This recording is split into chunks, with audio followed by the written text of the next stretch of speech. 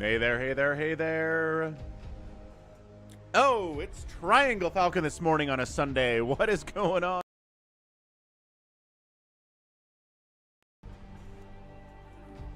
Let's see if we can fix that real quick, shall we? I think that's the fun thing to do here. Dear NVIDIA broadcast, one day you will be incredible. I promise you'll make it. I believe. But for now, as a free program, you're kind of struggling out here a little bit.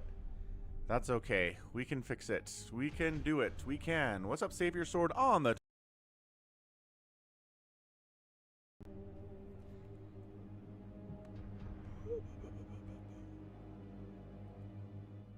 Good heavens.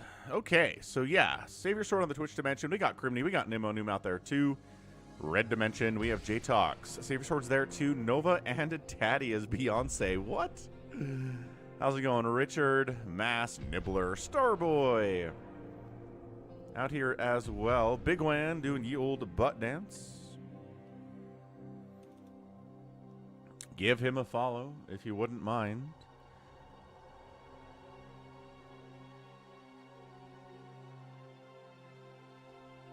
Okay.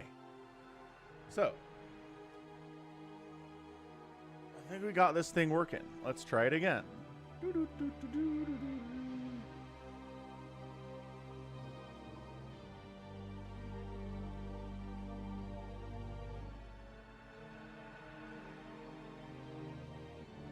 Hey, it's me. I am way down here now, though. Now I'm way up here now, though.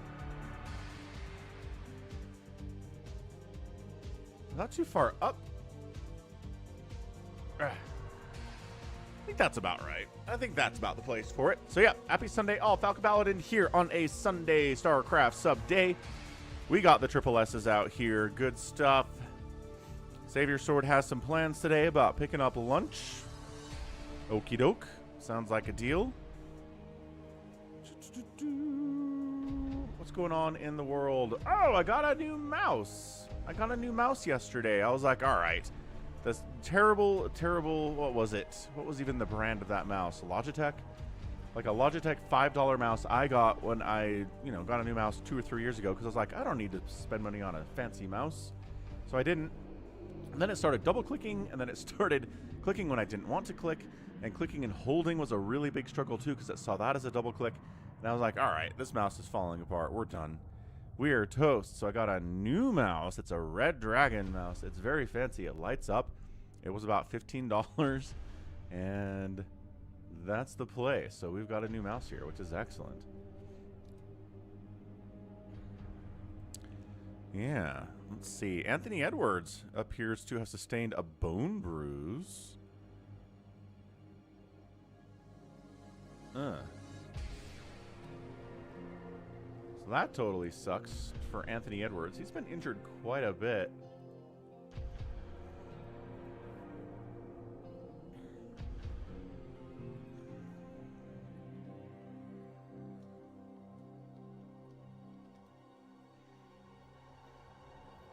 Yeah, and there you go. Richard's going to be dealing with severe storms rolling into his area. That could be a little bit dangerous, a little bit damaging. Matt Goodrow says, happy Sunday as well. Yeah. SaviorSword tried to use Razor mice, but I don't know. I don't trust Razor all that much.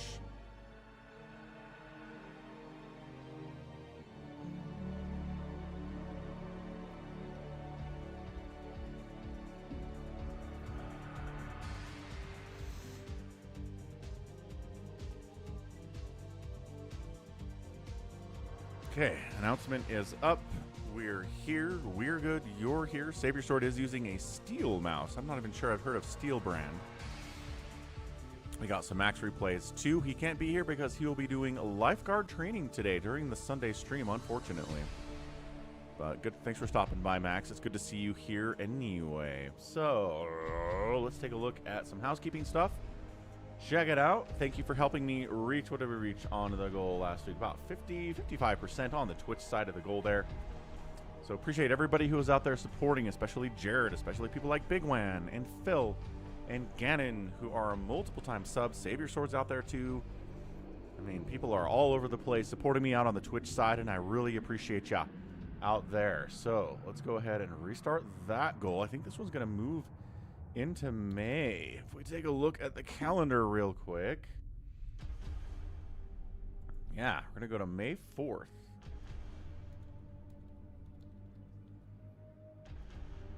All right. Excellent. And then on the YouTube side of it, again, not a ton of support out there. About $55 in total for the entire week. Super chats were extremely sparse. Extremely rare out there, but we can do better this week. I believe that we can. So, restarting that goal to Red Dimension, Purple Dimension. Has not been a fair fight for a while. I don't know if it's just because Twitch viewers are more used to supporting live streamers because that's all it is, the live streaming platform. Or maybe YouTubers aren't quite as used to doing super chats because YouTube, if you're watching a standalone VOD, it's very rare to see a super chat in the comments. I get them sometimes, but it's kind of not the same thing on YouTube.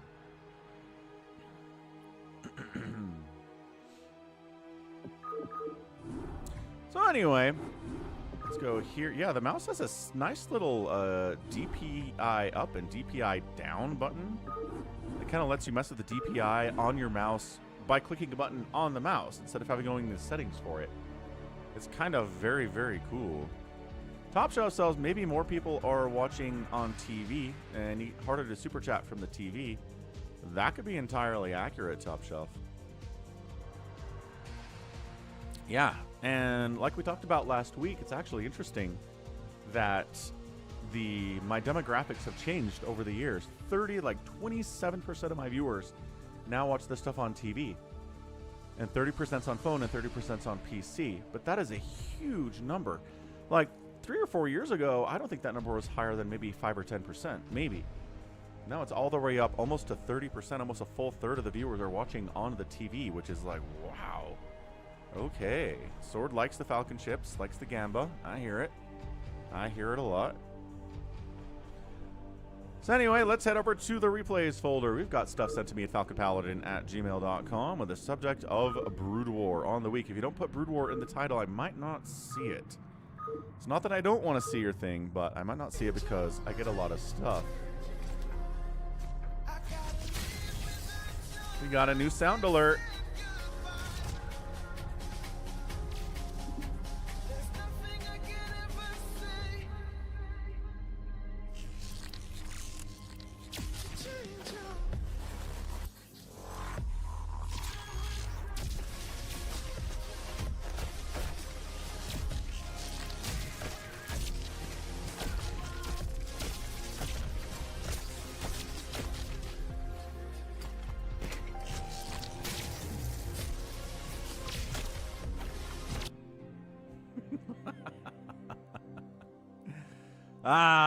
Minecraft violence music video format. Jordan's favorite thing. How's it going, Jordan? Happy Sunday. It's about 40 seconds.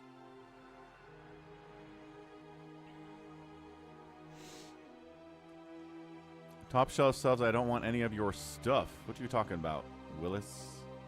There we go. $10 donation from Nibbler out on PayPal. He knows you don't have to super chat.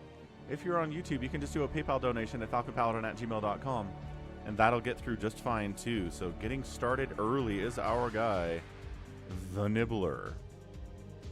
Excellent. Hey, Sacre, is it early? No. It's 11:30 a.m. on the East Coast. I don't think that's early for a weekend stream.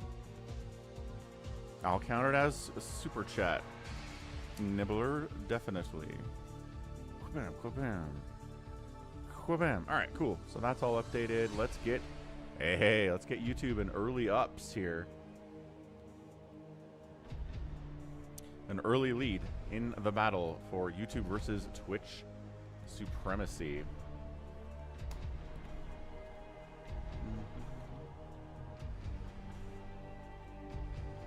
And there it is. Got our little red represented. Okay. Today, for Sunday, for sub day, we've got Bigwan out here. We have a replay sent in from RJB.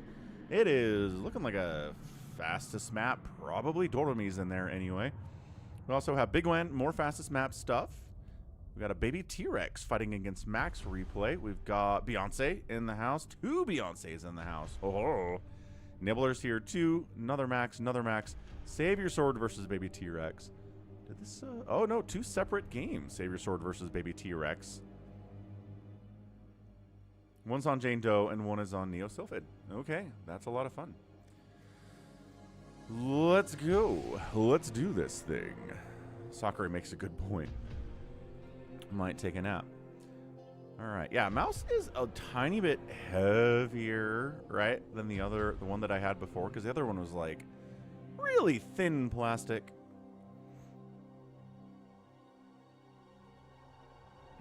What's up, Adamantis? Hello, hello. Happy Sunday.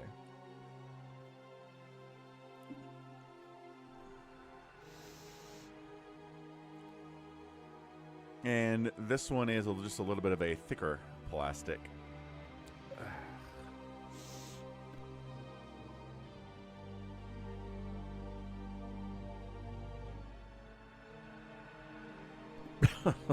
Okay. Excused, yeah. So Jordan here, listening to songs that are older than he is, which I think is an interesting way and a good way to get some culture, right? Gotta listen to Britney Spears from 1999. Even if you were born in the 2000s.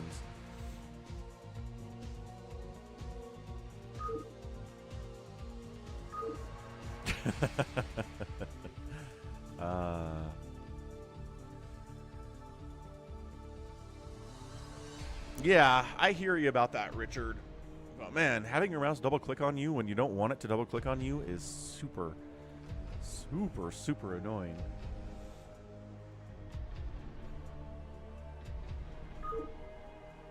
So let's go Nibbler. I think Nibbler is here. I think Nibbler might have another meeting here soon. So let's go.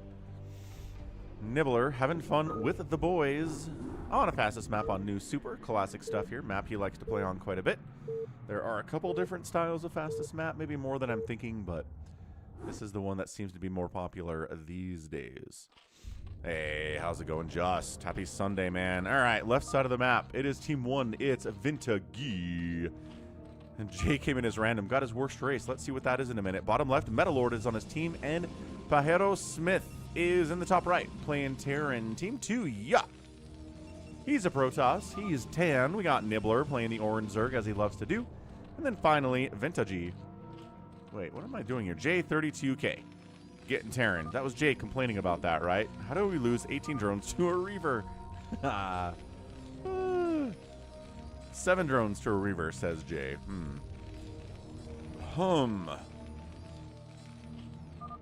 Yeah, right. I hear you, Richard. But I do think maybe $15 is the limit. I think if you're using a $5 mouse or a $5 keyboard, maybe you're underpaying just a little bit. What's up, KOTH? So he's hanging out with the boys. We got Nibbler. So it's a PTZ team versus another PTZ team. So all races are represented. You don't have to deal with 2 Zergs or 2 Protoss or 3 Protoss. Heaven forbid you have to deal with 3 Protoss. That is just way too much to deal with for anyone in a game of StarCraft, unless you're your own 3 Protoss. Bigwan says, this map sucks. Fair enough, Bigwan. That's a fine take to have. I'll allow it.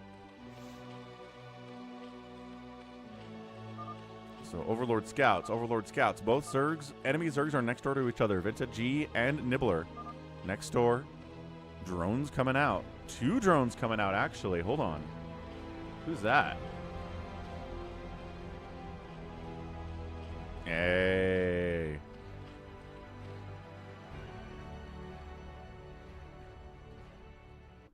Have you been keeping up with the ASL? I have been keeping up with the ASL. I shall return. Dude, incredible stuff. Round of 8 includes Tolbo and Lita. Like 2 really solid underdogs that nobody thought was going to make it to the round of 8, which is super fun. We've got Jaedong and Flash in there. Come on. We have Light and Snow. We have Hero. We have Soma. What a baller group. This round of 8 is going to be so much fun. I cannot wait for it. Dude, you can't. Oh, no, you idiot. You can't. This sunken positioning is crazy good. Look at this. No, horrible attack from Vintage. Too late for the first part. Way too late. He shouldn't have tried. He had vision. He had an Overlord right here. He saw there was already a sunken here. He saw there were Lings out. That was a terrible decision. Meanwhile, Jay's trying to bunker rush our guy bottom right, Metal Lord. Bunker finishing would be huge. It's almost there. Done. Get inside. 1 and 2. He gets 2 inside the bunker. A third one, making a mad dash. Nope, takes a stop to get a pot shot off on a cannon, but gets there as well. Probes. Probes trying to get out of there. Probes getting murdered in the process. Nibbler coming in, trying to finish off that cannon that got attacked earlier, but Probes trying to help the cannon stay alive, and they do, and the cannon is in range of the bunker, but repair is available. Nexus, shields getting hit, trying to mine here. Metal Lord as much as he can. What is happening here? What did he do? What? Metal Lord, did you?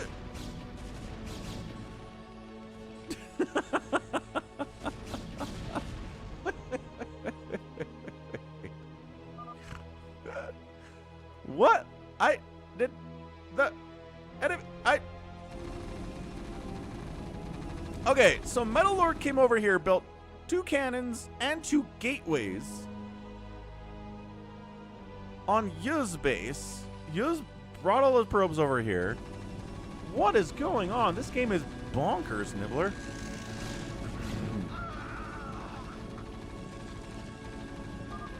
Oh, he got the bunker. He got the bunker. Nexus is at 200 hit points. It's like, we gotta get it. We gotta take that Nexus down. It is super injured. Holy smokes. Nibbler is entertaining. Marines got in there and took it down. Okay, nice, Jay. Jay had some Marines hanging out inside this base. He did end up taking out the Nexus. No Nexus available for Metal Lord. He does not have the money. Oh, just barely enough money to make a new one. Like 402 minerals to make a new one. That's nuts. Pajero Smith trying to break in here against Jay. Jay's got 2 bunkers. And no. Jay just trying to get back inside his base.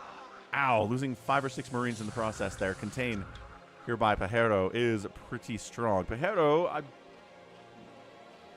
going to assume that's not profanity in Spanish, but also, I don't know. I don't speak Spanish. All right, so they tried sunken rushing Nibbler. Went very poorly for them. They cannon rushed. Really effectively. But then on the other side, Metal Lord lost his main Nexus at the same time. So everybody taking some hits. Sharing the minerals here, which slows down the income for the person you're sharing the base with. It sucks. They're alive, but it hurts you too. How's it going, Nico? Happy Sunday. I assume you haven't heard anything about the job hunt on a Sunday, but or on a weekend. Not really usually a time they send out information about that stuff.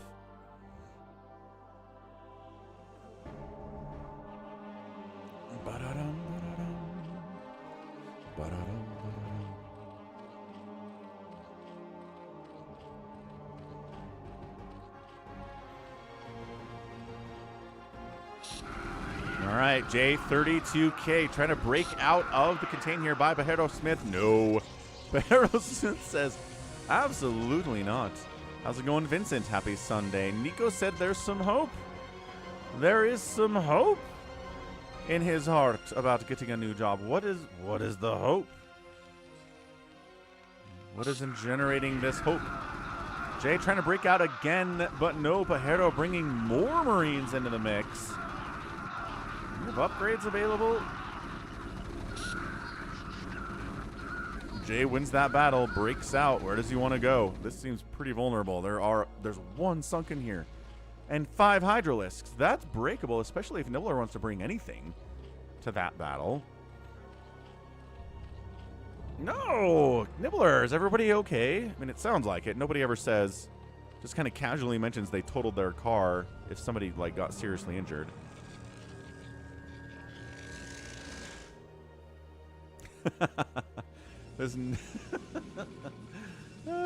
Yeah, this Nexus placement is not for the faint of heart if you know what you're doing in fastest map. No, just put it here. Just put it right here. That's all you have to do. All you gotta do. Jay's back to make sure that Metal Lord is dead. And, you want to target down the pylon here? Because the pylon will kill all 5 of these cannons. Or can he maybe just hit the Nexus and wipe that out without worrying about the cannons too much? Okay, Nico, that's cool. Did get x-rays, spent 4 hours with the ER, but it's just bruises. Okay, well, I'm glad you're okay, Nibbler. That could be scary stuff, man. Car accidents are no joke, but I'm glad everybody's okay. Raptors, Blue Jays both play. Man, the Raptors took a game off, and he's just getting the cannons. He's not even worried about the pylon. What is this? What could have... Is this Metal Lord? Okay, he's staying alive by building a Nexus up in Vintage's base. He's doing crazy stuff today. So lost.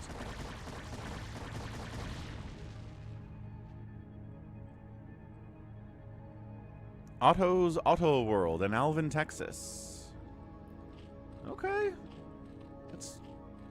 Does seem nice to have a friend in the automobile industry.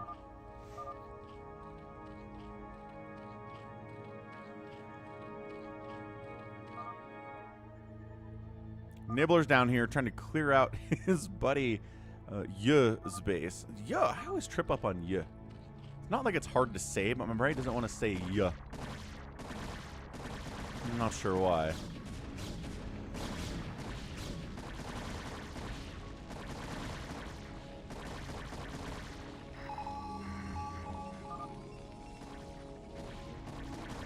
Am I hearing siege tanks? What's going on? Jay's like, oh. Wow. Nibbler just trying to break a Terran front. Seems a little dicey.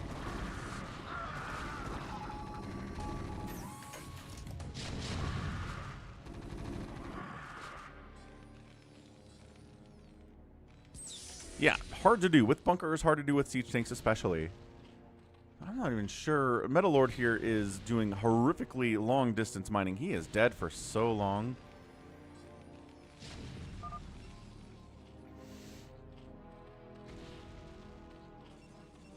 Will the Raptors win a game yet? Actually, I think the Raptors did manage to win a game against the Hawks. I'm trying to remember, Nico. Nibbler. The Conclave has dictated that our first priority is to strengthen our defenses. Just because I rarely catch a live stream. Aw, thank you. Jade Dragon, $10 super chat. Let's go. Starting it off on the Sunday, Nibbler and Jade holding it down for the YouTube side of things, crushing Twitch embarrassingly into the ground in the first, hour of the stream, first 30 minutes of the stream. So, Pajero Smith's doing all right. His other teammates, I don't know. Vintage's fine. He's got a ton of hiders and lurkers. Nobody's even really tried to attack him today. Nibbler's been much more worried about the Terran and the Protoss sides of things. He's leaving the Zerg player alone for now, which may be a mistake, because Vintage is big. Vintage's got a ton of hiders. They don't have any upgrades yet. They're working on no upgrades either, so upgrade advantage from Nibbler, who definitely has upgrades and doesn't, but is working on them, and that's what's the difference. 1-1 against 0-0 can make a huge deal, but, lurkers don't care about his upgrades as much.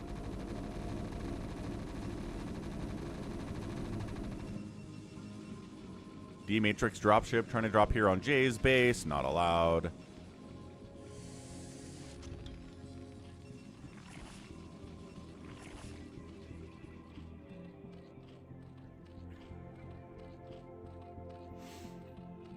I saw that story, Nico. Yeah, I posted that in the Discord server. This whole polymarket thing, Kalshi thing, is just bad. I think it's bad for humanity. People are doing fraud. Insider trading is rampant on these things, as far as I can tell.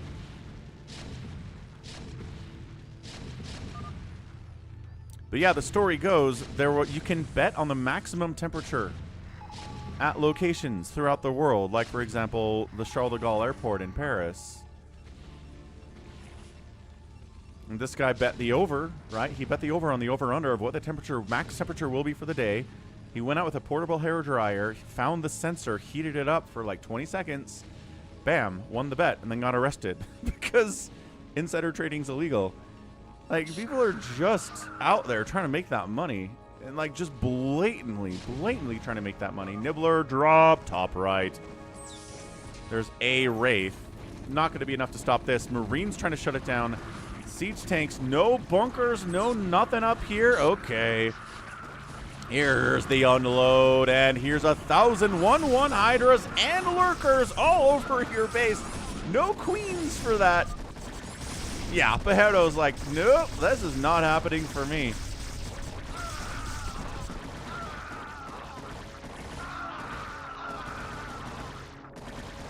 Yeah, he's gone. All right, so that was excellent. Yo's really mad. Yo's very grumpy. He's been rebuilding down at the 6 o'clock, not just working on this. He probably should move all of his probes down here and stop taking money from J32. Oh, Vintage says, well, I guess it's me time. I've got my 0-0 Hydras and my 0-0 Lurkers.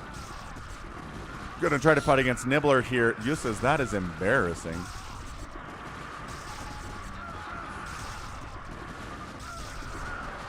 My sworn enemy was in my base the whole time, says Yu. I'm not sure what he's talking about. What's up, please eat me? Da-da. Well, I have to talk to SaviorSword about that one, please eat me, because he's the one who's making your customized map. This is actually going much better for Vinci than I thought it was.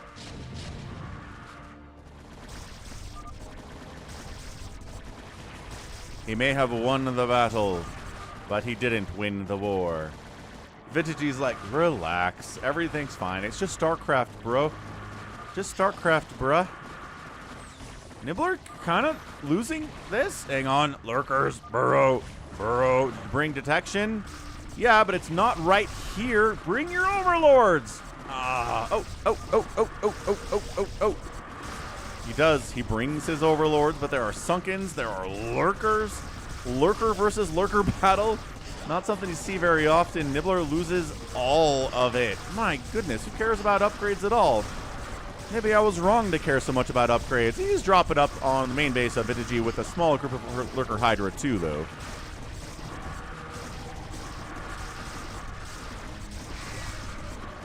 Ah, that makes sense. Please eat me. All right. All right.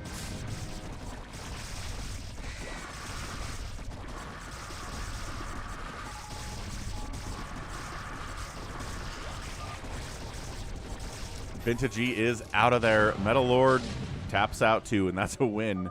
Holy cow. All right, I need to go back real quick. I got to see what happened down there to Yu, because what? How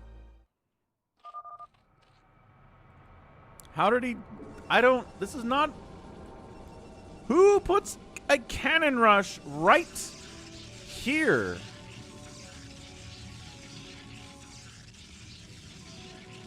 So he sees it. This is what the message is about. Don't panic's about. Nico. Sounds good, dude. Thanks for stopping by. Have a great window shopping day with cars. He says, don't use your probes. Use a zealot. Okay, so he doesn't use his probes. Says, build a forge. Make a zealot. Gateway coming up. And then another gateway coming up. Does that block off access to the cannon that he builds in the middle? That's kind of insane. I sort of really like this.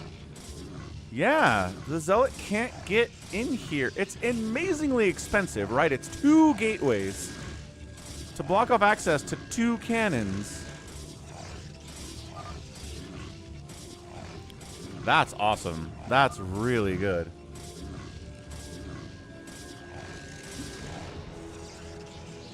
Oh my gosh, he throws up another gateway as soon as the first one dies. This is awesome. That's what Yu was mad about. I thought Yu was talking about this guy failing miserably at killing Nibbler, but he was talking about this dude killing him instead. Okay, I kind of love this. I do. I kind of really like that. That's amazing. He didn't win the game, but that was very cool. And then all this stuff happens, and he relocates, and then he builds down here, and then this guy dies. And then he relocates up this way, and then there's a failed attack into the Terran, and then there's drops into the Terran.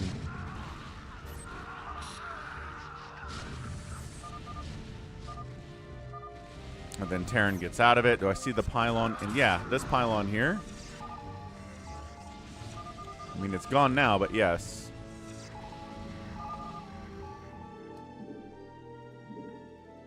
That was fun. That was definitely 2 crazy cheese attempts in the first 2 minutes. One of them fails miserably. One of them wins amazingly in a strategy I've never seen before. And it totally worked. That's fun. Vintage had a pretty good day as a Zerg player. Both Nibbler and Vintage out there producing stuff. But that produced and kill ratio was pretty bad for the red one. Buildings raised by Nibbler. A lot thanks to the drops and the outspend there too by Nibbler. Getting it done. All right. GG's. GG's. Thanks, Nibbler. Thanks for stopping by. Thanks for the PayPal donation at falconpaladin@gmail.com. More fastest map. Let's see. Bigwan sent me one that was like, whoa. And I was like, whoa. Yeah. Here's a 29-minute. Terran turn is probably... The way this works for StarCraft Fastest League is Terran Protoss, Terran Protoss. Right? So let's see what the teams are here from the Bigwans. It is, in fact, Terran Protoss versus Terran Protoss, but the names are screwed up. But it's Bigwan and Tiger. We'll just remember. We'll try to remember. Top right, QLOL, Terran player. His teammate, 6 o'clock, is Luffy. He's a Protoss. So then we have Tiger in the bottom right, Terran. And Bigwan at the 12 o'clock, who is a Toss. So as always, I already sent you to Bigwan's channel. But also, check out Cross. Cross is on YouTube. Cross is on Twitch.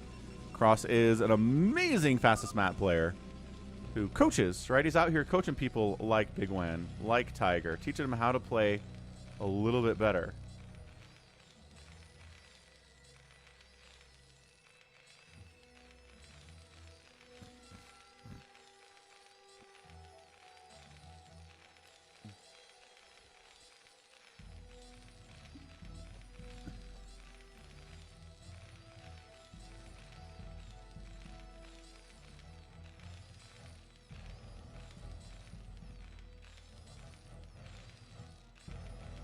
What is going on in the StarCraft Fastest League server? Cross says... Somebody's scamming his channel. That's interesting. And he says, moving forward tonight, there will be no more viewers night. I'll just roam public lobbies and play against the home team.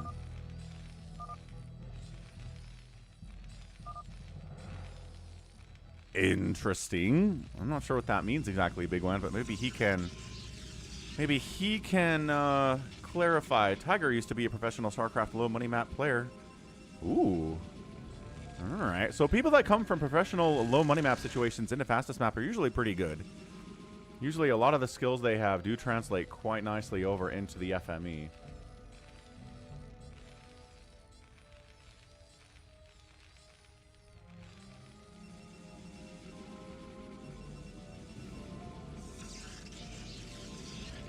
Hey, what's up, Riley Magel Bagel? No, we don't have any Zero Clutter matches today. At least no replays. We might play one in the live games portion here in a couple hours if you want to stick around for that. But those are pretty fun, definitely. And what's up, Woj? It's Woj. NBA Insider is here today. All right, so Bigwan not over making cannon, right? One cannon, good enough. Against early pressure. Also, he's pressuring up here on QLOL. So again, Terran Protoss versus Terran Protoss here.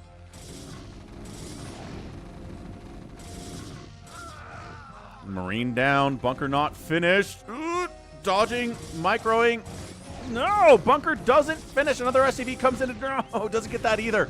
But there is a vulture now. Oh my gosh, taking out the bunker so it can't ever finish. He's like, do we prioritize that? Do we go after the Marines? The vultures are a problem here too. 2 vultures come out and now we're going to clean it. But yo, that's some great aggression by Bigwan against somebody who's going for fast vulture. There's that window, a tiny window where they don't have vultures yet. And they don't have a lot of Marines and they don't have the bunker where they can be pushed. But, oh, cannoning in bottom right. Tiger as well. Tiger going for the fast mech, but cannons kind of hard for vultures to deal with. As we all know, especially when they don't have any upgrades. So Tiger's stuck in there. Lofi, maybe going to work on cannoning in this. Nope, we're just going to send vultures in to try to kill as many of the probes as we can. Zealots are just trying to keep the vultures from getting too close to the probes right now. They're staying out of range of the probes, out of range of the cannon. And they'll work away on these buildings, but they suck at killing buildings, especially if they don't have any upgrades yet. Well, then Lofi comes in with some zealots, goes after the cannon. Round of dragoons pops out from Bigwan. They go the other way. Bigwan, you need them to defend your base. I guess they're up here dealing with these vultures, but these vultures are the more pressing problem here. Another cannon is up. Tiger says only defend. This is a killer move. They locked in Tiger and then double teamed Bigwan because Tiger can't come help. This is brutal stuff in a 2v2. But the cannons prevail. I cannot believe that cannon's alive. It's got 13 hit points. It should be dead, but by golly, it's alive. It helped a lot against the Zealots and against the Vultures, which are still here, by the way. QLOL has not given up yet. Not on this one. Robo Facility coming in. Oh, Connection taking out a Dragoon with the Spider Mine upgrades here that QLOL has too. Spider Mines. Oh, no, that was like 3 Spider Mine connections on that Dragooner, and he's not dead. Sometimes Spider Mine interactions are a little bit jank, a little bit wonk. So finally, siege tanks are out from Tiger. He breaks the contain at 5.5 minutes. That's some pretty fast mechy stuff there. He's doing all right. Spider mining everything. Bigwan with slow zealots and some dragoons without detection is going to have a bad time. He's getting there. He's not an idiot. Oh, Spider mine kills a zealot and a dragoon at the same time. That hurts so much. Siege tanks still not quite broken out yet, but the vultures are here. They're trying to do the same thing to Lofi with Spider mine connections galore. There you go. Zealot taken out. They don't have detection either down here. Lofi is working on his own robo and a Citadel of a Dune for the Zealots. Now they're double teaming Tiger because Bigwan can't really get down here. He doesn't have a lot of stuff remaining. He's been hit way too much.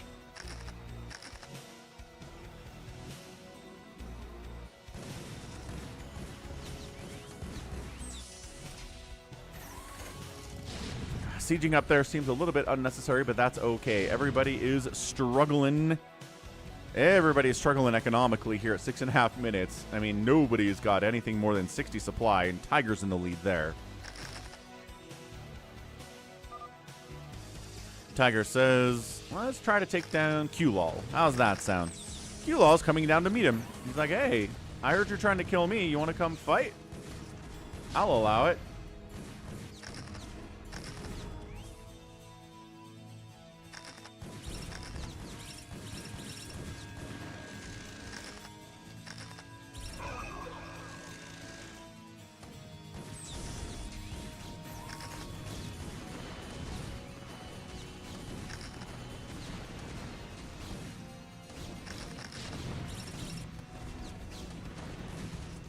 Unsieged siege tank versus unsieged siege tank.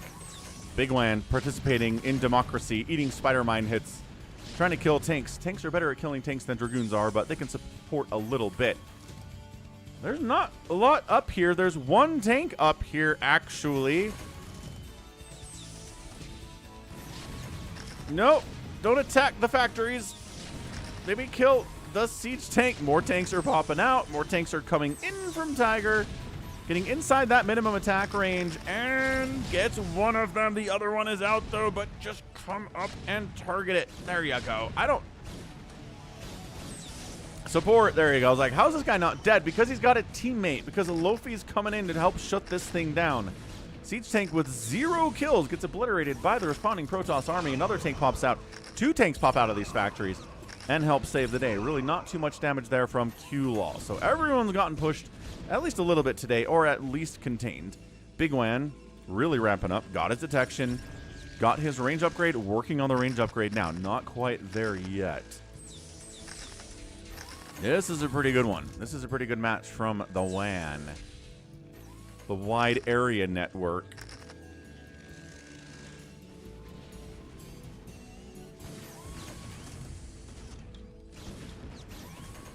Still pressuring. That's a lot of tanks out of Tiger. But sneaking Q-Law up here. What's he trying to do? Get high ground tank positions, or... It's an empty dropship. Never mind. There's nothing in that. He's just kind of scouting around with it. That tank line. Look at that. In range of the factories. If you come try to deal with it, you're taking tank shots the whole time. TVT. Tank versus tank. We don't really have... Psycho Nuts is in here freaking doing...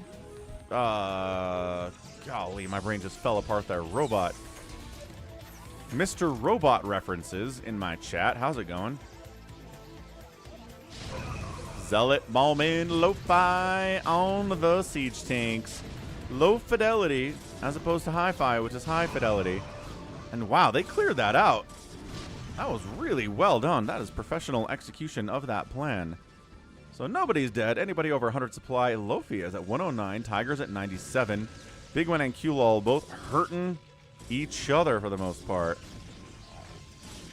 Really was Psycho Nuts.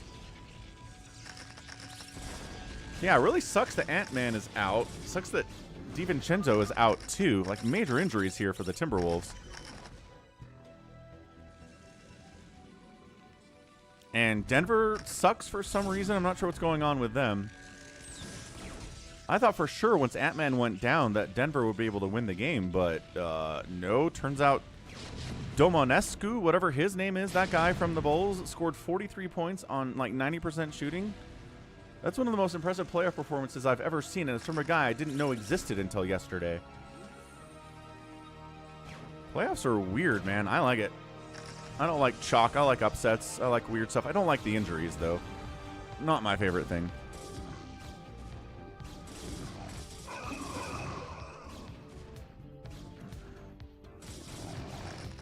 So the Protoss is engaged. Bigwan is horribly outnumbered in the middle of the map here, though. Upgrades are +1 attack from Lofi. Bigwan doesn't have that upgrade yet, plus he's outnumbered. So those two things combined to losing that battle. Bigwan, high grounding Zealots. I think to preempt high ground siege tanks from Q-Lol. I think that's the whole play.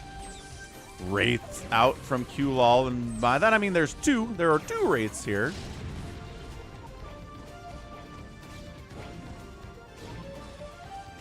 You know, 2 Wraiths can take down shuttles, 2 Wraiths can take down obs, 2 Wraiths can do a lot of stuff that 1 Wraith can't do as well.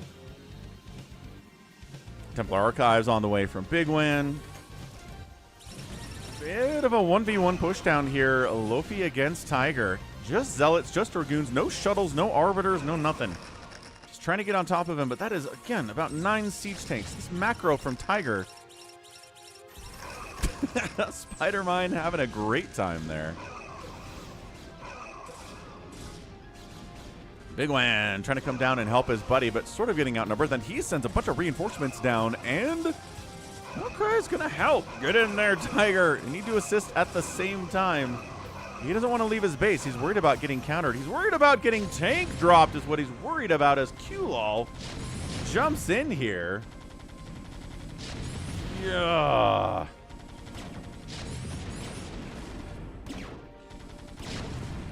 Pretty good pull from Tiger. Still at 99 supply, but Lofi's at 155. Bigwan's up to 120. Bigwan getting big. A lot of that is workers with 44 workers. 73 for Lofi's. Huge, though, at 12 minutes. He's got Reaver drop tech, which is exactly what that's not. That's a High Templar drop, but, you know, kind of the same thing.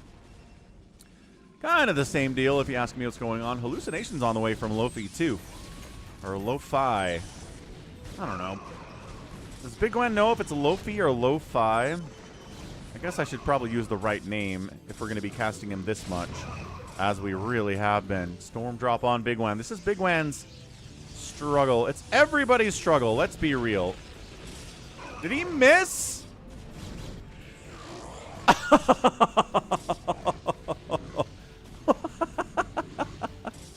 Lo-Fi missed. Oh man, he attacked the Nexus. You can't do that with the Storm. You gotta actually go after the probes, sir. Wow, that's huge. It's Philo or right. It's an anagram.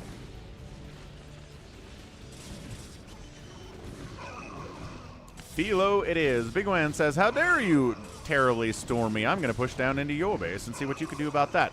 Now, if you cover the siege tanks with your Dragoons and your Zealots, it's a much better thing than just kind of A-moving into the cannons dying yourself.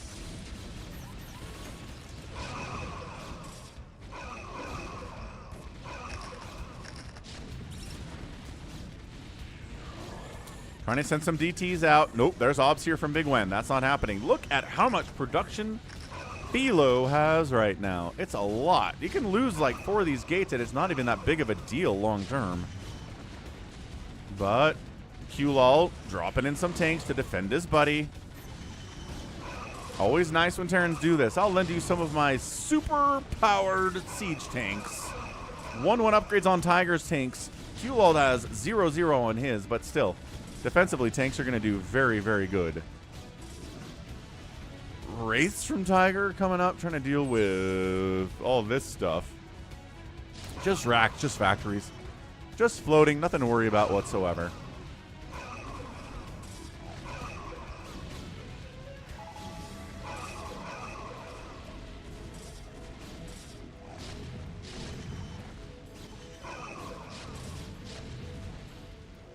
Man, how many shots from a Dragoon does it take to kill a Zealot? It's like 48. 10 kills, 8 kills, 5 kills. Tanks have taken out about 5 or 6 of the gateways. And once again, I'm just not sure that Philo cares all that much about it.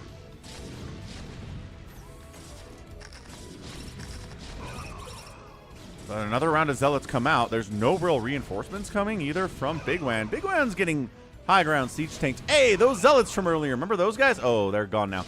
They helped kill one of the high ground siege tanks. Wraiths are working away, and by Wraiths, I mean there's one of them left from Tiger here. One Wraith firing on this siege tank. He's going to kill it too. God, there's so many tanks. Bigwan's sort of just running into his death right now. Tiger's trying to kill Philo down south.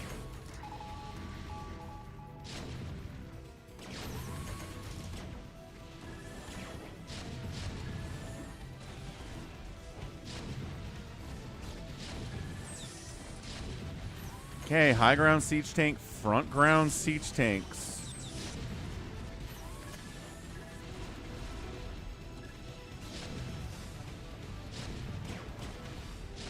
Guess what the answer to all this is? Million Zealots! Doesn't help with the high ground as much. Wraiths from Tiger, kill the high ground siege tanks. I don't need you to do anything but kill the high ground siege tanks, please. Again, Tiger a little bit busy down south as more tanks actually show up. Is he not bringing... No Goliaths with this. Like, 2 Goliaths would do really well against these 2... Yeah, these 2 Wraiths.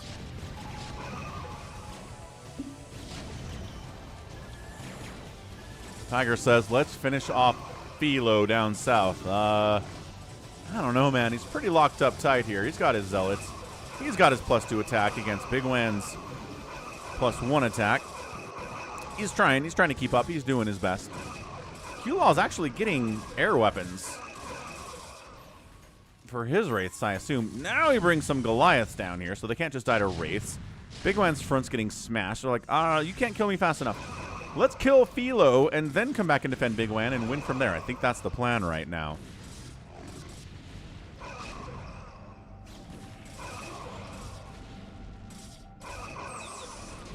There's the siege up. High ground siege tanks from... Oh, that's really nice, though, from QLOL. Shutting it down big time. I don't know if this is actually working as well as they wanted it to, but siege tanks are inside the base. Another drop on Bigwan. Let's see if the new cannons are going to help shut this thing down. Tiger calls it. And good reaction time. Still, stormed properly, got 13 kills, but Bigwan got pulled as soon as that announcement came in. And then another one comes in right after it while the probes are still pulled, which timing doesn't really make sense there. Come after they've already returned to the minerals. You're going to have a much better time with it. It's hard, right? Hard to coordinate that way. Tiger got his wraiths. Got his siege tanks. Got Valkyries up here from QLOL. And they have a +1 attack. Upgrades for Valkyries really scale very well. And the classic high ground siege tank into low ground siege tank inside your base Protoss. I hope you die maneuver that a lot of Terrans do in TVP fastest map. Just trying to bum rush it with Zealots. Like no real big plans here, unfortunately. Wraiths come in. Ooh, snipe the Valks before they can actually get any shots off. That's huge on the Wraiths. And then working away on the high ground tanks themselves. Fantastic. Bigwan sneaking down. Maybe trying to get a counterattack. Oh. Another good pull there. 1 kill, 5 kills. Not the best drop. Not the best storm drop of all time. Still tanks pressuring down south on Philo. Bigwan needs to set up. Bigwan, what's up? Albaran Abe. Happy Sunday, man. Trying to slow shuttle drop his way in here. He doesn't have speed on his shuttles yet. He's realizing that. And he's firing up speed for shuttles now at 19 minutes. It's a little bit late to the party, but we'll allow it. Goliath versus Wraith, not even a fair play. Why is he just... Okay, I think he's like Zealots in the front, and then we drop. Yeah. Then we drop at the back. Bigwan, can he... He does get a 30-kill storm there, and then another one. Bigwan says, I got him. He was distracted. I killed him. 9 probes remain. There we go. Tiger says, good job, teammates. Bigwan wiping out that economy. Still, 19,000 minerals and 5,000 gas is a bank that's going to take a minute to get through. And he's got 2 Nexuses to rebuild that probe count with. Wander, I know. You never know when Metal Slug's going to show up. Very unexpected arrival.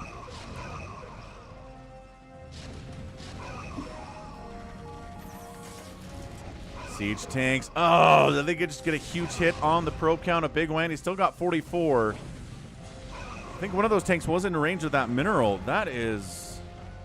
this needs to be handled by Bigwan. He doesn't have a lot of money to make a ton of Zealots. He's making 10 at a time. That's pretty good, but oh no. Oh no. Yeah, that tank in range of the Nexus for sure. Probes get out of there. Fallen back. Income for Bigwan is nil. Trying to save his buddy with his 1-1 tanks against the 2-2 tanks. Plus the Zealots. There you go. So they're going to clear this out. Philo's already back up to 21 probes and going to keep going up from there. Dropping tanks on tanks on tanks. That's what TVT is in 2026, everybody. So much dropping. Huge amounts of dropping. Some probes hide in Tiger's base because he's worried about dying.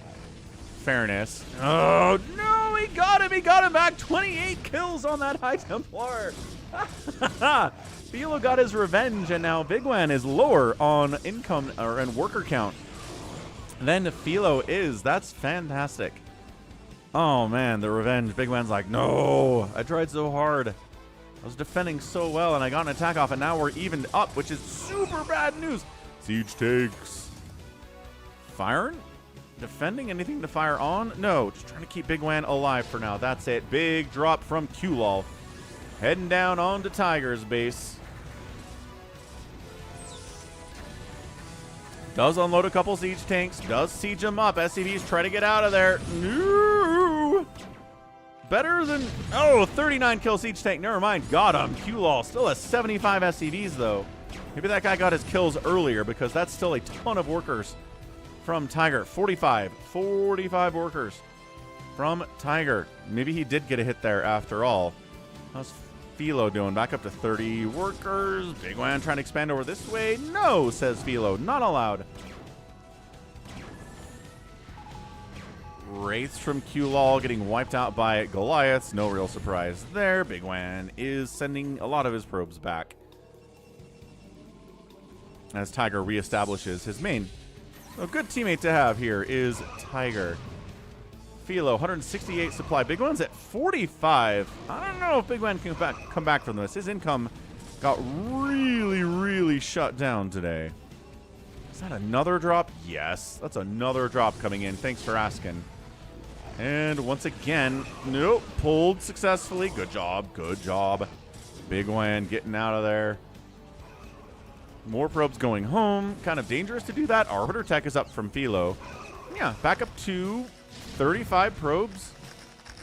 Bank, still banking. Q-Law's got a lot of tanks. 185 supply from him. So Philo at 133. Bigwan's at 48.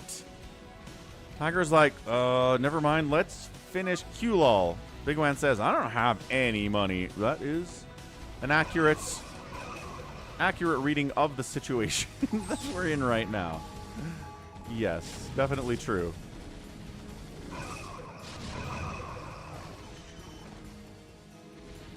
Ooh, good stasis on some of these tanks up here, I guess. And tanks inside your base is death for Protoss, but there's been a couple times today Bigwan's had tanks inside his base and been okay. Mostly because he has a teammate who has tanks and can help clear those out. What's up, Sona? Happy Sunday to you. Hope you're having a good one. Just stutter stepping in against sieged up tanks. Wow, not the greatest move as all of them die. Weird maneuver. But yeah, a Protoss with tanks, cannons, zealots, arbiters, a very tough nut to crack here. This is not easy. I think Bigwan needs some vision up this left side. Maybe a couple obs, maybe a couple pylons would be good. Again, it doesn't have a lot of money for any of those things, though. He's going to get dropped again. We'll see how effective it is. He's at 32 probes now. And, yeah, here comes the everything. Tiger calls it out again. And High Templar gets killed instantly. So no death. Probes get pulled back in. Still 36 from Bigwan. Yeah, Tiger's calling these out really effectively. And Bigwan's reaction time is good. Really good. What's up, Alex? Happy Sunday. Alexander Shepenev.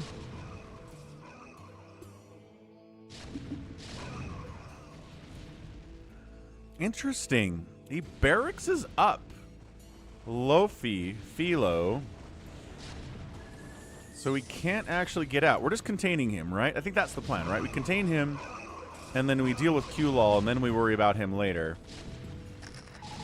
Q-Lol, who's kind of winning this 1v1 versus Bigwan, actually. 193 to 67 supply. Tiger doing his best to contain the enemy Protoss and keep Bigwan alive. It's a tall order. It's a tall task. Bigwan says, why don't I just have Dragoons to help with the drops? I don't know. You don't have a lot of money. Now look, trying to break out, but the Zealots have to come through single file. A little bit of Psystorm on the tanks on the other side of it, but there are like 15 more siege tanks. The Wraiths are sniping High Templar, which is a pretty baller move. And I think this is just a fail attempt to get outside of his own main base. He gets nice big storm on the clumped up siege tanks. And then Q-Law comes down to finish him off now that they've been bruised up. Bigwan really not in a position to assist with this because, again, he's at 80 supply, 50 of which is probes. But, man, Tiger's holding on his own right now. Yeah, man. Tiger, huge. 187 to 146 for Philo. Bigwan says, I got helps. I got +2 zealots. It's all good. I'm going to try to do that same thing I did last time. Send the zealots in, distract him, and then sneak in with a drop. Sneak, sneak, sneak, sneak, sneak. Where's the pull? I don't see the pull from Philo. Okay, yep, there it is. Philo, 14 probes. He worked so hard to get back up from 13 workers. I think I got all of them, maybe? Pretty much. I'd say that's an all. Philo, still enough money to rebuild, though. That's the problem. Ah, Chucky Prime says the update said Saturday. It did say Saturday. Sorry about that. Huge drop on Tiger. Uh-oh. Q-Lol down here, 3-3. Oh, gets the main command center. Huge get. Command center down is a problem. SCVs getting murdered here too. Tiger, 31 SCVs remaining. He clears out the tanks, but that hurt immensely. Tiger's like, well, if I'm out of it and if you're out of it, are we dead? Tiger's like, I might just have to tap right now. QLOL's big. We've hurt Philo immensely, but his bank is huge, both for QLOL and Philo. Just better economies both ways for both those players, and better cost efficiency as well, it would seem. I love this one Archon. Philo's got one Archon inside Tiger's base. 3/1/1 upgrades are nice. Another tank drop. No! Yeah. Bigwan says, I got a tank dropped. Should we call it?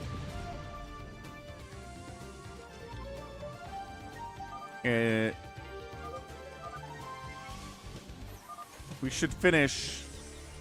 Wait, we shelve this 1 or 6. Lol. Ah. He got recalled on?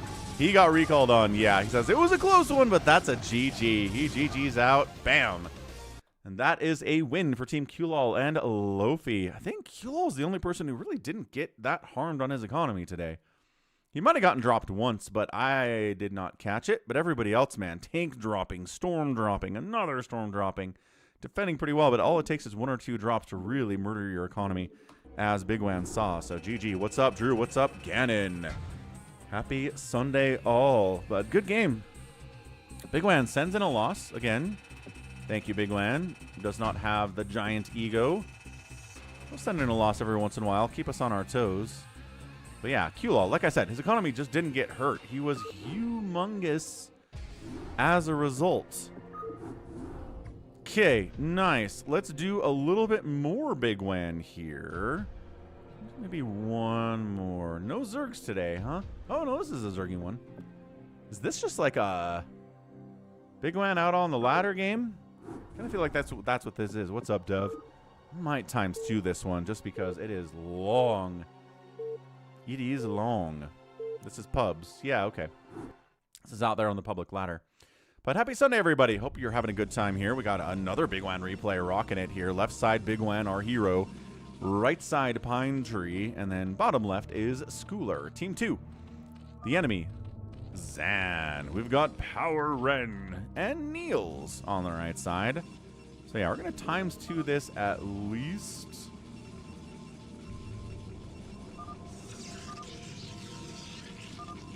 Are you Korean? Bigwan's like, no. I do have an SFL tag, which is pretty intimidating to anybody who knows what the StarCraft fastest league is. Are you Peruvian? Asks Schooler. Drew's still employed. That's good to know, Drew. First time seeing an American playing this game. What are you talking about, Schooler? You trolling, man?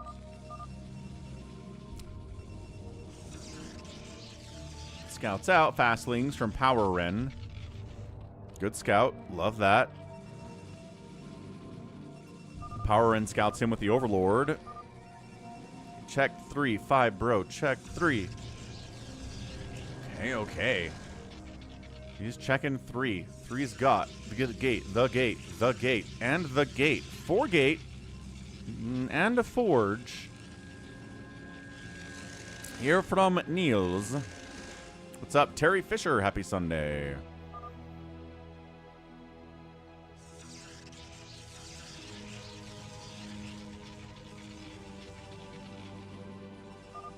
Ah, nice, Drew.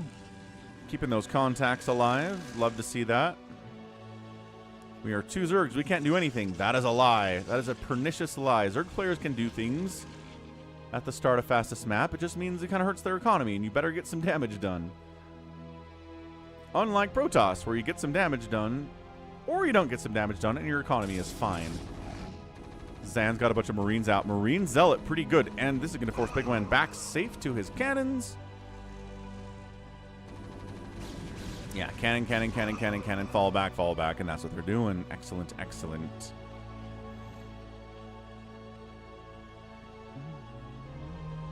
Zan's getting stim for his Marines. He's getting range for his Marines, too. They can, Drew, yes. But the problem is, in team games, if you just play defensively and one of your teammates dies, or both your teammates die because you were just locked up tight and not able to help them at all, it really sucks in team games. Can Schooler hold it with his super defensive mode? Zealots coming to assist from Niels. Zahn right-clicking on the hatchery, but Ling Zealots. Yeah, the Ling's cleaning it out. So he's alive. 13 drones remaining. Sunkens did their job. Lings did their job there too. Neil's coming back in. He wants to finish off that hatchery, but I don't think he can. No, he's getting drones. Good targeting there, actually. That's fantastic. And then Bigwan's got some Zealots in here to defend as well. If a team is all Zerg, could they play defensively? But no, because even if you play defensively as a Zerg, if 3 enemies or 4 enemies show up at your front door, you die. So then one Zerg's dead, and then they march to the next one, and that Zerg dies.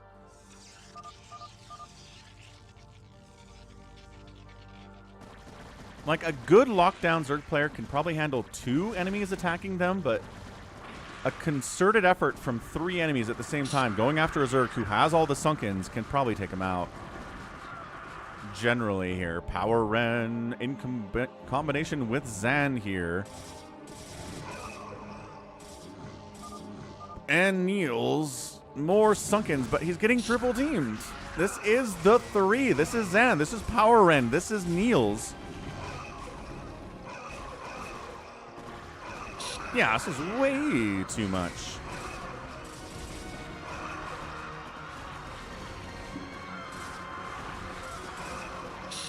Yep, hatch down. Drones dying like crazy. Pine Tree comes in to try to assist, but no, he's out of that. GG. Yeah, this is what happens 99 times out of 100 in a game with good players where there's 2 Zerg players on the same team. One of them dies. That's why ZZ is not a good team to have. That's exactly what Bigwan has. So Bigwan's in a 2v3 now at 9 minutes. He's got some DTs out, trying to mess with Hydras a little bit, but Overlord speed is done, and there are Hydras, so maybe the time of the DT is a little bit over. So Bigwan's going to lock it up, right? Cannons, more cannons, trying to drop on Power Ren, and gets a pretty good hit there. Power Ren did pull some drones, rather. Still got 28 workers. Not the end of the world. This guy is still trying to go bio. This is a mistake from Zan. Psystorm exists, my sir. It exists now. You need to go into mech, you crazy person. What are you doing? Meanwhile, lurkers are out. Meanwhile, drops getting obliterated. That was not a good angle from Bigwan at all. Should have taken the north side, which is more traditional anyway. I don't know why he just flew directly into the teeth of the defense there. Bigwan does have a High Templar over here. It's a lot of cannons up from Niels, though. I'm not sure drops are going to get much done that way. He's going to try it. That's a lot of cannons, though. And he whiffs. Oh, did the same thing. Stormed the Nexus. Same thing that Philo did, but it's a great pull from Niels anyway. 63 probes at 11 minutes. Bigwan says, take that, Zerg. 18 drones remaining. There you go. Everybody on Minerals dead. He's got lurkers, but not in enough positions to shut that down. As soon as the High Templar loads, you need Sunkens. Yes, this is what he needed, right? Because as soon as a High Templar unloads into that, it dies. Tis the nature of the beast. Pine Tree just trying to face smash here into Niels. Nothing but Hydras with 2-2 upgrades, but that's a lot of cannons.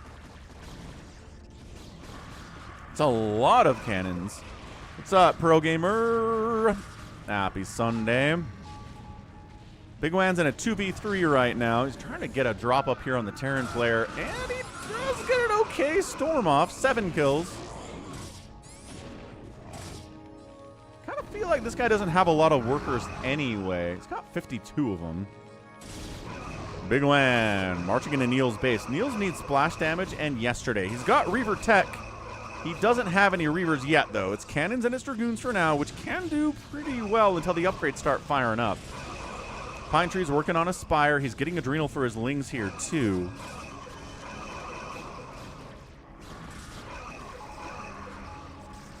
And we've added some tanks in the mix here from Zan. Yeah, it's like the Lurkers and the Psystorm and the Dark Swarm. All this stuff. Nice Plague. And the Plague. Yeah, the time of the Marine is over. I don't think he's going to replace any of these Marines when they die. Dark Storm, Plague, good. Breaking, yes. This guy who doesn't have Psy Storm or splash damage. He does now, actually. There you go. Psy Storm the Swarm. That is the Protoss mantra.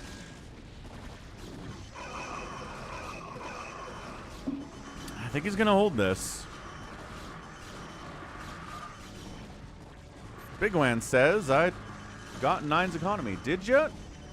Wait, 9's economy. Right. 9 keeps getting murdered. Power ends down to 5 drones. 3 o'clock is over here. 9 o'clock is over here. I know my clock face. I can read time. How's it going, Lama? Lama noon. Lama noun. En français. Comment ça va?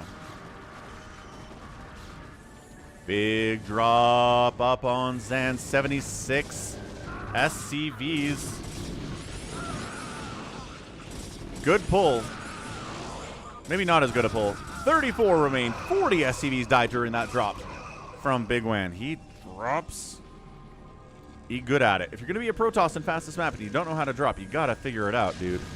Yeah, and that's traditionally how it works, Drew, is a lot of the time you use Corsairs for the spores or for the turrets or whatever it is, and then the dropships don't die as quickly or at all, possibly. Niels, 88 probes down to 37. He pulled, but that's a big, big economic hit. 900 minerals, not a huge bank to fall back on there either. He needs to replace that economy. Meanwhile, Pine Tree is trying to attack into Power Ren as Power Ren gets dropped again. Does he have more dudes than that? No, yes, no, all right. But Lurker Hydra, going to be very hard for just Gateway units and Hydralisks to deal with. Guardians are out from Pine Tree. Dark Swarm wearing off. The Mutas deal with it. Another drop. Oh my gosh. Okay, Power Ren has no drones remaining. He's really, really hard to break with all these Lurkers, Hydras, and Mutas. Nice Plague on the Mutalist, but his economy is toast. And yes, I think the Lurkers got repositioned to deal with the attacks towards the front, and that left him open to being dropped. He had some Lurkers there earlier, but they're gone now. Valkyrie's out from Zan. You got to be careful with that splash damage, though, because you will harm your friendly Mutalisks with those. Yeah, Valkyrie's going after dropships, going after anything that flies, really.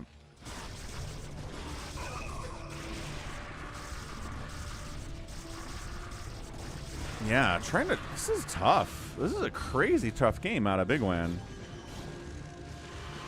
Mutas are all dead because Psystorm exists, and they weren't microed properly. Cannoning up the middle of the map here is Bigwan, just making it harder for the enemy to come across the map and defend each other. Crackling's running into just Cannon Town, USA. Pine Tree's at 73 workers. He's got 15,000 minerals, 1,800 gas, and he is maxed out. Has he got upgrades? He's got 3-1 Crackling upgrade on his Lings. The Mutas are 1-0. Again, Mutas in a world where Valkyries exist seems kind of dicey, but he's got Devourers now, see? It'll be fine now that he has Devourers.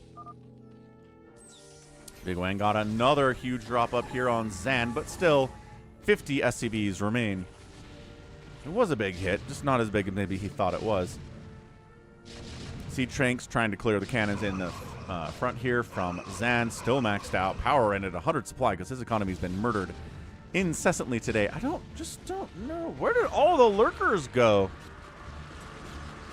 I think maybe all the Lurkers try to fight Siege Tanks and they're dead, which means Power Ren's probably dead, right? Doesn't have any economy. Oh, the Lurkers dropped on Bigwan. I was like, where did they go? Oh, they're up here on the WAN. Zealots running out to deal with them. Largely getting murderized. Defending his teammate, Niels. Niels says, you need cannons, Mr. Zan. So I'm here to give you cannons because you keep getting dropped. You don't have a lot of anti-air over there. Or anti-ground, for that matter. Power in, continuing to drop in here, continuing to drone up. This is a good game. This is some good stuff.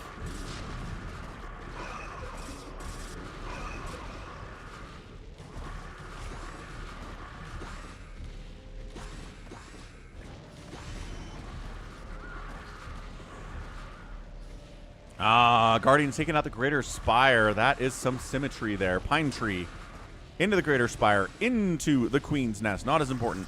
Hydra Den's going down. Stormed again. Power Ren over there. Ugh. He's just been dropped into the ground. A lesser Zerg player would have just tapped out by now. They'd be like, GG, rage quit. I've gotten Storm dropped 17 times in 20 minutes. This sucks. And they'd be done. I think he's done anyway. Not that standing in helped him all that much. Zan comes in here, drops a bunch of siege tanks against these Guardians. Oh, right. Yeah, Hive's down. Power Ren. Is he going to try to relocate anywhere else? Because his base is getting ravaged. Niels could be defending. Not sure that's happening at all. Zan setting up siege tanks to help defend his buddy and attack this choke that Bigwan has to use so much. That's a great tank position there, too. Devourers get plagued.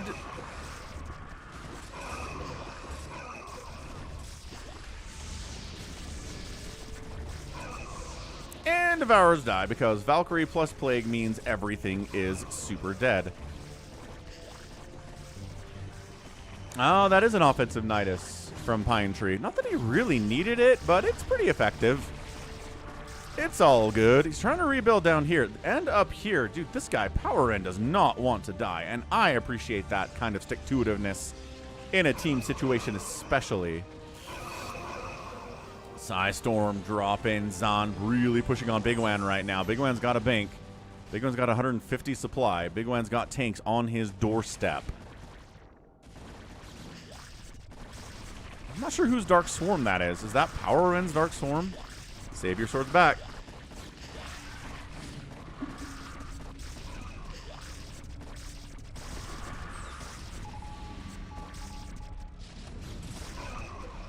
Niels on the offensive for really the first time today decides to come down and try to take out Pine Tree, bringing absolutely no splash damage at all, but you're dealing with Ultralisks, and Dragoons do fairly well here. The Lings are the problem, though. The cracklings on your face while you're trying to kill the Ultras is how you die with Ling Ultra. It's really the secret to that whole strategy, is that the Lings are what you need to be worried about more than anything else. Bigwan breaks out of this tank position here. Not a lot of Vultures in there, so the Zealots can handle it fairly effectively. And Bigwan is just fine here at 30 minutes. Guess who's fine over here? Pine Tree. He got stormed, though. Just kidding. 10 drones remaining. Big storm by Niels, who's at 65 probes. So, problem for Bigwan and his teammate Pine Tree here is they're in opposite corners of the map. Power End trying to rebuild here. Power End, nope, not rebuilding here. That one gets sniffed out. Another attack by Niels into Pine Tree's base. But Lurker Darkstorm Hydra brings Psystorm Niels. You can't just throw stuff at it. He's just throwing stuff at it, man. Bigwan recannoning the middle. Replanting his garden.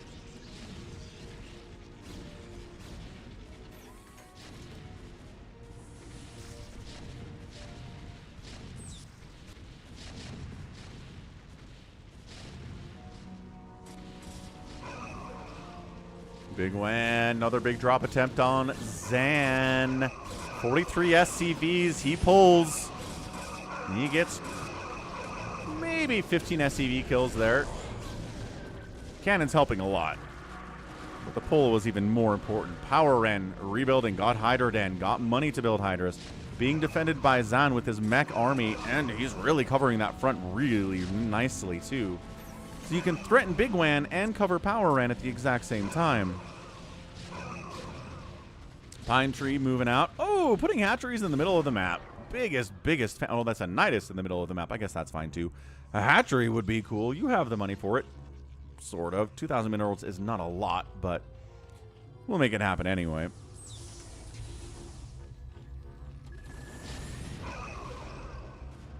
Yeah, Drew.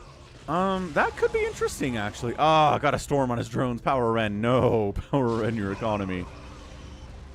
So I guess you could build a hatch in your teammate's base. When the creep's big enough, build a Nidus, then kill your own hatch. Because you don't want that all that creep inside your teammate's base, because that really prevents them from building as much as they want. But the Nidus itself doesn't need creep.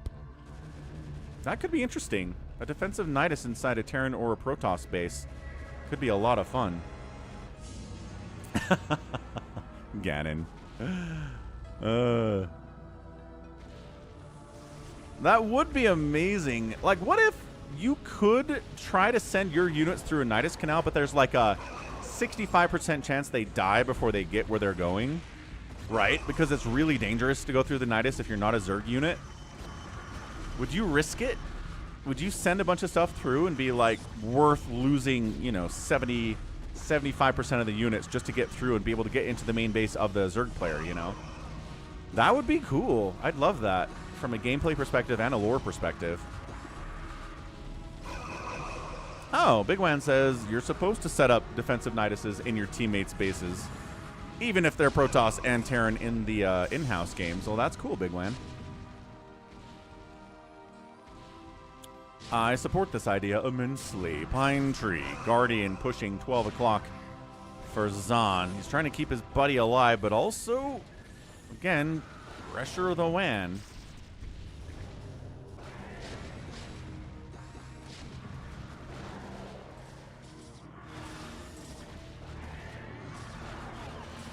Bigwan trying to see where he wants to go next. Power in 65 supply. But being defended very well here by Zahn. Is this another drop? Oh, it's a big one, too. Big Reaver drop on Pine Tree. Lurkers? Lurkers generally saving him. 37 probes remaining. Who in the name of Orange is nuking and where? Oh. Oh, that was pretty good. Taking out some Guardians. That's going to be cost efficient, if nothing else. Still can't break this, man. And no, Zergs can't use each other's Niduses.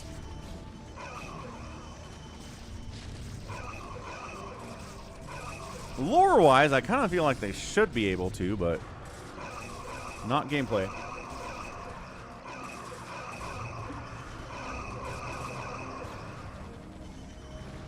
Guardians really keeping Power Ren down.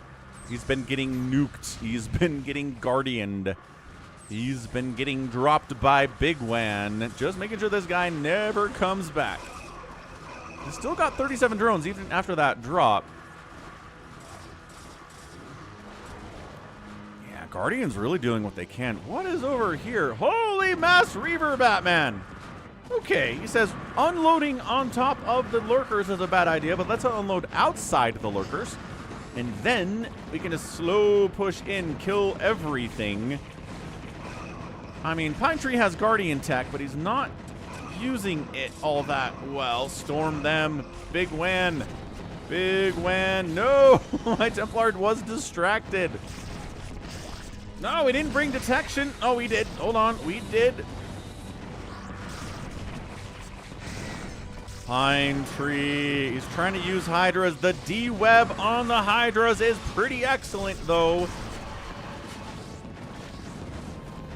Oh, no. The Hive is going to die. He's going to save it. He's going to just barely save it. I don't think that nuke landed. He saves the Hive with 77 hit points in a land of 8,000. Whew. Okay, Power Ren's eliminated, but he saves it. There were 1,000 Reavers there. One more hit from a Reaver would have taken it out, but no. Counterattacking. Into Needles here. What's up, Valen? Happy Sunday, man. They did what they needed to do. It took them a long time, but it's a 2v2 now. Bottom right, top left versus right side.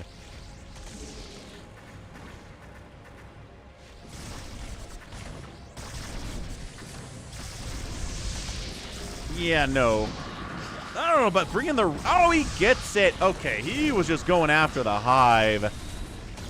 He got the Hive. Somehow Pine Tree's still at 40 workers. I feel like he should be a lot less than that with the amount of dropping he's been dealing with here today. Bigwan's still trying to break this front of Neils. They've been trying to break this front of Neils for 30 minutes straight, and they haven't been able to do it. It is the cannon positioning. It's not a wall here. It's just up along these edges. That is so good.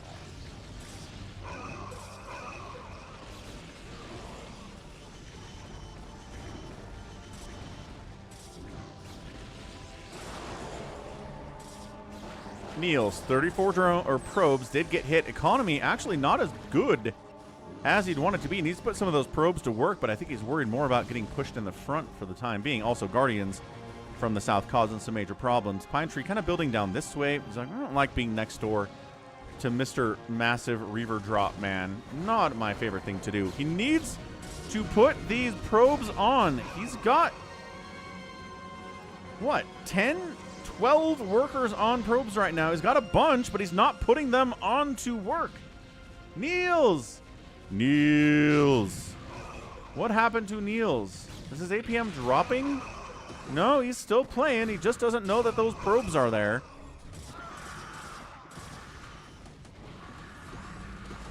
Trying to break a Terran with Hydras is not actually all that great either. Yeah, front door breaking here is not exactly what you want to be doing. Niels, he's got 61 probes, but how many are out here? Like 20? 20 are just sitting here not doing anything for him. Yeah, he's got to figure out, hey, my minerals sure are low right now. I've got 200 of them, maybe because my probes aren't working. He is not even focusing at all.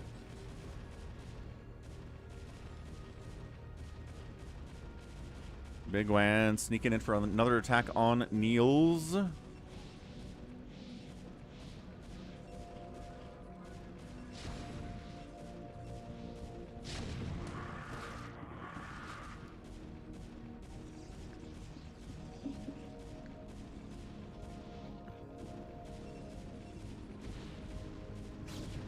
Ah, there it is. I'm like, what is firing and where?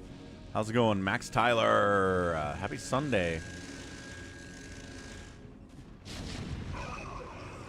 Seen any very cool replays recently? I actually cast one the other day where it was Barracks. Ooh, Hallucinated Arbiters. Barracks versus Bisu, I think.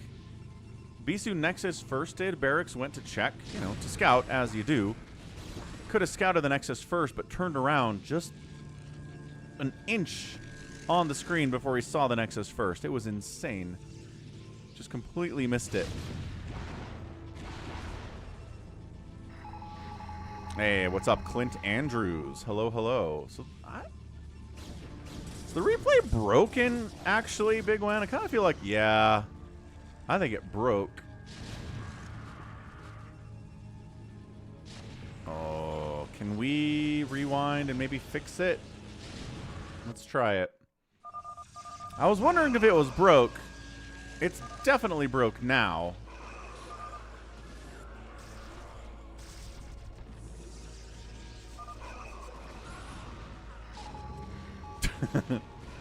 Let's go. Don't crash, game. Don't do it.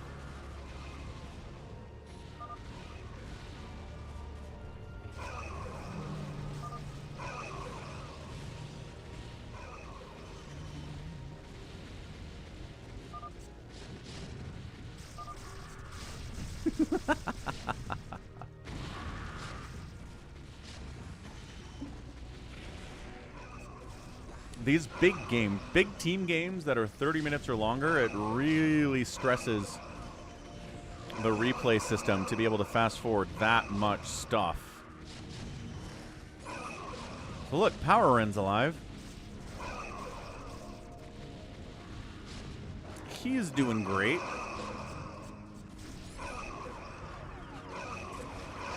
We must get the epic conclusion. There's a nuke.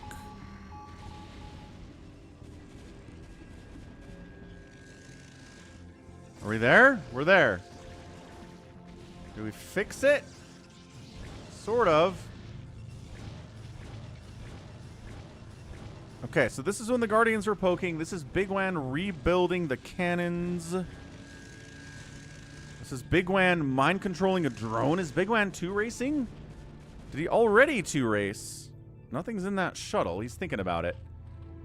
He's got the energy for it. Does he have the upgrade for it? I don't know. I don't know if this is fixable, folks.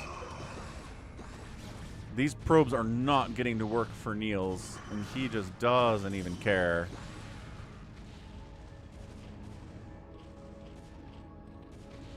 Also, I don't know. Bigwan probably has mind control at this stage of the game and should have taken a drone but didn't. And now we're just hanging out. Yeah, it broke. That sucks. This was a crazy good game.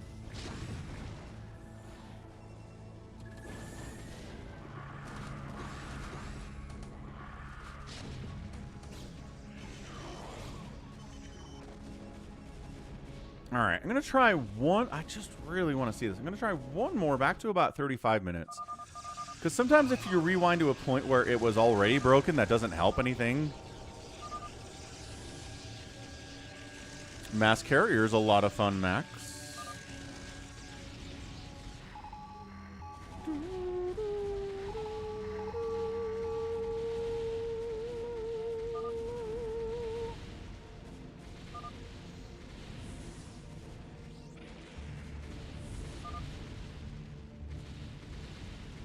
We back?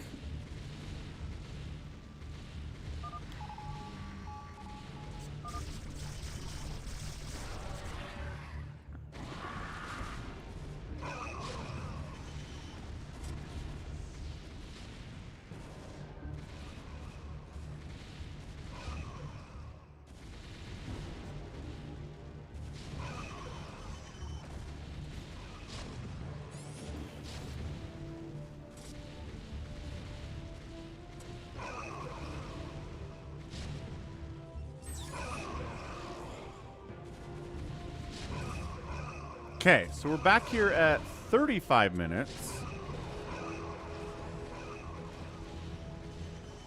No probes hanging out. Niels has got a bunch of money. Power-In's still alive.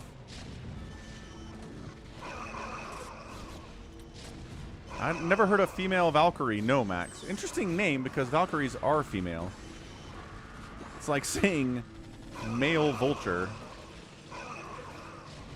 Right, so we Guardian this whole thing, we crack it out, everything's totally fine.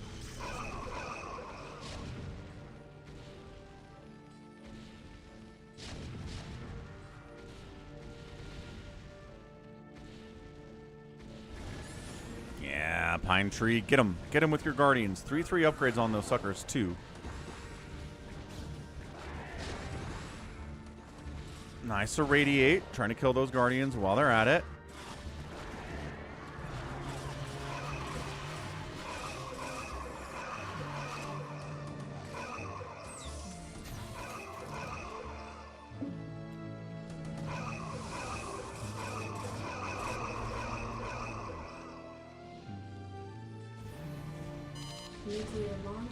And then we get this nuke on the guards. No idea where that ghost was at all. Holding. Got to keep an eye on the probes over here from Niels. Still not gathering probes. Okay. This might have been fixed. Let's see if we can get to 45 minutes without any problems, because I think that might be the key to this working. And they play Protoss. It's always funny when people have a name that's very specific to a race in StarCraft and then play a different race.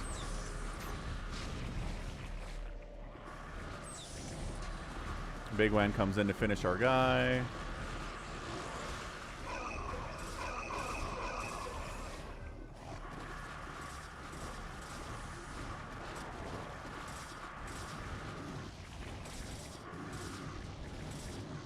Right, and then we got this whole thing. Mass Reaver Town, USA is here again. And they don't get the hive.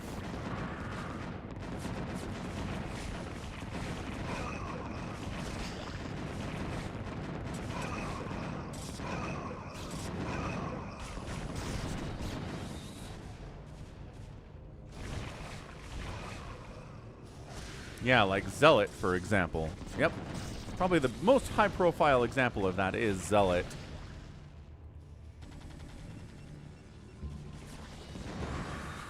Kind of stacked all his D-Web up there, too. Could have spread it out a little bit, but kind of hard to do.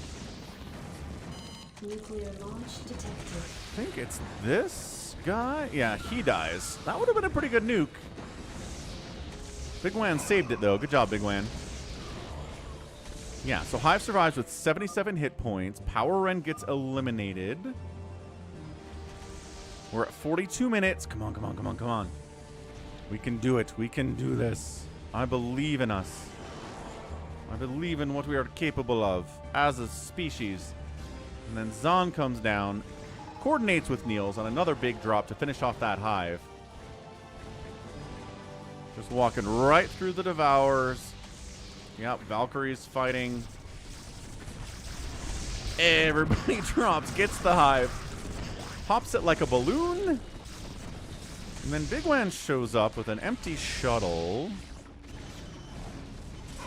Tries to get a drop. Does get a drop on Niels. 23 probes remain. Okay, now this, I think, is the part of the game where the probes get reproduced by Niels. Let's see if they get put back onto minerals or not. We can tell pretty quickly if this is working, and I feel like it is.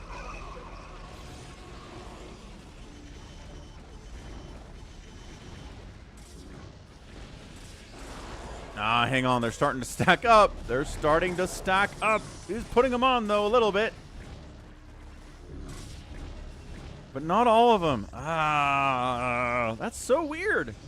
Like, right after Power Ren gets knocked out of it is when the replay starts borking. Yeah, I think that's it. I think that's the moment this thing dies. Nothing else really happens after that. And look at all these zealots just doing nothing for Bigwan down there.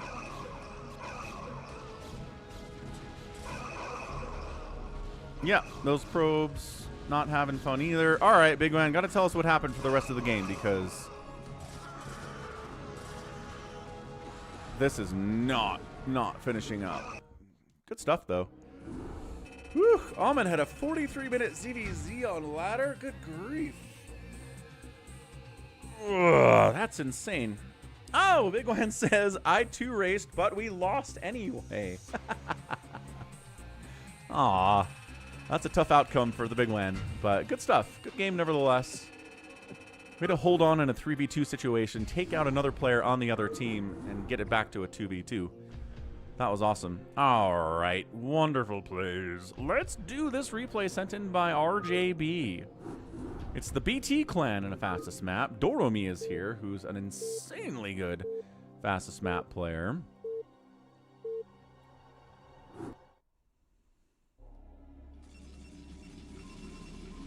And other players are here on his same level too. So, Team 1, bottom left, is a Protoss. It's Tamu. Next door to him is QKTKR. We'll call him Cutie.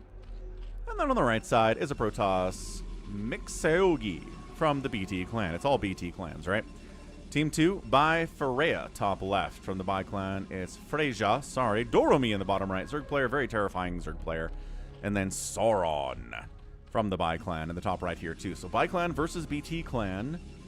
Doromi doesn't have a clan tag, but that's because he doesn't need one. He has a name in unto himself. Let's see what he can do with a pool first play.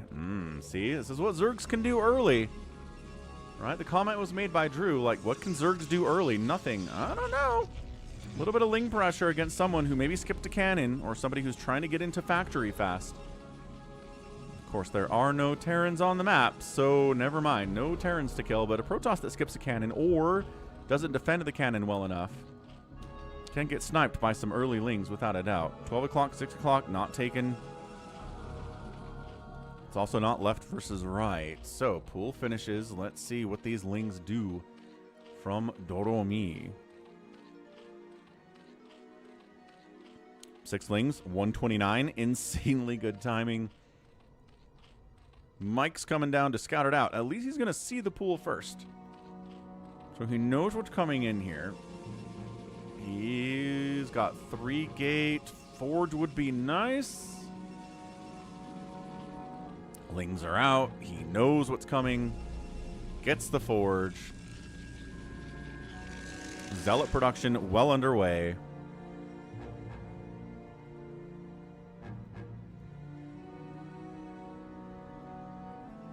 And here he comes. Everybody scouted this, right? Everybody knows what we're dealing with. Nobody's getting surprised here. Lings roll in. No cannon, because your forge isn't done yet. So Lings are just here to kill probes, right? You lose a probe there. You'll lose a probe there. Lose another probe there. And another probe. All the Lings died, but we're down to 8 probes.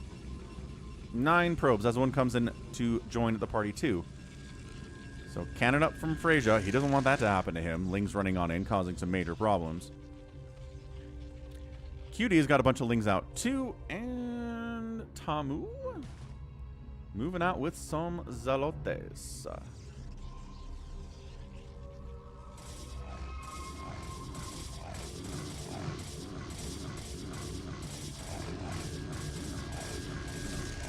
That is a 3-minute cannon attempt. Maybe trying to cannon in Sauron in the top right there. I don't know what else that would be.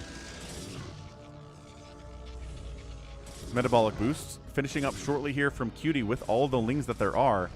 And that was it. Dorami made 6 Lings. Has been droning up, teching up behind it. Getting that gas. Lings with speed are out. What can they do is the question. We can protect these, whatever's getting built up here. Cannons? Yeah, this cannon attempt, this contain attempt on Sauron in the top right is being protected by the cannons, by themselves, and by some Lings here too. So good job, Cutie.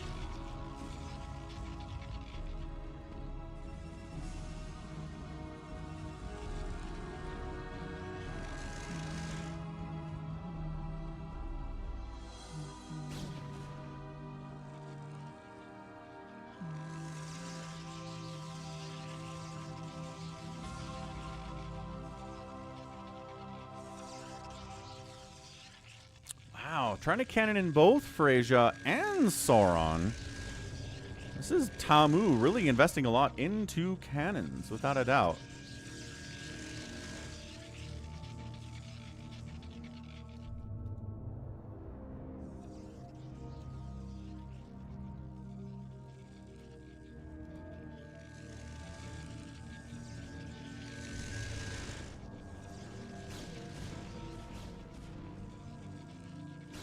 Freyja's like, I don't feel comfortable about this. The Lings do not jump onto this in time. A cannon dies. The other cannon is going to die here too. Dude, pay attention. Cutie, what? I mean, I guess there's enough Zealots there to save the day.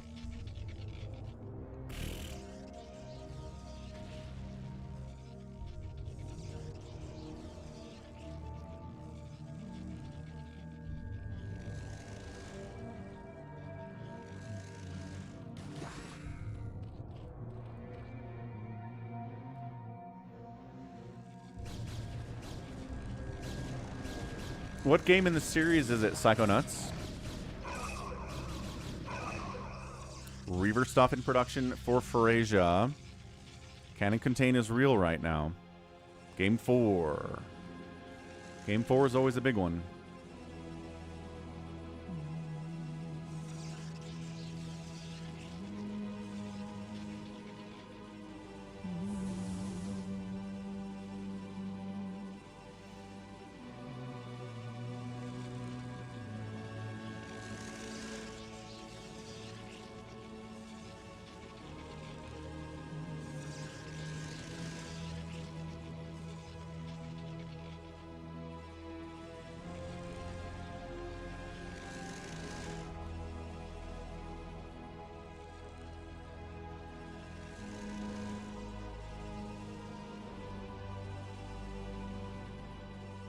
They're not taking advantage of this.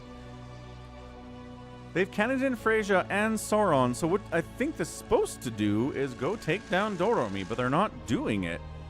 They're just sort of hanging out in the middle of the map, enjoying their map control, but they're not taking advantage of said map control. What's up, Phil?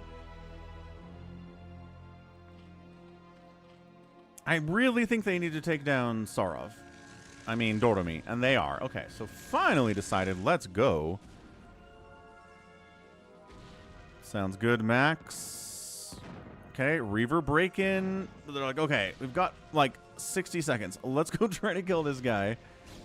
And these hiders, yeah, immediate pullback. Dorami sees what it is and gets out of there. That is a high-level maneuver, folks. If you can see the enemy and in a split second determine, can you win this? Should you run? And act immediately. That is how you win a lot of games of StarCraft. Right? A lower level Zerg player, just send those Hydras out and they all die. Doromi pulls him back to fight with the Sunkens. He might die anyway because, holy crap, this is a lot of Hydra Zealot Dragoon. The Sunkens are getting exploded quite effectively here. Tamu sending more stuff down here on Doromi. Doromi is usually someone who wins these games, but so much you can do against a double team like this. The Hydra's not doing as well as the Dragoons, but I mean, that's just the nature of the Dragoon. More HP, more damage. Really helps. And actually, he's gonna hold. Dude, there's more stuff coming. If he could have gotten more stuff, but unfortunately, yeah, looks like QT is getting hit a little bit here by nice Reaver control by Frasia. Look at him microing the Reavers. Oh, that's a good hit. But Dragoons from the south say, Reavers, be gone! And they do. So, yeah, Mike up here trying to save QT. Can't afford to send anything against Doromi, but these Dragoons are doing pretty well for themselves. The Hydras have no upgrades. The Dragoons do have a +1, which helps a lot against these low HP Hydralisks.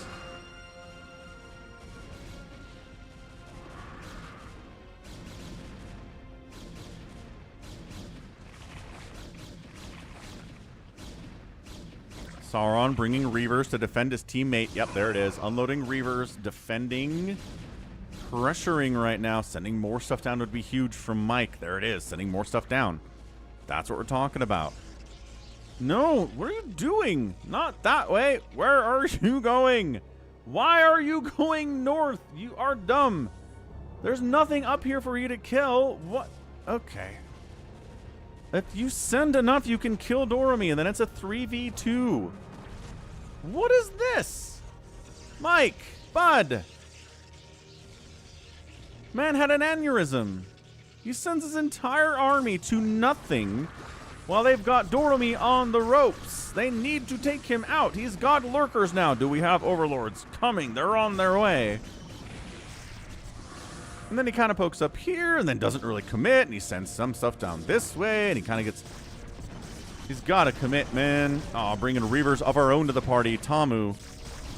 This battle for Doromi is hefty.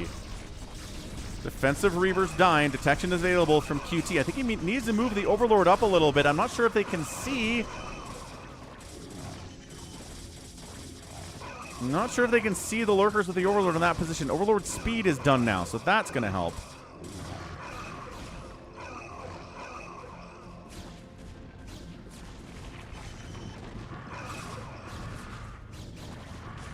Yeah, I guess no one at 12 is ever going to come back again. This number of Dragoons are just looking for drops. I appreciate that. That's fine.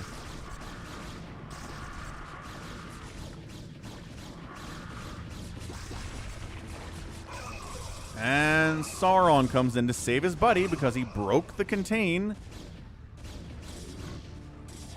Wow. All right. So Doromi's okay. He has no money. He's at 36 supply, but he's alive. For now. Did we just run out of steam? Where's QT going? Where's Tamu at? He's just hanging out with some army here. His macro's really falling off. He's trying to get a storm drop off and does get maybe 4 drones there. Good drone pulled. Not a lot of workers here from Doromi. 13 remain. But that's not because of the storm drop. 13 remains because his economy hurts because he has been forced to defend himself after the early Ling stuff. His economy was hurt anyway. Another drop comes in and does not get a storm off that time. Shut down immediately.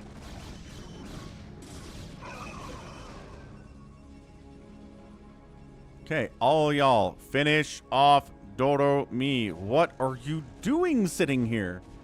I guess they're defending against attacks, but nothing's on its way. If you all just went down. Okay. No. No. Mike. Mike. Just not a team player today at all. Here we are again, trying to kill Doromi. Mike's not participating in democracy at all, but there's a big Reaver drop in QK's base, QT's base. Mike's going to come try to save against that. Fair enough. What's up, Chasing Suns? Happy Sunday, man.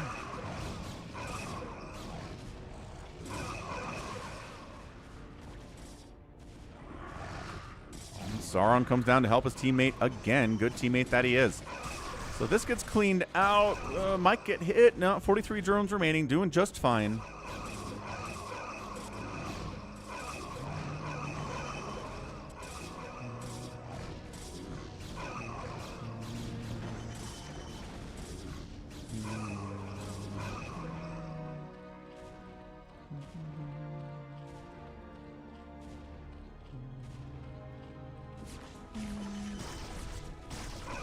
Tamu is back, but he's alone again. Storming all over Mike. Mike, 47 probes remain. Good pull. Great pull, in fact.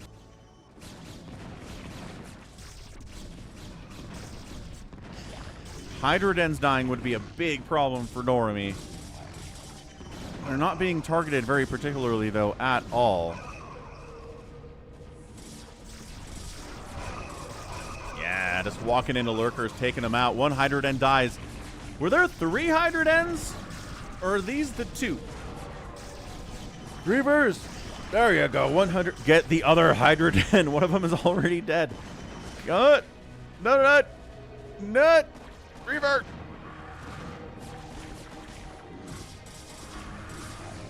I cannot believe they're letting this Hydroden live. It has 70 hit points. Kill the Hydroden! Kill it! Kill the Hydroden! Shoot the Hydroden! No! He's trying to go for the drones instead, which fine, I get it, but the Hydroden would be huge. And they save it with 78 hit points. Good grief. Meanwhile, more storm dropping down here on Tamu. 46 probes there.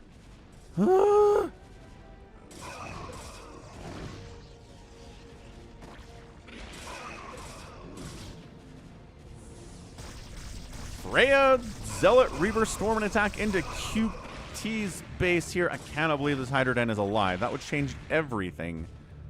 Would have changed everything. Everyone. Yeah, trying to deal Hydro Lurker against a lot of Reavers like this is tough. DT's on the backside, trying to get some work done here against Freyja, but nope, not against Reavers unless they're invisible. Snipe the Hydra Den. Tamu, you're here. Snipe the Hydroden. Do it.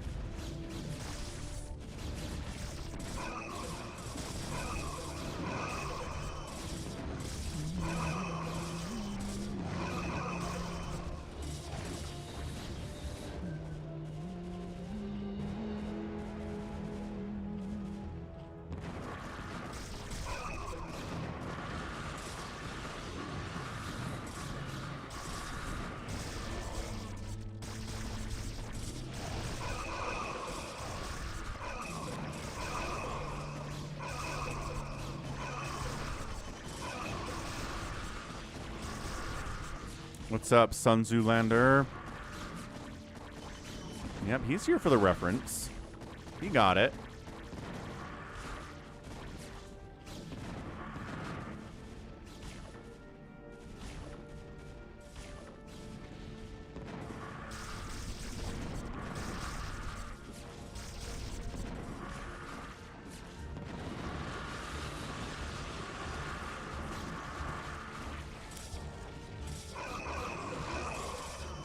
More storm shenaniganeries here all over Mike. Mike, 61 workers. Dorami's economy is bad, but that's because this keeps happening. 15 drones. Not the happiest of campers. The saddest of campers, actually. Yeah, Zerg fastest map, you can keep them down. The goal is to not let them explode. Once they explode in overall supply and economy, they're very difficult to deal with. But if you can keep them down, if you can keep tamping down that wick.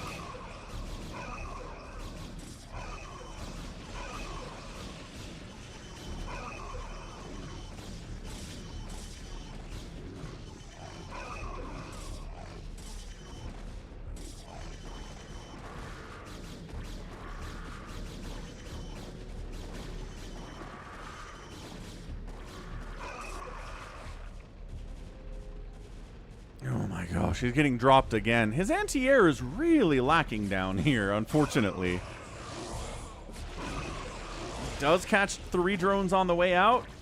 23 drones. It was a good pull. Hydro Lurker in the middle of the map against Zealot Dragoon Psystorm. Tough for those Hydras. So where are we at? Dorami's hurt a lot, but his teammates Freyja and Sauron are both about maxed out. Tamu, QT, and Mike are around 150 supply themselves, and there are 3 of them. So math-wise, it does help their team, but I just feel like it's only a matter of time before Dorami gets up to 65 workers, 67, 70 workers, and really gets big here. Mike sneaking a drop into Sauron's base.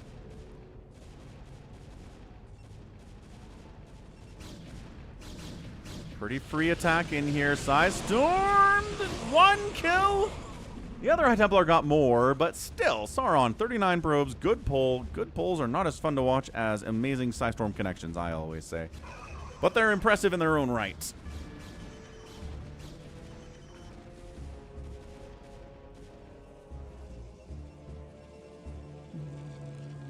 What's up, N?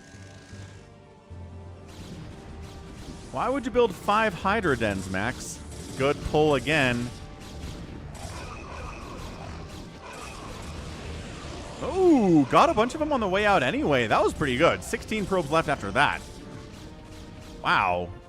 Way to catch the... I mean, they're all stacked up and they're running. They still die.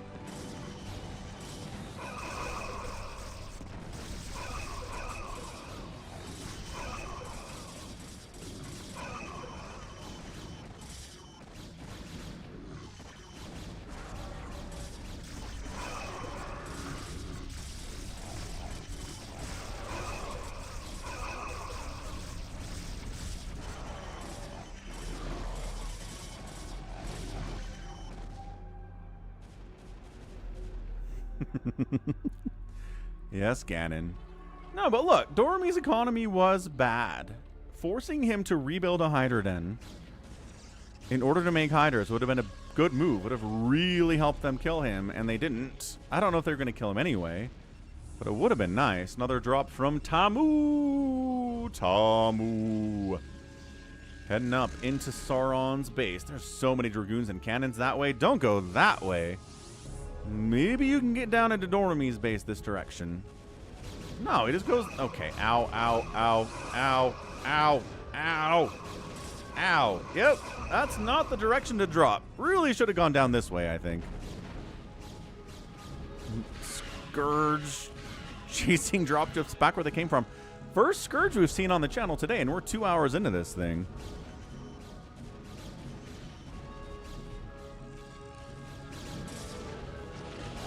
Ooh, feedback. Not enough to kill the High Templar, but he gets like 1 kill anyway. Couldn't quite get close enough to those probes to pull it off. Reavers dropping inside Zerg base constantly. QT's been dealing with this forever. For the last 15 minutes, Reavers have been dropping in his base over and over and over again. Son Zoolander says, you really should have some static defense to help deal with drops. There you go.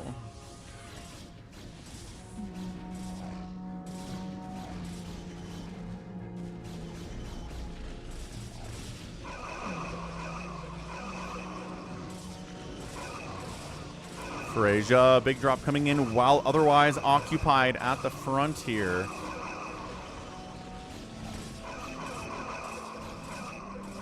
High Templar, what you doing? Where you going, man? There you go. Storming the incoming Mike.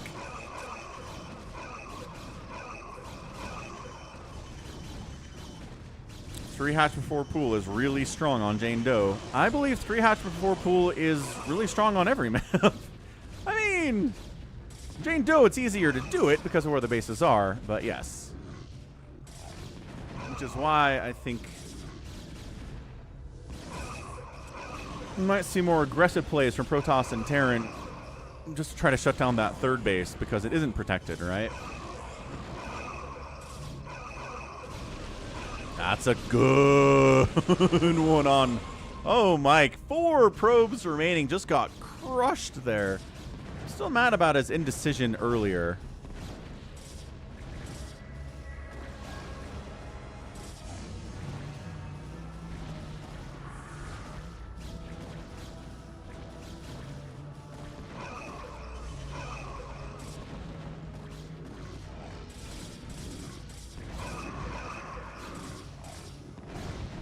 Sauron trying to hold.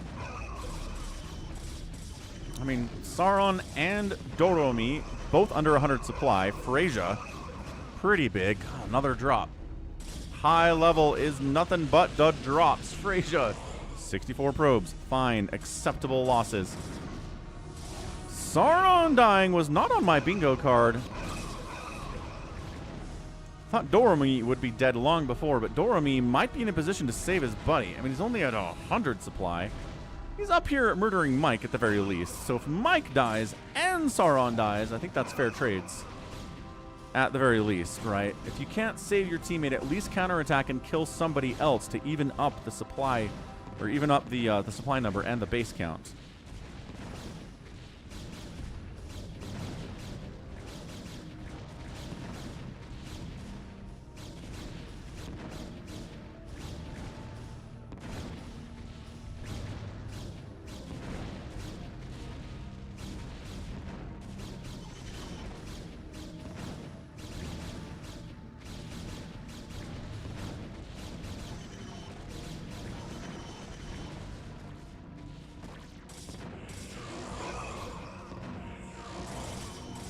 Tamu, traditional Reaver Zealot Dragoon attack at the front door of somebody that has Cannon, Psystorm, and Reavers themselves. Not going to go very well here for Tamu. Oh, long distance mining, 12 o'clock, and then QT catches wind of it. Oh, no. Oh, no.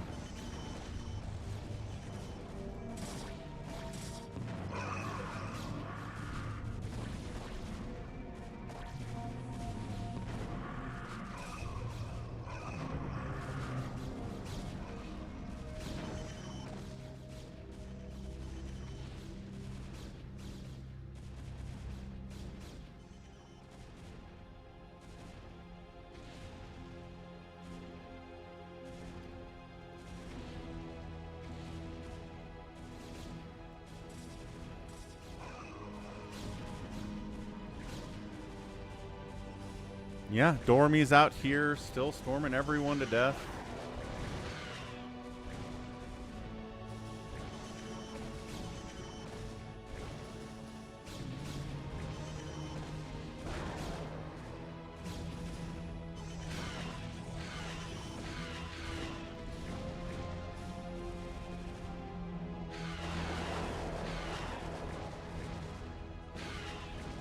Scourge on Overlords is crazy stuff you see in the late game here, too. So look at this. Sauron is knocked out of it. So it's Doromi and Freyja alone now. Mike did not actually get killed. He has rebuilt. He is reestablishing. QT sent a lot of drones to places that weren't his base. I mean, I guess he was getting attacked a lot, but seriously, pull him back.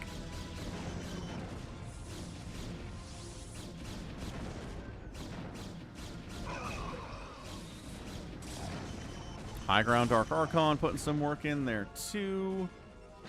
Scourge versus Scourge.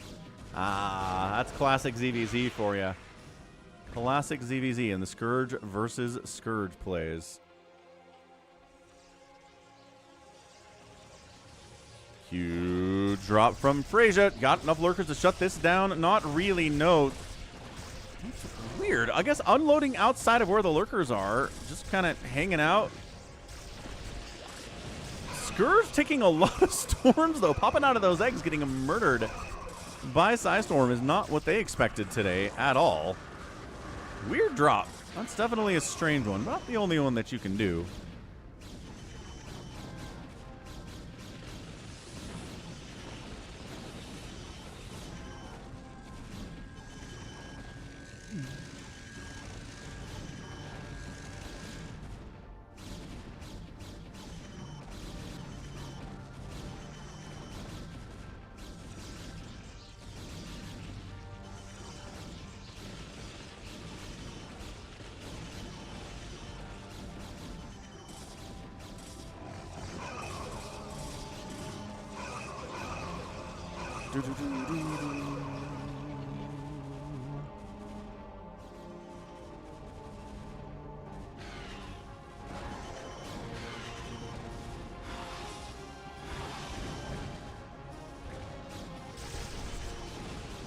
Mike defending against the Guardians on his own.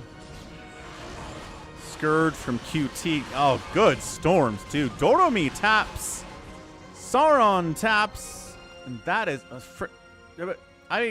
Oh, okay. Well, Frasia's still in the game, but this replay wasn't Frasia's. So, I mean, Frasia's in a 3v1 scenario anyway, so they're dead regardless. But okay, there it is. They almost killed him. Couldn't quite pull it off, but at the end of the day, taking out Sauron was the key to making him tap out. He's like, all right, Sauron died. We can't actually kill Mike here. The defense is too good. The Scourge, the Storms, the Dragoons are too good. We can't kill QT over here either, and Tamu is just kind of untouchable at this point with the huge bank at 14,000 that he's got, 86 probes, and just constantly defending his teammates and pressuring the enemy too. So good game. Dormy actually ends up losing. Not something we see very much. Dormy replays, usually he takes the victory, but he went for that early pool, which hurt his early economy, and then was aggressively almost murdered for about, 15 minutes. That's going to slow down your economy a lot too. So great game overall. Frasia outspent everybody else, but was on a team with 2 dead players, and that is it. Alrighty then, what else is on our list today? We've got a Beyonce replay or 2 to get through here. What do we got here?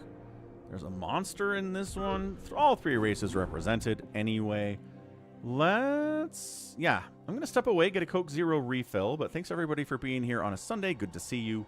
Hope you're having a great day no matter what you're up to otherwise. I'll be right back, and then we'll get into this Big Game Hunters from Beyonce.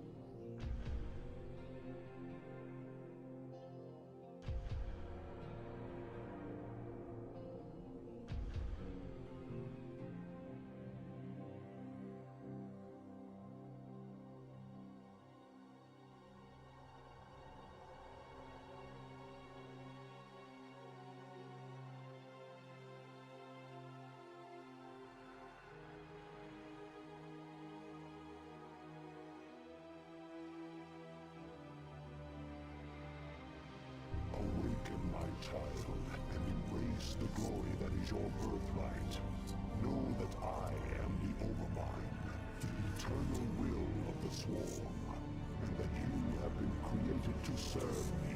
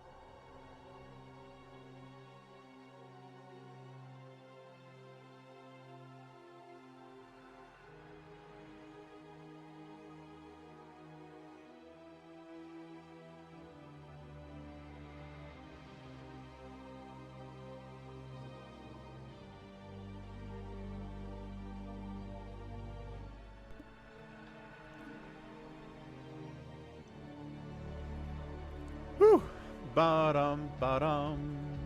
Okay, we're back. We got Beyonce. Let's do it.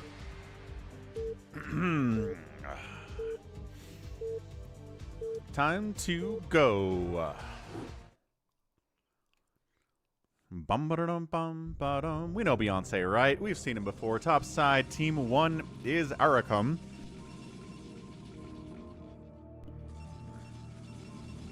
Aracum. On the right side is Anomaly. We've got Lokito wrapping up his team. He's a Terran. Team 2, Noobs.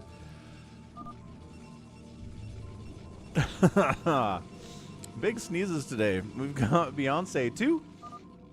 And then last but not least is Kaka 112. Beyonce's like, what are you talking about?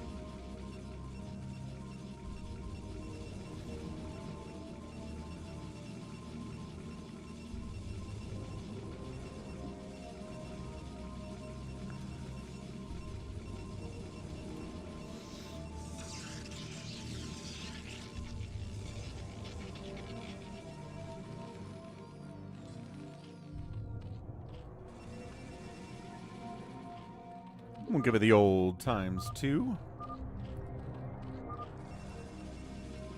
PZ random, says Beyonce. Indeed it is. So blue, all shades of blue on the same team, right? Blue versus red, gray, white.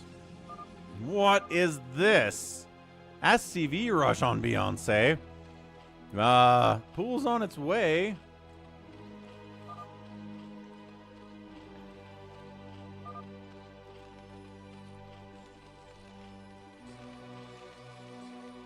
Okay, here we go. SCV Rush. Is it all of them? I think it's all of them.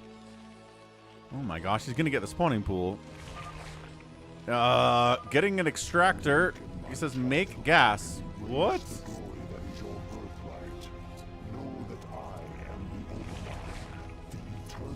What's up? Itazul Zeria.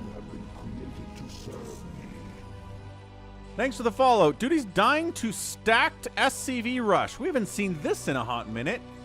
So, Beyonce, 300 minerals, can make a new hatch, but his main base is toast. Chasing Sun says, any hockey fans? Yes. I think hockey is maybe the most popular sport on the stream. There are so many Canadians here. Hey, sup, Itazul? Welcome aboard. Good to have you on a Sunday for the StarCraft. Happy to have you around. So, Lokito doesn't have a lot going. His SCVs are alive, I guess. Building down this way, Zealot's covering here from Noobs, but Beyonce has to evacuate and move to another base immediately, which is how you know it's a crazy game already. 2-gate here from Aracum. Got Zealots out there, too, not doing anything with them at all. Yeah, I try to mute the sneezing, because nobody wants to hear me sneeze.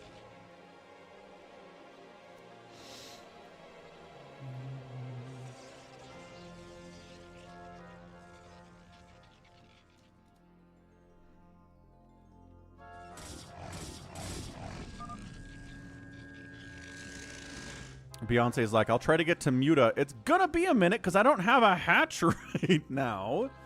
Working on it.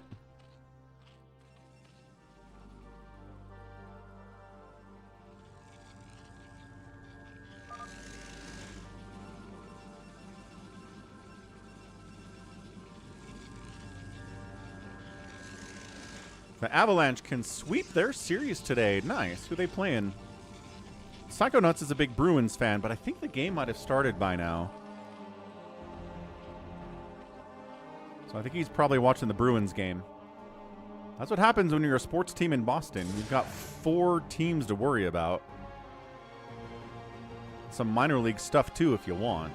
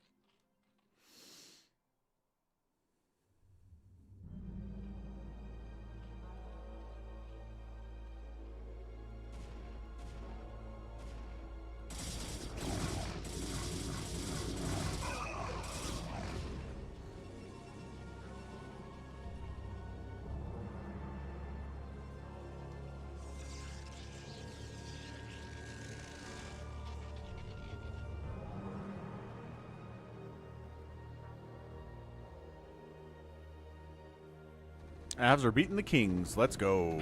Good stuff.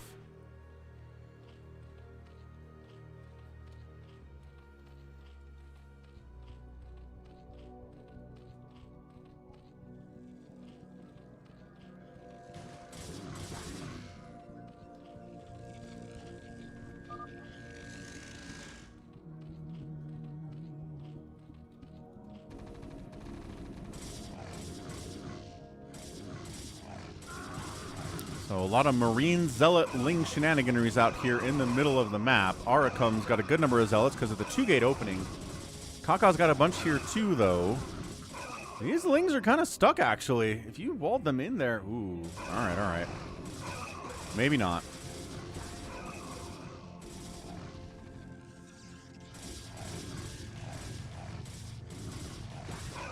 Yeah, Beyonce, fast lair.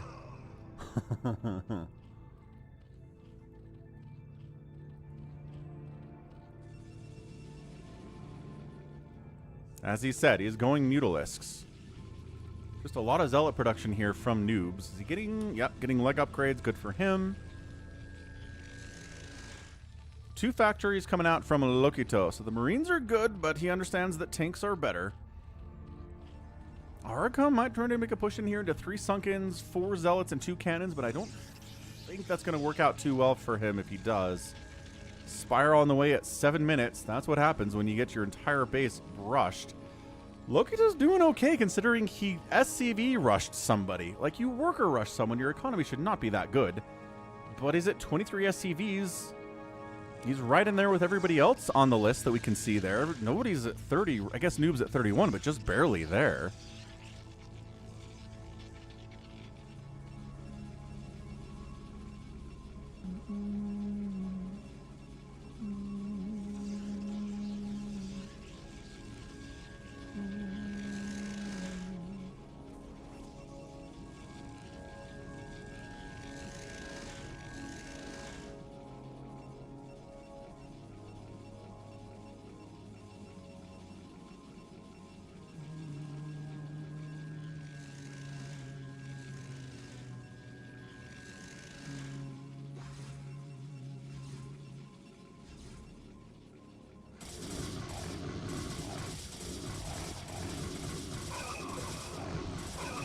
Adding an Archon to Zealot battles is always nice.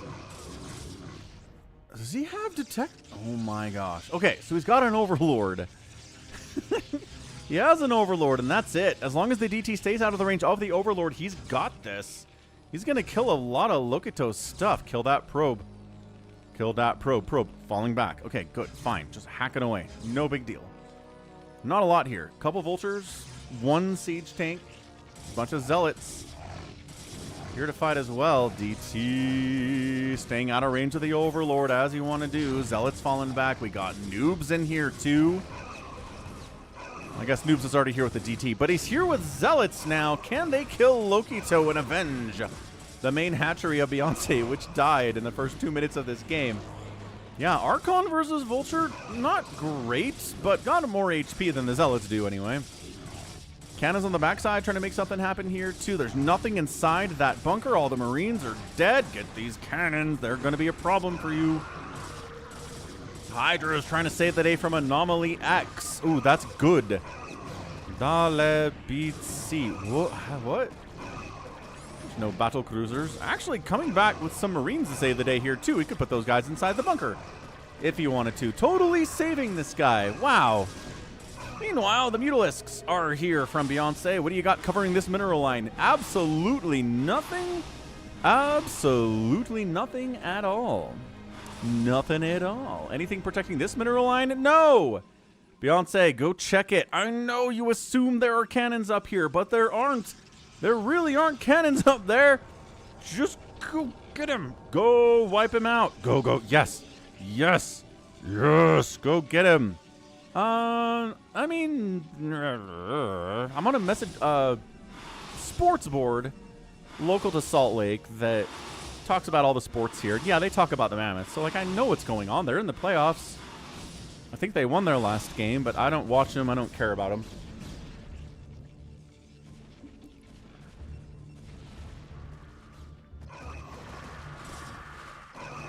War. Huh. What is it good for? Absolutely nothing.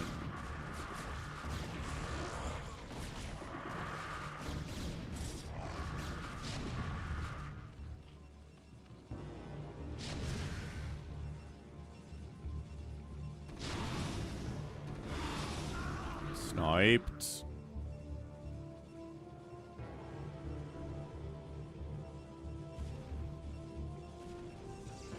Yeah, really wishes he had a second gas, huh? Good Psystorm engagement, good snipe on the High Templar, but all the High Templar get their revenge on these Hydras pretty darn effectively. Trying to take a second base up here is Anomaly.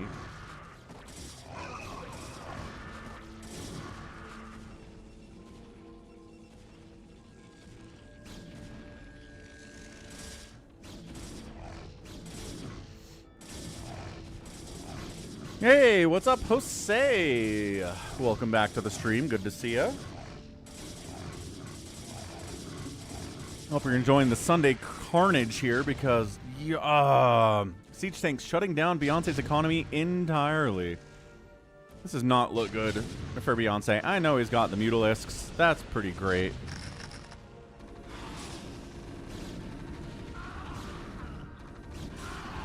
Sniped. And Zealots, there you go. Zealots are the answer to all of life's problems.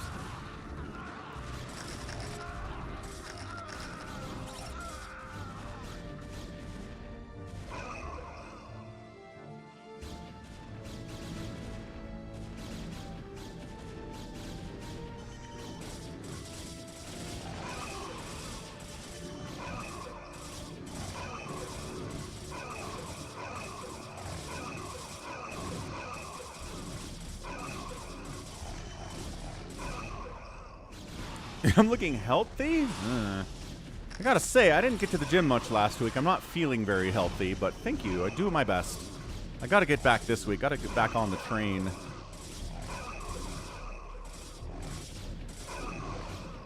Should be able to do it.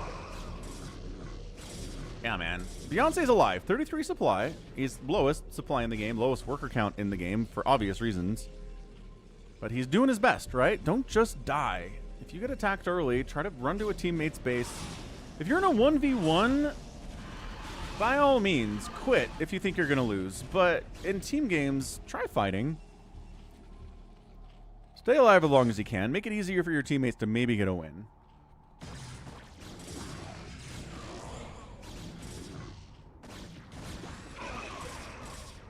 Is it just mass Hydra with like one sunken in here? That does not seem very good. Yeah, Anomaly X. Good Hydras, but where are your lurkers at 13 minutes? Or your Mutalisks? Something other than just Hydras. Yeah, he's getting wrecked here. That was a good call. Whoever's like, hey, we should probably try to take down 3 was right about it. Yeah, that's it. He's done. He might get saved by Locato. He's bringing 1,000,000 tanks over, but I think he's a little bit late to the response. And, yeah, he's out. Anomaly's done. I don't think the tanks could save him in time anyway, so boom. Beyonce may be small, but the other team's missing a player now.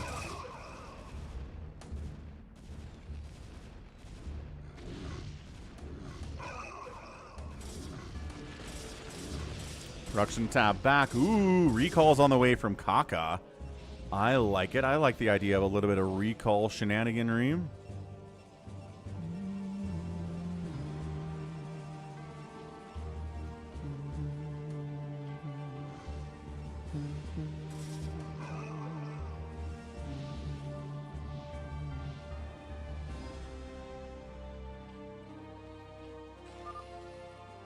So my daughter comes into my office the other day and goes, hey, you know Full Metal Alchemist? I'm like, yeah. Like, maybe the most famous gateway anime in all of anime is Full Metal Alchemist. She said the guy who made Full Metal Alchemist has made a new manga and it's being adapted into an anime and it just started this month. And I was like, what? So we tried it. We'll talk about that in a second. Yeah, Muta's against the siege tanks. But there's turrets here. There is anti-air. Muta's trying to kill the tanks, but also Psystorms keep jumping on them too. Muta's doing a pretty good job on the siege tanks considering how much anti-air there is and how much storm they had to dodge.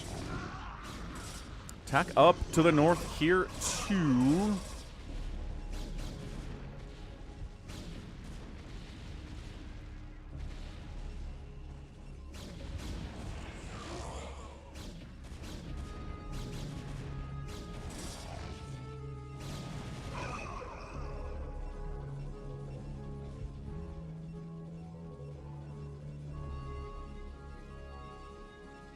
Wait, is it on Netflix? I'm trying to remember what the name of it is.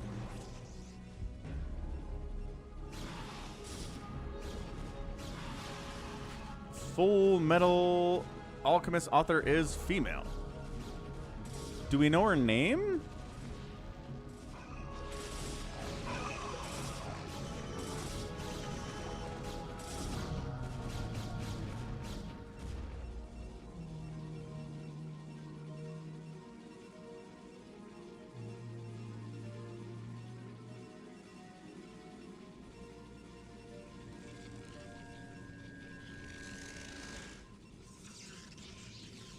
Hiromu Arakawa. My bad. I apologize then.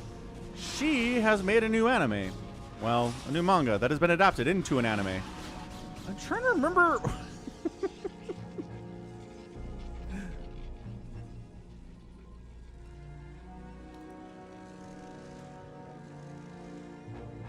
Demons of the Shadow Realm. That's what it is. It's a really generic manga title, but that's what it is. So it's been pretty good.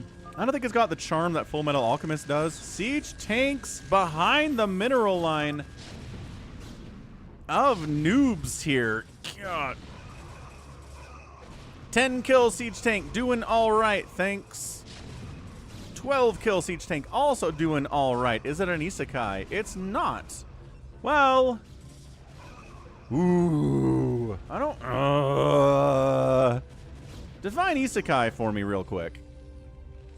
Because it might actually technically fit the definition of an isekai. But no, nobody gets hit by a truck and wakes up in a fantasy world. So not that version of isekai.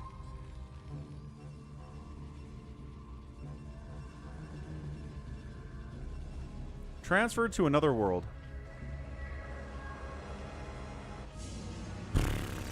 So there is a very fish out of water element to this story. So in that sense, I'll say yeah. See you later, Jordan. No, I know. Sword Art Online. There's 1,000 isekais, and there are 1,000 more every anime season, because isekais are insanely popular. And a lot of them suck. But it's a popular format for manga readers. Anyway, point is, it's fine. I think we're 4 episodes into it. I'm not, like, in love with any of the characters, really. Maybe it'll get better. I just figured maybe some people would be interested in knowing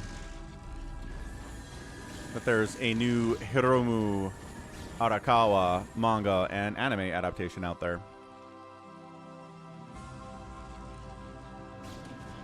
Oh, I was thinking about Demon Slayer. So Demon Slayer's creator is kind of not interested in revealing their identity. So that's someone that we don't know who they are really, but no, with Full Metal we do. I was getting those confused.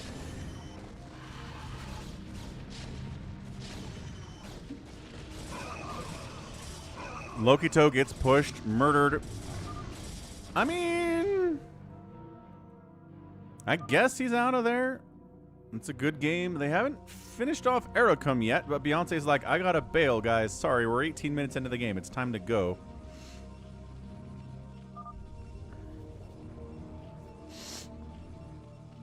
Add me to your friends list, bruh.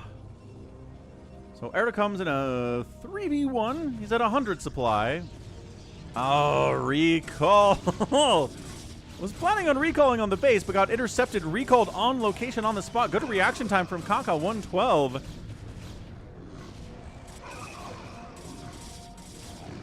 Man, I wish these colors were a little bit easier to tell apart, but they're both fairly muted colors here.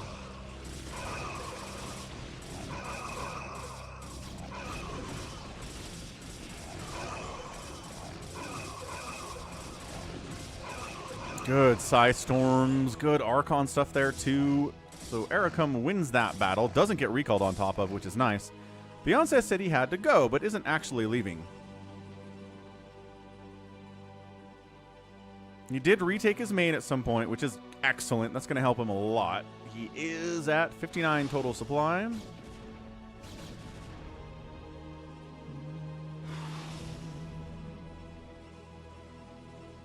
KOTH is working on fleet beacon and air weapons, so he might be planning on a big carrier swing here against Aracom. Once again, against Protoss? I don't know, because he's making his own arbiters. He's going to be able to stasis those suckers. Not what you want to see.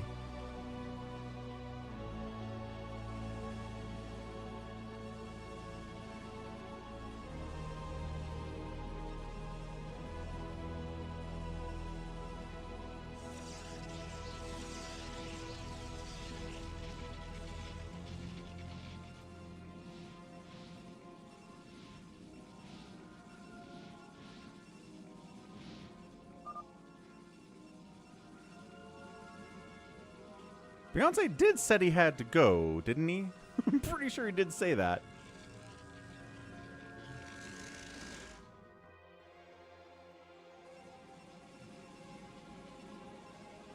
Come on, Aracom. What do we got, man? Arbiters, stasis. I mean, he says Guardians in an amount of time, but his Greater Spire isn't done yet. And Guardians take a minute to build anyway. Got him contained at least. Can't easily get out here through ground. At 121 supply. I feel like could do more storming across this river. Also, his main base has almost nothing in it at all. I mean, if you could sneak a drop in here, I think a bunch of Mutalisks would kind of ruin this too. Stasis is the thing, though. That is the great equalizer and will slow you down. Don't let him take this base. All right, we got to ×2 this sucker. It's a 3v1 for heaven's sakes.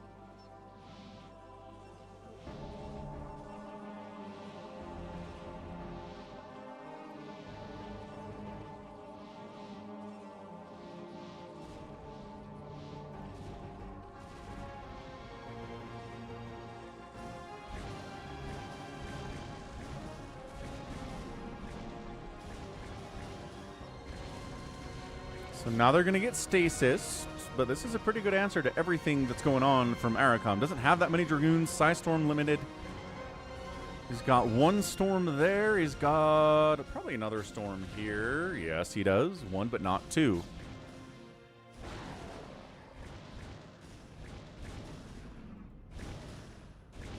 And you know, if KOTH could show up and actually do something, that'd be nice as well. Production tab shows upgrades and one zealot. Doesn't actually have an army. Splitting the Guardians out so you can't just stasis them all or storm them all. Actually, he's kind of clumping them now. Okay, we got it. There's a Corsair. Oh no, one Corsair, the antithesis of all that Guardians are. Got a recall in. Okay. Good job, KOTH. Got the recall in. I think I was trying to see what he was building, but he was just going for the recall anyway. Ooh, big recalls in here too. From noobs. And that's it. He's out of there. GG! Nice. So Beyonce gets worker rushed, stays alive, stick-to-itiveness to the best, gets the win with his team. Excellent game by him. Not the biggest numbers across the board, but was very, very helpful nevertheless. He knows how to be a good teammate, even when he's down economically like that. All right, one more Beyonce Big Game Hunters. Let's get on in there, but happy Sunday, everyone. Hope you're enjoying the StarCraft. Got some Zerg wins, got some Protoss wins, got a Bigwan replay that was awesome, but then corrupted, unfortunately.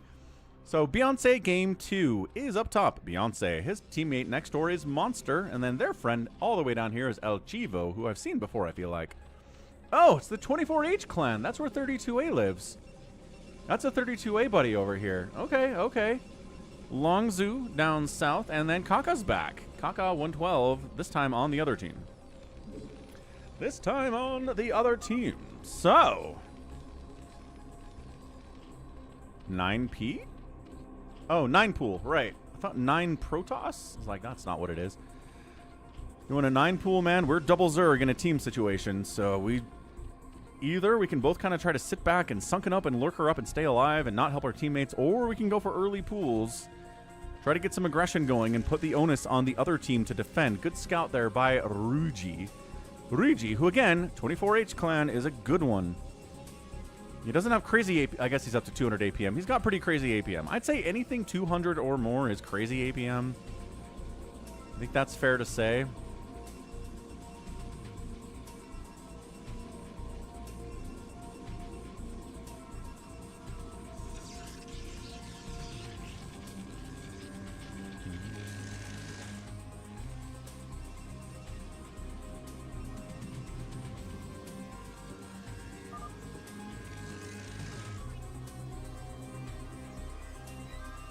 So he scouts the early pool, walls off with cannons, and then walls up with cannons. Run. Yes, get in there. That's not a wall. That's not a wall either. Double no wall. Oh, no. Wait, why is El Chivo not attacking? There you go, El Chivo. Attack a thing. Go 6. Go 6. 6 is desperately trying to get cannons up. Probes got to get pulled. Come on, El Chivo. Fight. Fight the probes. Okay, cannons dying is also good. Cannon down, but probes are going to clean up the links for the most part. More links are coming in as Beyonce's making them 2 at a time here. Longzhu tried walling off. It failed so miserably. This is why I play Zerg. I'm going to be real with you. Zerg has other things to worry about, but man, you don't have to worry about walling, do you? You just lose a game because you didn't wall properly. Sucks. Sucks.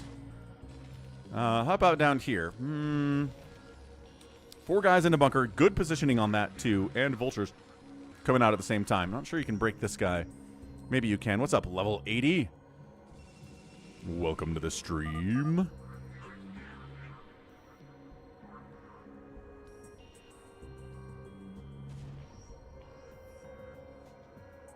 Two runners went sub 2 hours in the London Marathon today and set world records. Hot dang. A sub 2-minute marathon?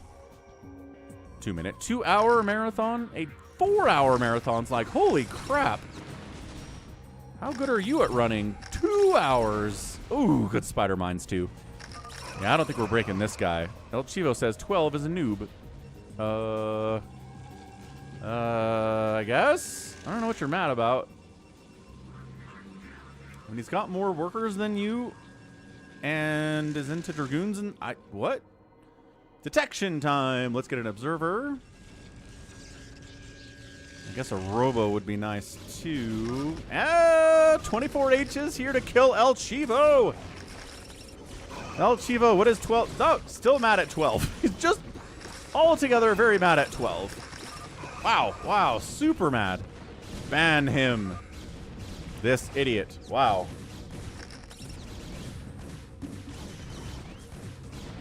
So El Chivo gets smashed into the ground by dragoons and vultures. I'm trying to figure out what he's exactly this mad about. I think Beyonce's asking why. I mean, are you mad because he walked into spider mines? Because you did that too. Anyway, Beyonce's got mutas down here on Kaka 112, but he's got turrets, he's got bunker, he's got more turret. El Chivo is the maddest he's ever been about anything in his entire life. Holy cow.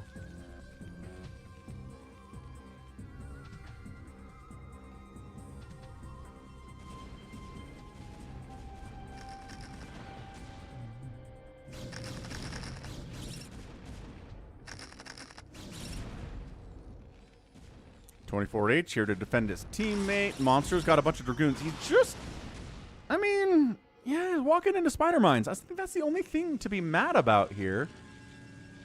He's not building a robo. I mean, look, walking into spider mines is one thing, but not actually going into observer tech once you start walking into spider mines is a whole nother story. Do not attack into this. Do not attack in. All right, Monster. Well, Monster's going to attack into this and get absolutely harmed in the making of this attack. Fine, whatever. El Chivo says, don't lose white. It's not white, it's pink. We don't have a white in this game. There are mild amounts of color blindness going on in the world. Yellow has no brain. I mean, he's still not building a robo. This is problematic. Fair enough. Rigi, 200 APM from the 24H clan, is on 2 bases. He's very scary. He's got +1 attack and everything. Muta's still trying to win the game with only Mutalisks doing his best Soma impersonation down here.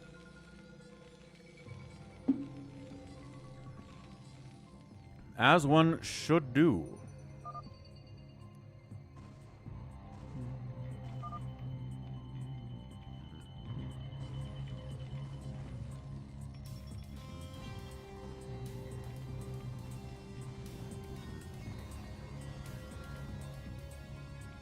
El Chivo's trying to stay alive. What? Rigi had him dead and decided instead to pull back. He decided he'd check deep enough into this base, didn't see anything, and came back. Are you kidding me? Oh, El Chivo was dead. Did he know he was dead? I bet he knew he was dead. He's like, oh, please don't come up here. Please don't come up here. Please don't come up here. And then he didn't. Build a robo. Build a robo. Just build a robo. Monster, buddy. Build a robo. Dude, I cannot believe El Chivo is alive. He should not be alive.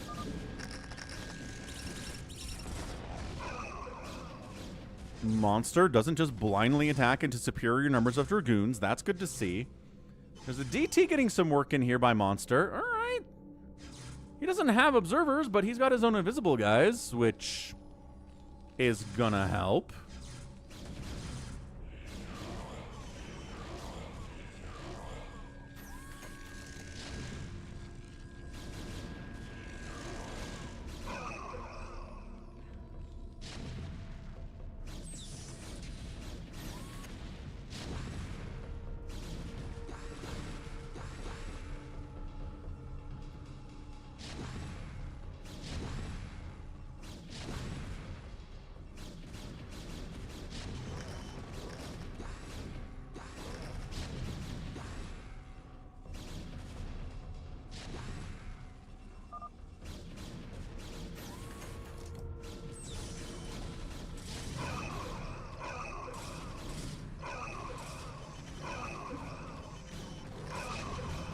Okay, Dark Swarm up.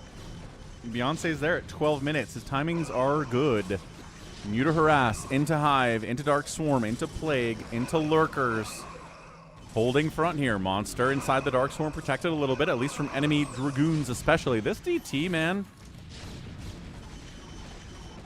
That's not the same one. But do they seriously not have any detection here at all?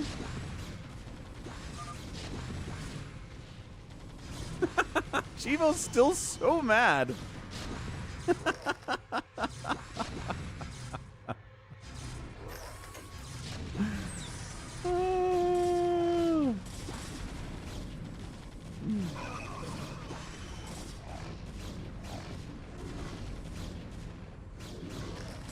Really attacking into the Dark Swarm a lot here.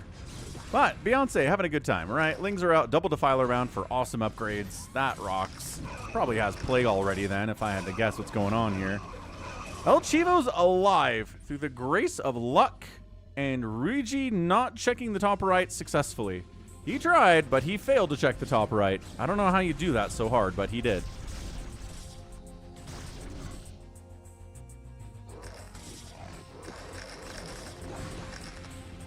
Two mutas down here that Beyonce entirely forgot about. Upgrades are 1-1-1 across the board from Rigi, +1 attack on the mech from Kaka. He's got tanks here too.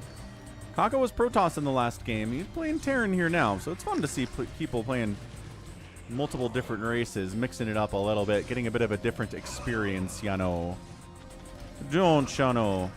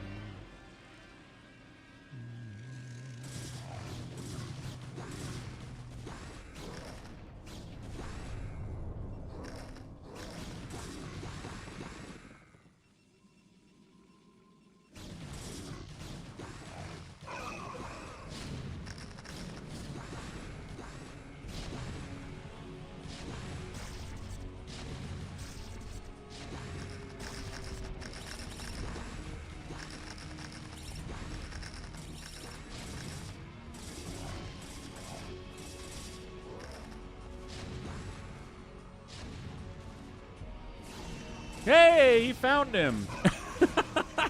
Ah, El Chivo was this close to greatness. This close to showing up like the Riders of Rohan with about 50 Hydralisks, and unfortunately, no.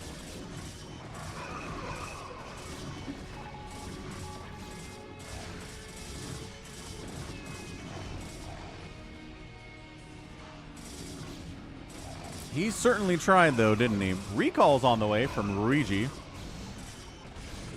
Beyonce's like, oh, suddenly all the pressure's off because they're trying to kill El Chivo. Look at Monster. Monster tried to save his buddy that hates him.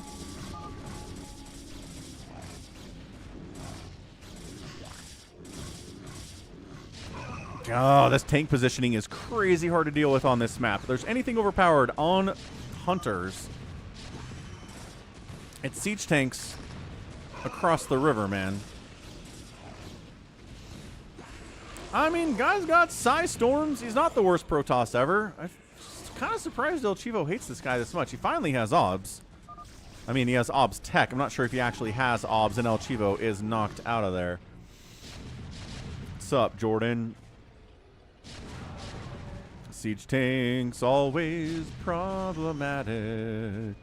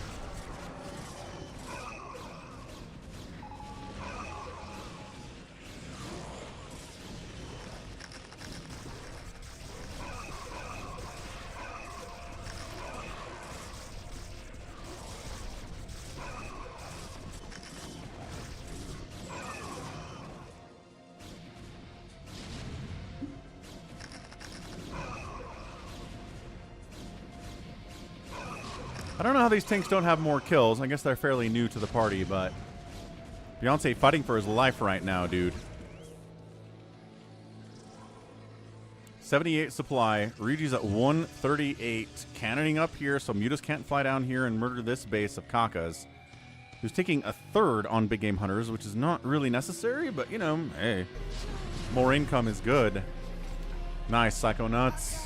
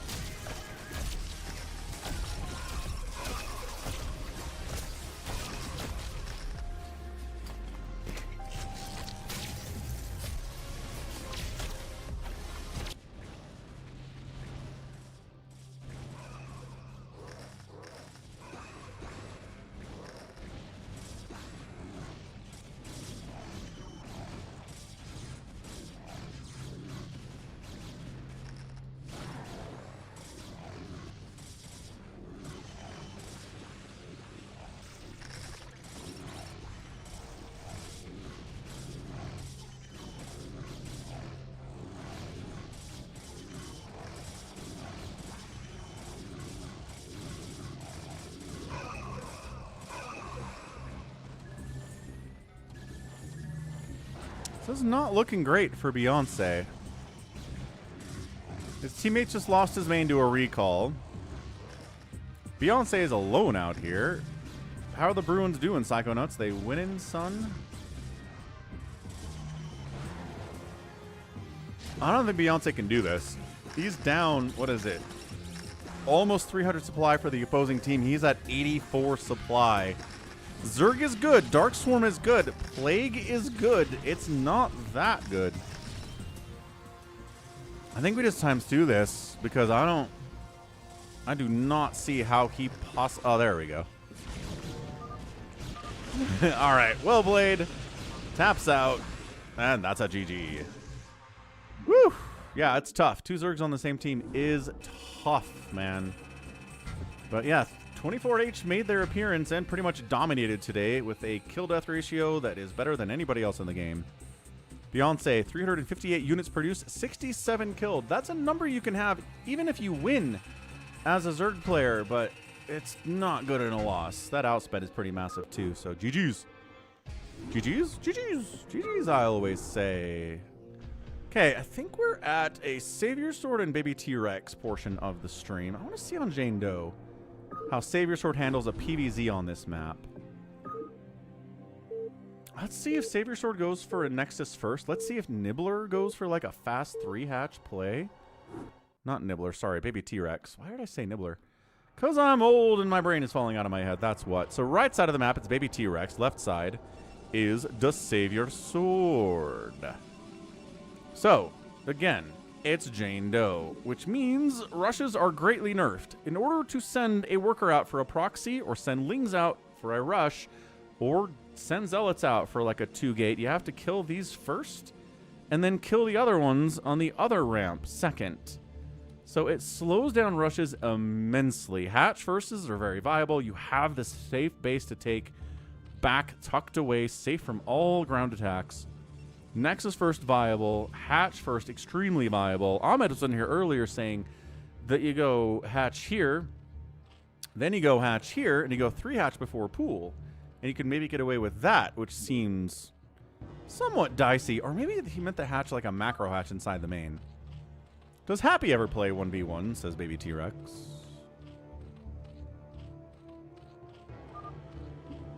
No, says SaviorSword, not really.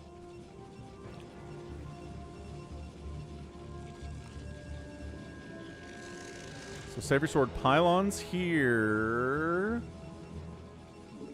Maybe T-Rex. Oh, he thought of... Oh, he wanted to hatch first here. Baby T-Rex, you have... Does he not know this map, SaviorSword? Does he not know he... I don't think he knows he has safe base back there. I don't think he knows. SaviorSword, did you play against somebody who doesn't know the map? Classic max power shenanigans. This is his second time on the map. So he knows about this base back here. He's just not using it for some reason. SaviorSword's like, he doesn't have a hatch back there? What?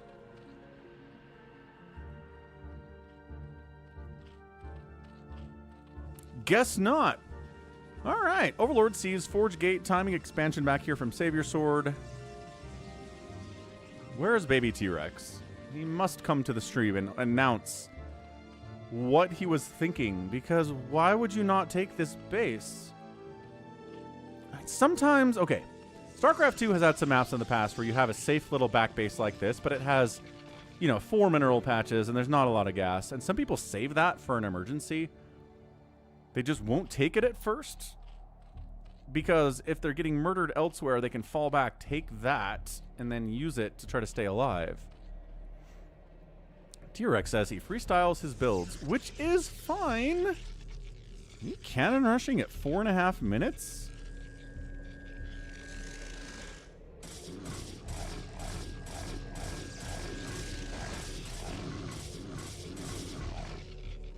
We're cannon rushing at 4.5 minutes. Okay. Looks like it's gonna work too, actually. Although there's Hydra tech, there's no Hydras on the way, so this cannon gets free hits forever. Lings are not taking that down.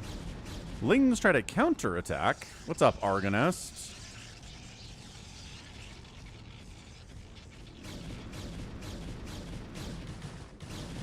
Can he get in there to save the hatch? No. Nope. Hatch down, million lings made, economy hurt as a result. Lings can't do anything about this situation. Yeah, way too many Zerglings. He doesn't know. He doesn't know about the back base, SaviorSword. There's no reason for him to take this base. and not take the back base. Holy cow. All right. Well, what a disadvantage to play on John Doe and not know about the back base. He's getting a lair. He's getting double lair for excitement purposes. Corsairs out. Can we deal with Corsairs? We have some Hydralisks. It's fine. We're good. Yeah, plenty good. Oh, he took it. He took the back base at 8 minutes. Okay.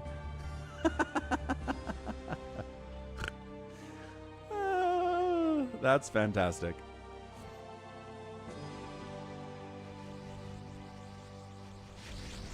I must know. Ooh, lost a Corsair, but lost an Overlord too. Not a good trade for the Protoss. Are you going to bet on it, SaviorSword? Because if you bet on it, it'll ruin the whole thing. Because I'll put one up. All right. Ba-boom. Let's get a prediction rolling.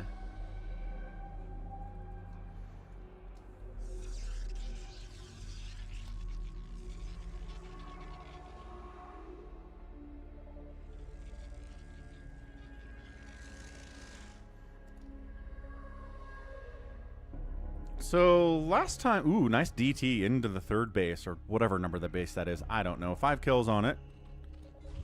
With Sunkens there because the Overlord was out of position because the Corsairs chased him out. Good job by SaviorSword there. We had a really good PvZ on, God, I forget even what the map was a few weeks ago on the stream. BabyTrex won that one.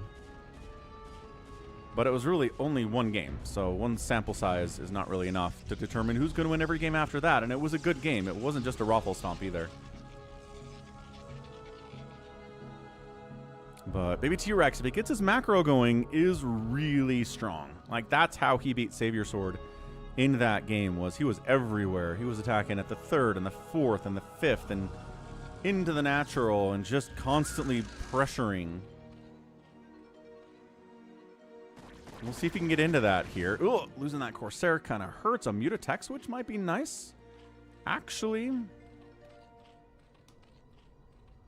I think he's overmaking Sunkens. I am a big fan of Sunkens. You know that. But 3 Sunkens, 4 Sunkens out of base seems a little overkill. Also, never retook this base either. His expansion timings and decisions are very confusing.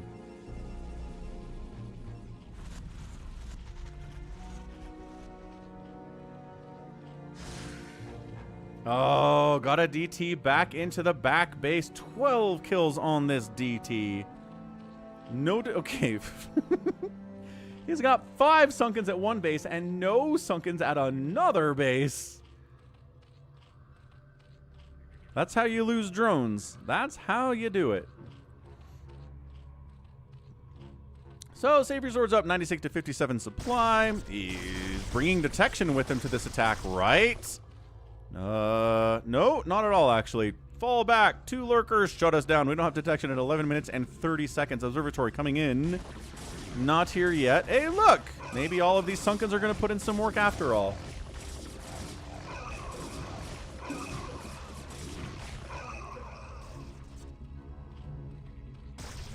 No, trying to storm up on those lurkers, but getting up there is tough to do with that high ground and not being in vision.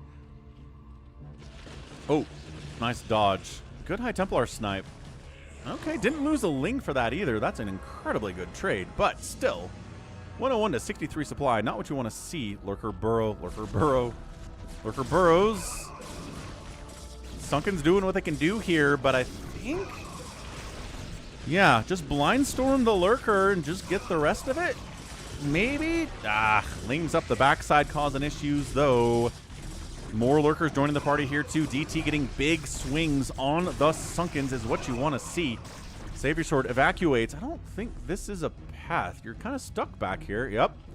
Can't run back there unless you take down the stacked temples or get through the minerals, which this group can't do very quickly.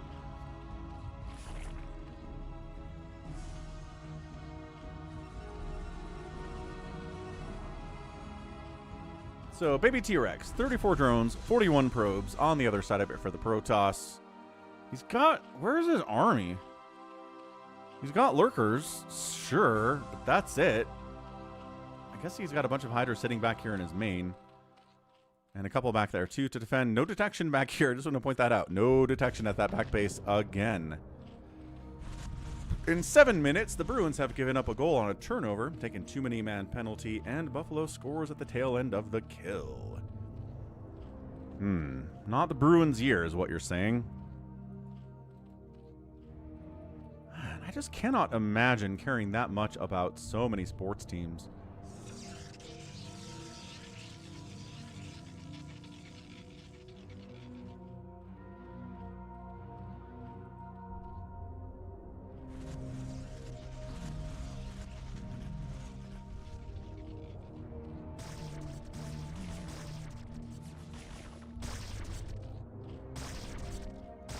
Yeah, that hurts, Psycho Nuts. You know Bill Simmons' levels of losing column he wrote back in like 2005. The level where you really need the win and the team just doesn't even compete. That's a bad one.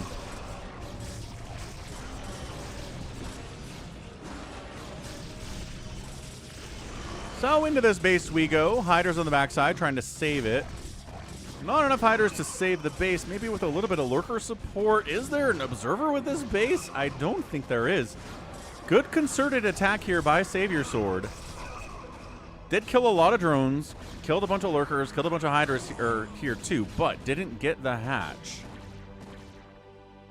I was actually thinking about this, Psychonauts. So the teams that I care about, I feel like...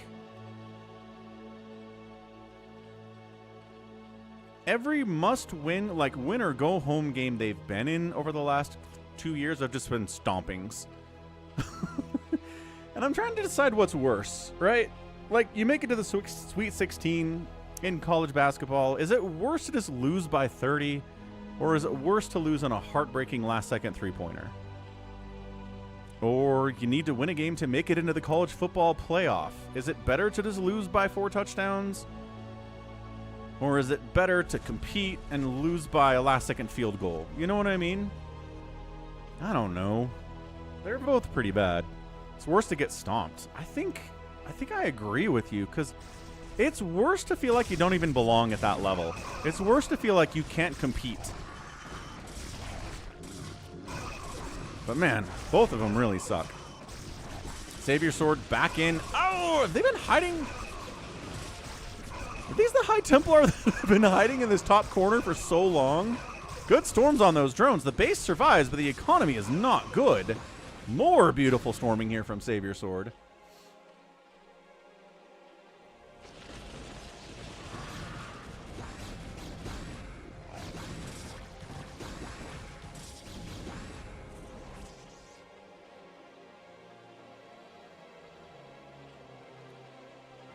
Maybe T-Rex does not know this map.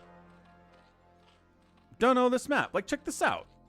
This High Templar was here, killed some stuff, walked over this way, stayed there for 4 minutes, then came back in, killed more stuff, and then walked back here again. Where do you think they're coming from, baby T-Rex? Richard also agrees a close loss is better than getting blown out. Fair enough. I guess I just think in the moment, if you're getting blown out, you kind of just get numb to it. Whereas if you lose on a last-second shot, last-second play, you're there, right? You're amped, you're hopeful, you're feeling it. You're like, yeah. You're not numb at all. You're feeling everything. And then, then the chop comes in. Then your head gets chopped off. And that's gotta suck. I mean, I know it sucks. That does suck.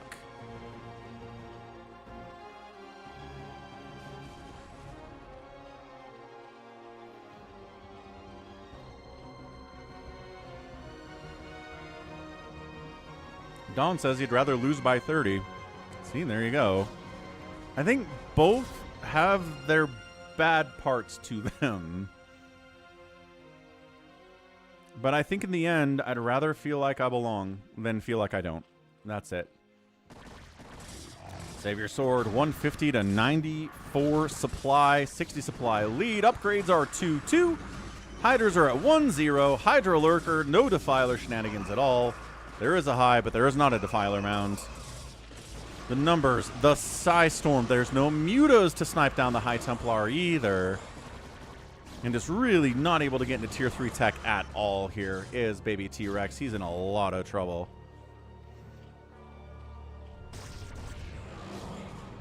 Sakura says it's over just because it's 145 to 81 supply. And you know what? It might very well be. It just needs more tier 3 stuff at this stage of the game in 19 minutes. SaviorSword expanding behind it, getting a 4th base of his own. 3-2 Archon getting some work done there, but cleaning it out. BabyTrex once again kind of barely stays alive. Loses another base. Only 38 drones. He's got Hive Tech, but what is Hive Tech about this? I don't think he's got +3 on anything. I don't think he's got Adrenal. I don't think he's got a Defiler Mound anywhere. I don't think he has an Ultralisk Cavern or a Greater Spire. Nothing about this is tier 3. And SaviorSword is not letting him get any room at all. What's up, Jericho? Yeah, the way the game opened, though, I know you might not have seen the beginning of the game. The way it opened really set BabyTrex back a lot.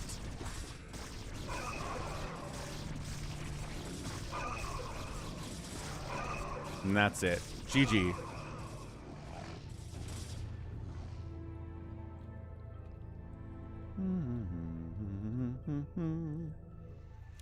Okay, SaviorSword gets the win. Again, BabyTrex, unfamiliar with the map. It's hard. It's hard to beat somebody who's in the same vicinity of your skill level and not know the map you're playing on when they certainly do. All right, SaviorSword with the outspend. That tells us the whole story. Let's try it again. It is Wander. It's not his first time. I mean, okay. I didn't say it was his first time. I just said he didn't know the map.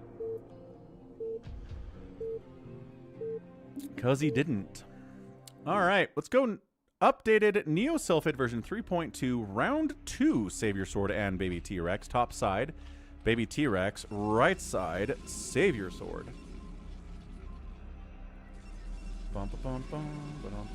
Rematch.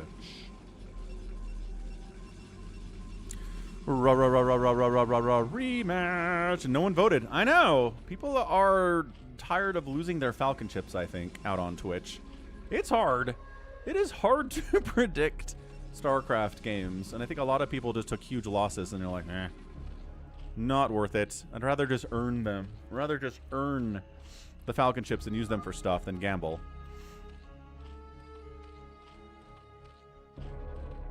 I thought the last replay was 2 games ago. What do you mean, Jericho?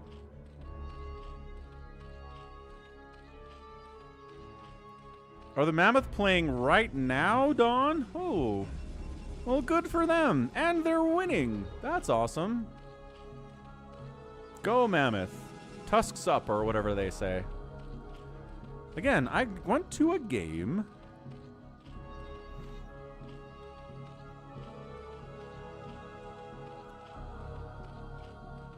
I Shall Return says the system is broken. It's not paying out. Is that true, people? SaviorSword gonna play it safe, right? Not gonna Nexus. Sees the hatch first. Couldn't block the hatch, even though the probe was here. Actually, I should have seen that. Did you try to block the hatch and just missed, or did you not try? I kind of feel like SaviorSword likes to try to block the hatch. It's a good play.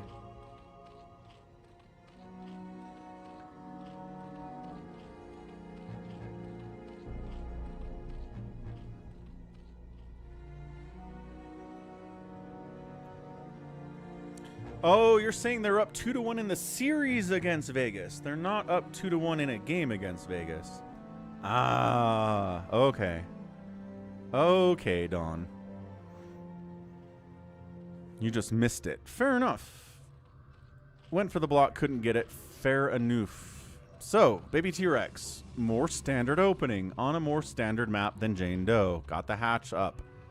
Getting the extractor pool. Got the zealot pressure ready to go from SaviorSword. Not bothering to make a zealot, actually. Okay.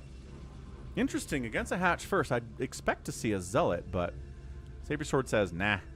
Let's get a faster expansion out. BabyTrex doesn't know where SaviorSword is, although based on the probe timing, I think it's a little bit faster from this base to this base. But, again, hard to figure that out.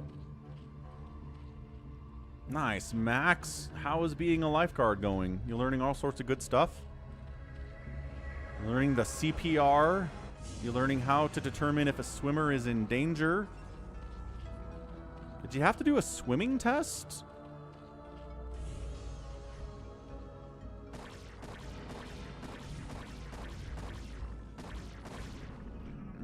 Probe died. Hey, what's up, RJB? Great game. Great Dormy game for this week. That was awesome. Thanks for sending it in.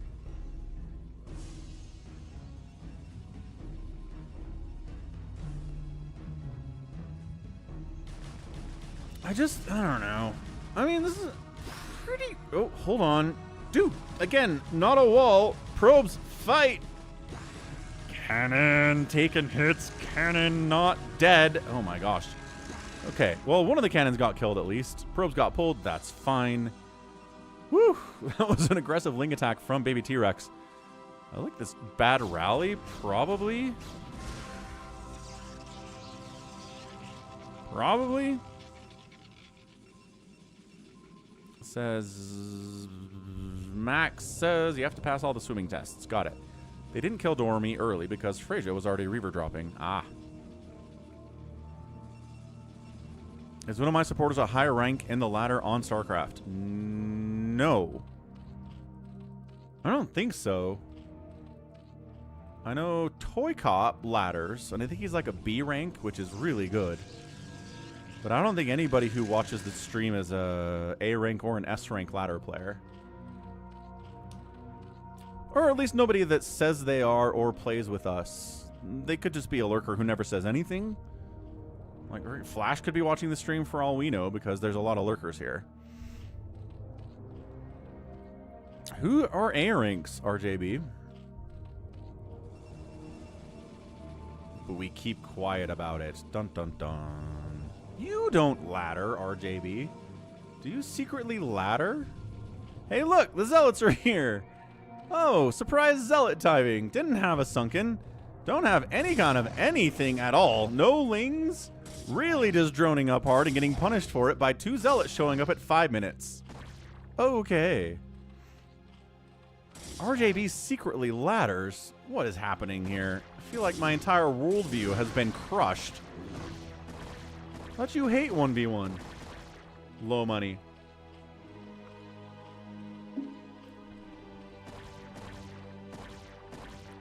RJB is trying to be funny.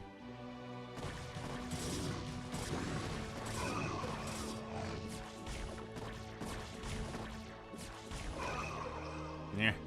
Couple drones died. Lost some mining time here at the second base. Third base is running fine. Cleared that okay.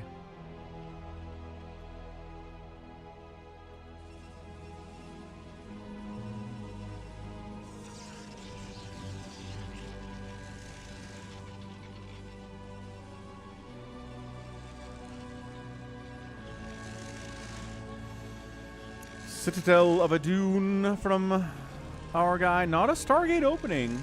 Interesting. He did go Stargate last game, and he does go Stargate in 1v1 more than he does in team games. Just because Stargate against Zerg is always good, whereas Stargate in a team game might not be as good against everything you have to deal with. Ah, Max makes a good point. What's up, Alex Hang? RJB likes to get stuck in 1v1s and free-for-alls. He does.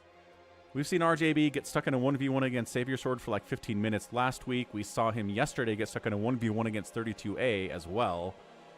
Like, it's less of a free-for-all experience for RJB most of the time and more of a 1v1 extravaganza.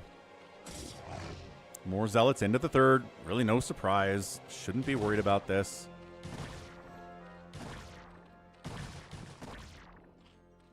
Savior screwed me over in that 1v1 versus 32A. Yeah, I saw your comments about Savior taking your third base. Again, cramped map. Not a lot of places to get thirds, actually. And the expansion in the bottom right couldn't be expanded to, actually, until Savior fixed it for us.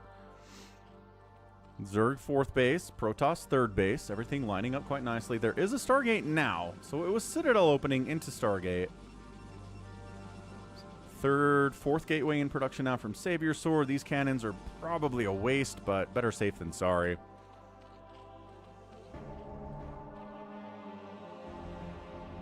You skipped Stargate, but then you made it eventually. And yeah, BabyTrex doesn't go Mutalisk. Ooh, getting a cancel. Getting a kill would be super sick too for BabyTrex. Ah, and he sniped your Overlord with Corsairs, right.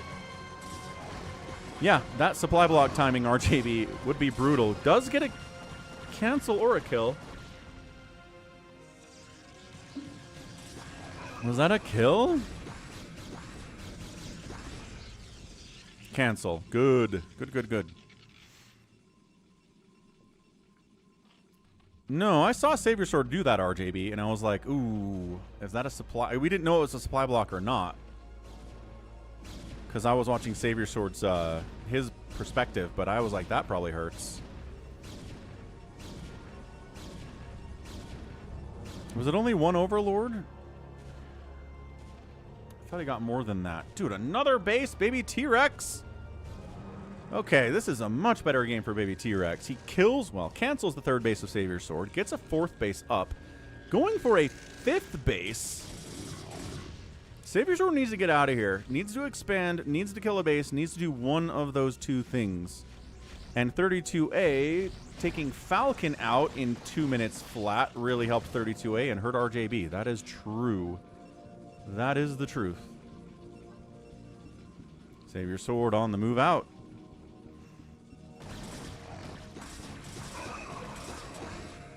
There you go. Got the speed lots, got the +1. Traditional stuff here. No upgrades on anything for the Zerg yet. Working on a Carapace upgrade.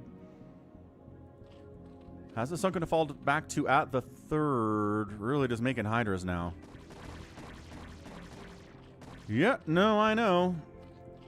It's like, hey, Falcon's in here. Don't kill him. And 32A's like, I'm going to 2-port Wraith him. Cool, 32A. Nice. Just cold-blooded, that 32A. Just cold-blooded.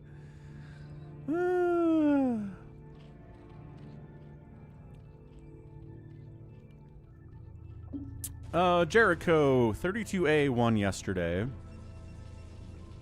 The free-for-all. And then, I don't think we got a Phantom win yesterday. I'm trying to remember. We had a couple.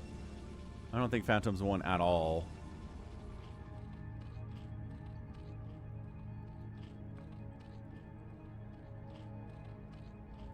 Missed out on probe cycles, says SaviorSword. Not helping, especially when you don't have a third base.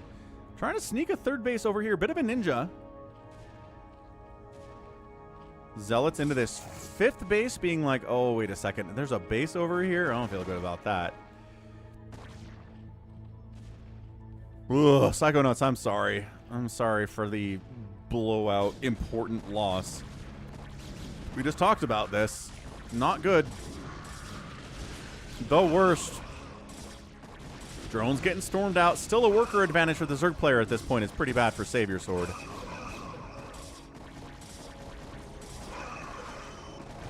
Yeah, Celtics game tonight should be a lot of fun too.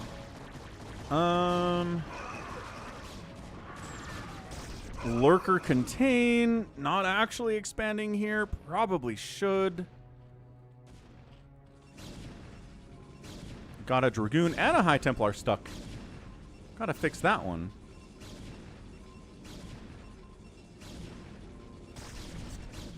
That autocorrect is very funny. SaviorSword.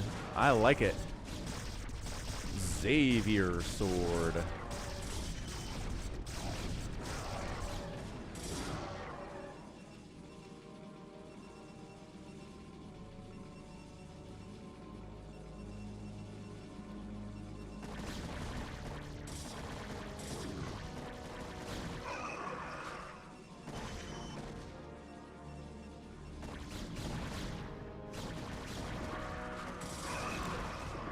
Hydra bust attempt. High Templar do exist. We've seen the storms earlier. We know what we've got here. Yeah, I think the key moment in the game was losing the third.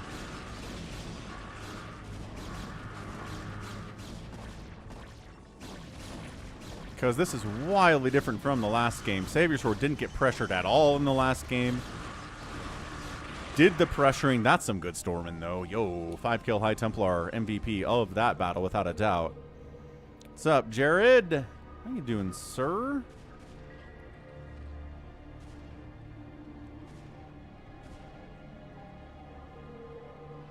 You thought Zerg would win the last game, too, Jericho.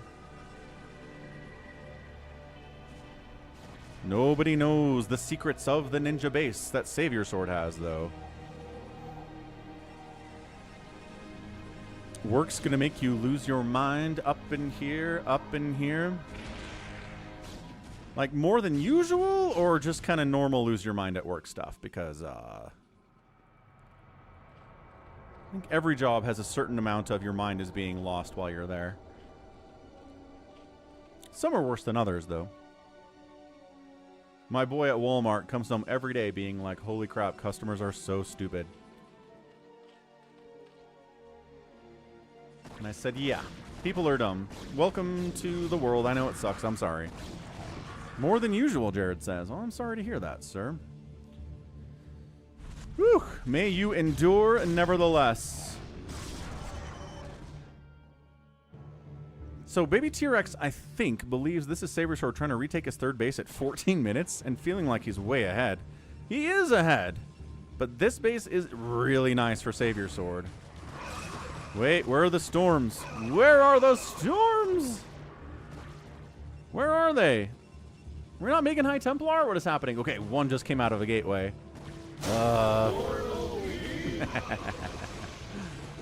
Storm is OP. Archons on top of the lurkers, and there's detection here. Snipe the obs. Snipe the obs. Not sniping the obs. Okay, fair enough. BabyTrex thinks he has this in hand. He's on 5 bases. He thinks SaviorSword's on 2 bases. That is a win position 99% of the time.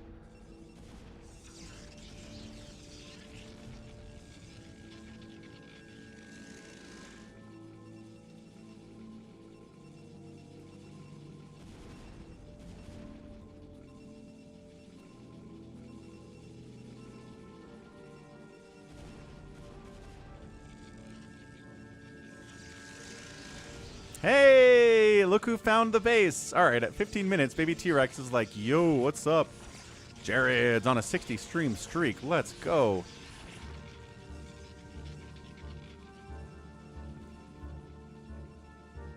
Oh, getting over here would be game winning, but don't let this get walled off, sir.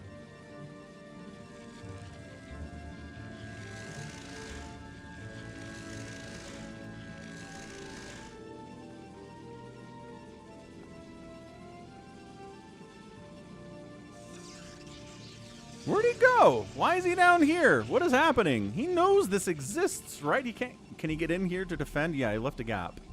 He can get in here to defend. Everything depends on this base living for SaviorSword right now.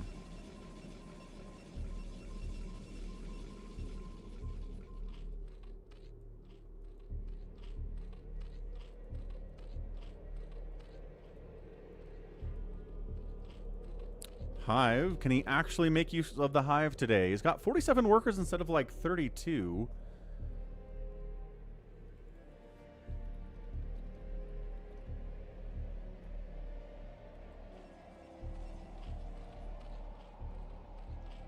Sounds good, Jared. Sounds great, Jared. All right. So, trying to simultaneously attack the third base and the fourth base, SaviorSword. Does he have any detection with him? Yes. Does he have any splash damage with him? Also, yes. At least one side of that. This base is in trouble. And this base is in trouble. And BabyTrex is dropping on the sword. Oh, this could get interesting. This hatch is going to die. This hatch is going to die. The drones are dying at an alarming rate. It was 40 plus a minute ago, and now it's 35. But Savior's main base and all of his techs in a lot of trouble. Storm, get in there, storm the things. I'm not sure yet, Jared. I'll figure it out tonight. And High Templar trying to get in here and storm all of it. Pretty good storm dodge. It's okay. It's another really nice storm attack. 3 kills on that High Templar. I feel like there should be more. This guy has 0? Man, Zealot's more effective than the Storms there. But look, base down, into the natural base we go. Are we base racing?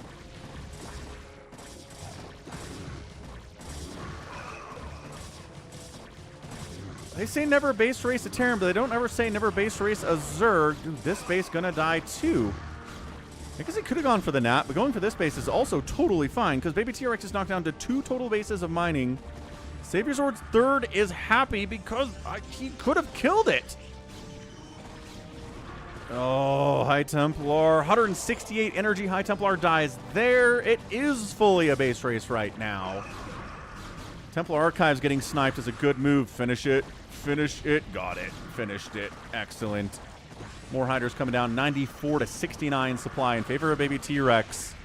BabyTrex is still going to have income. SaviorSword will still have a base of income at that right side, but his tech's in a lot of trouble. He did lose the Templar Archives. He's still getting upgrades.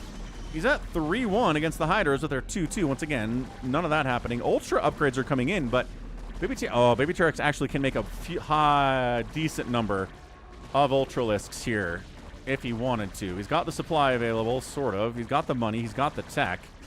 He's not making anything. He's just microing here.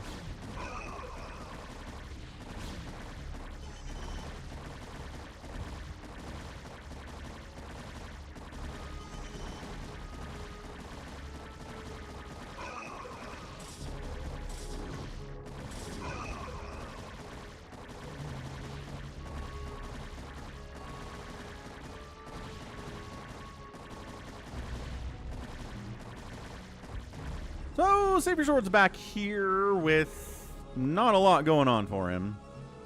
Yeah, he did go double Ultra Den. 1 here and 1 here. Good for him. He's making 8 Ultras. There we go. All right, 8 Ultralisks. Should be able to put the hammer on this thing. It's 116 to 39 supply.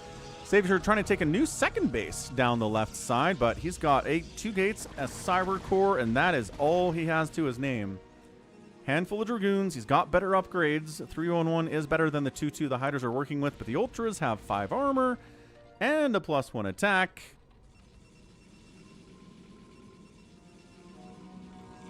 In hindsight, I should have gotten my 4th base and attacked the natural. Yeah, I think expanding here earlier and attacking into the natural, getting into the main, instead of going for this base, was probably the better move. But it's chaotic. It's stressful to play StarCraft. It's hard to make all your best decisions in that situation, right?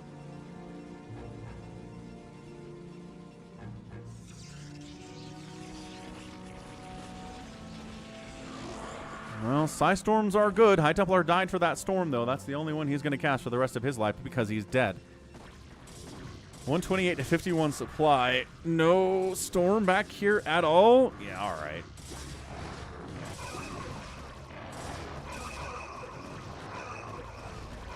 Good old space cows doing space cow things.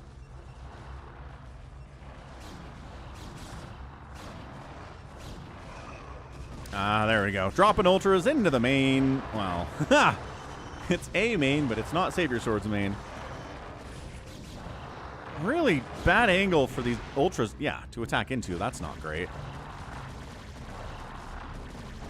But I think as long as this base is dead, SaviorSword is finito. Is beyond dead. He says, good Doom drop. GG. It was a nice drop in the main base. BabyTrex says, very close. GG. And BabyTrex pulls off the win in Game 2 of the Twofer between these 2 players. So SaviorSword wins 1.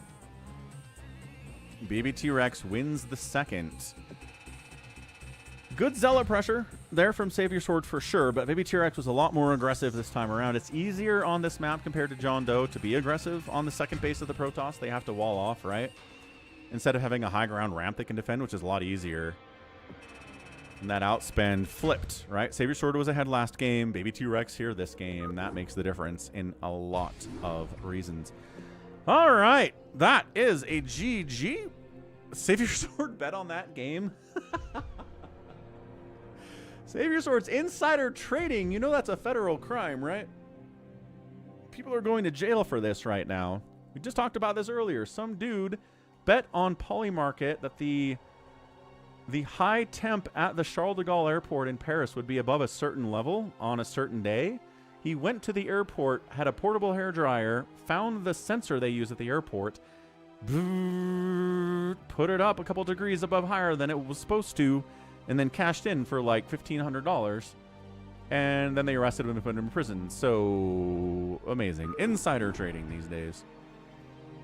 I did SaviorSword, but I figured maybe you would understand the principle of the matter. All right, we're going to do a max replay against the Cardiox, maybe? Let's do that one. I think that's maybe our fairest play. On Attitude, Max Power Extravaganza. One game on Attitude, which is a new map in the ladder pool and an ASL 21. So bottom right, Max playing black, so he's harder to see on the map. Top left, a Cardiox playing his orange because he likes orange.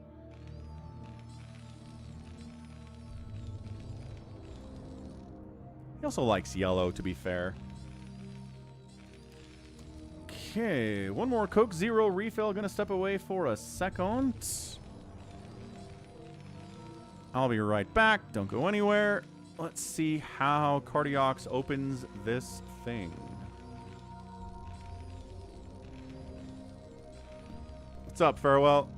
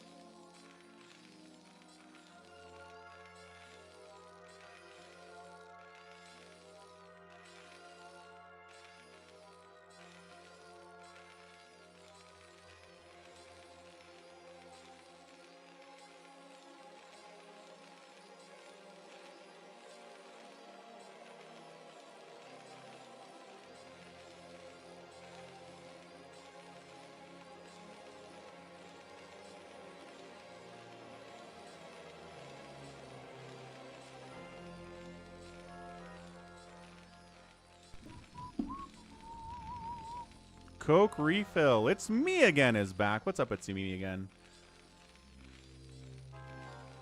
Got that cherry Coke Zero lifestyle. All right. What's Max doing? Gate, Forge, Cybercore, no expand.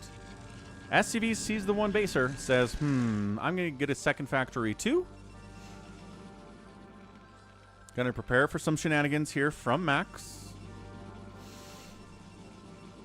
I know, right, Sun Tzu Lander? Ugh, I should be getting paid by Coke for as much as I talk about them. Not that they need it. Not that they need my advertising. They're doing just fine. Cannon coming up for no reason either. Where are we at? 22 to 24 total supply.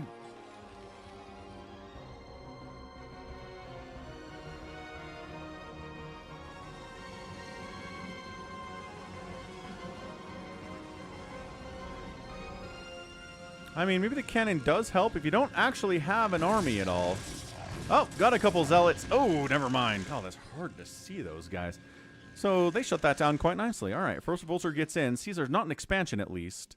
And says, should I expand? Sure, what the heck. Get an expansion going here. Spider Mine's coming in. It is Dragoons off of 3 gates and 1 base from Max. He's not doing the thing where he goes 1 base and then hides a bunch of gates somewhere else. It's just all in his main here.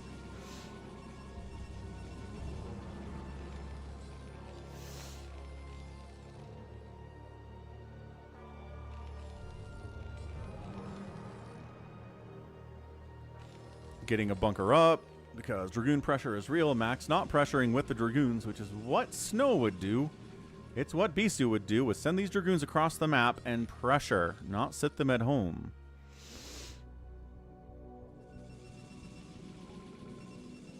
Especially if you're getting the range upgrade like this. So Max not exactly, you know, paying attention to what his favorite players are doing in PvT. That's fine.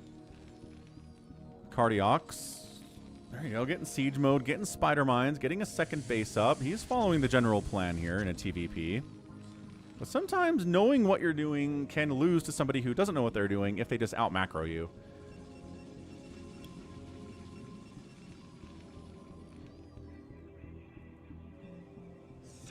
Looks like he's trying to take this base.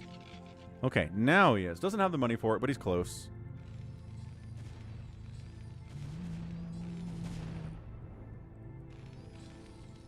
Siege tank, siege mode should be done by the time these Dragoons show up, but it's a hefty number of 3 gate Dragoon pressure into an expansion. No, not expanding, just making more Dragoons. Okay, this is dicey, actually. Siege tanks are good. Spider Mine's good, too. Not bringing detection with him is Max.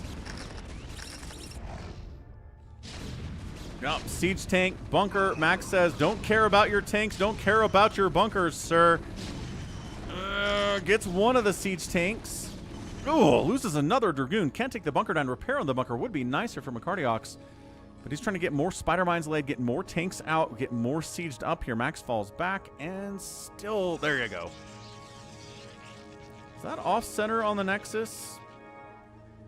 Feels like it could go over a little bit. Yeah, I think it is. Max is a little bit off center with the second base. That's fine. Holy cow, this is so hard to see on the minimap. And that's why he chooses it. Yeah, it is off center.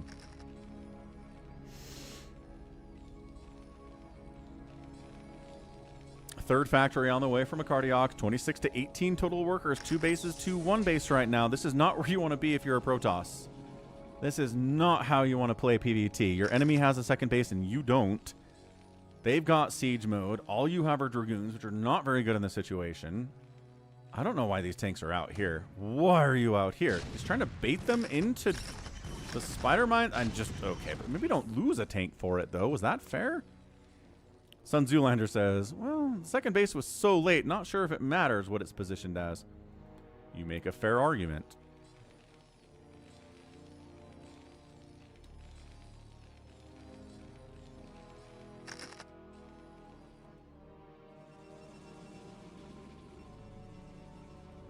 Awaken, my child, and embrace the glory that is your birthright. Know that I am the Overmind, the eternal will. What's up, Ronjist? Happy Sunday, man. Welcome back.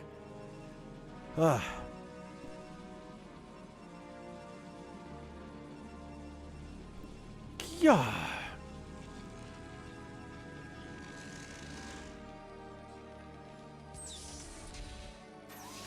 thanks, Ronjist. More spider mines, more falling back Max, trying to get his economy going. Spider mines and vultures out, trying to contain him a little bit. 3 gates.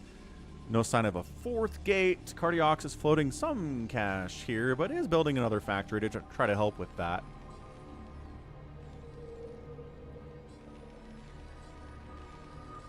Yeah, I think probably you just want your tank sieged up at this point, yeah? Thank you, Sun Zoolander, and thank you, Richard. Says, Psychonaut suggests dropships, dropping tanks into Max's base. That would probably do fairly well. Another factory coming in. 62 to 58 total supply.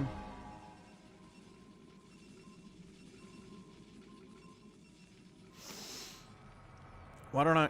Chris, because look, that's red versus blue.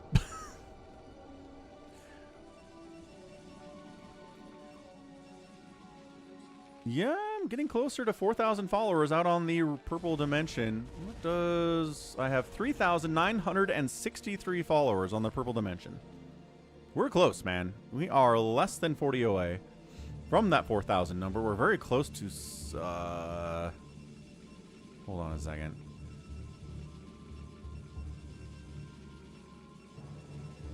Where are we on YouTube these days? 69,969. So we're close to 70,000 subscribers on YouTube. We are close to 4,000 followers on Twitch, but not quite there yet for either of them.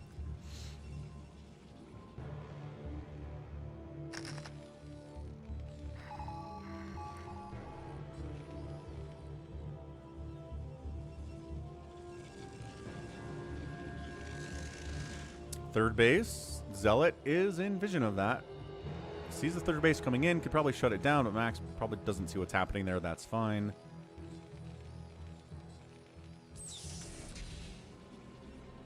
All right, we're going to ×2 this thing because eventually there's going to be an attack, but until then, I'm not sure what we're caring about.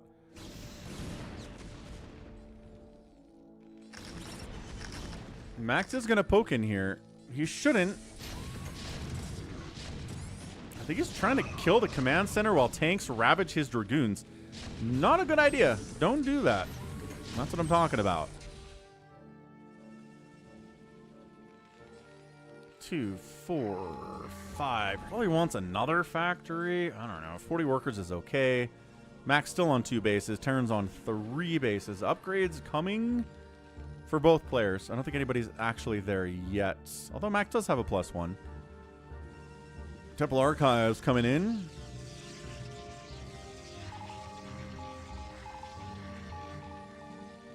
I would say Max goes for carriers, but he doesn't have a 3rd gas yet, and he can't really do that.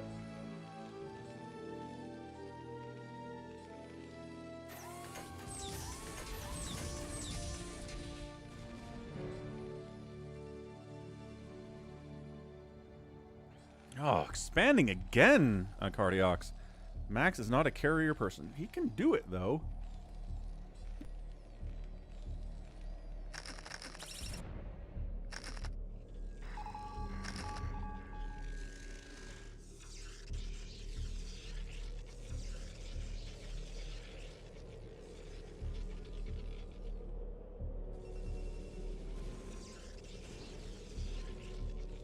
Yeah, I know he loves his dragoons, but man, in PvT, carriers are kind of unstoppable at professional PvT, but at this level of PvT, carriers just win. It's a lot of zealots. Look at this bouncy dragoon. Not quite happy where he is. Can't do anything about it.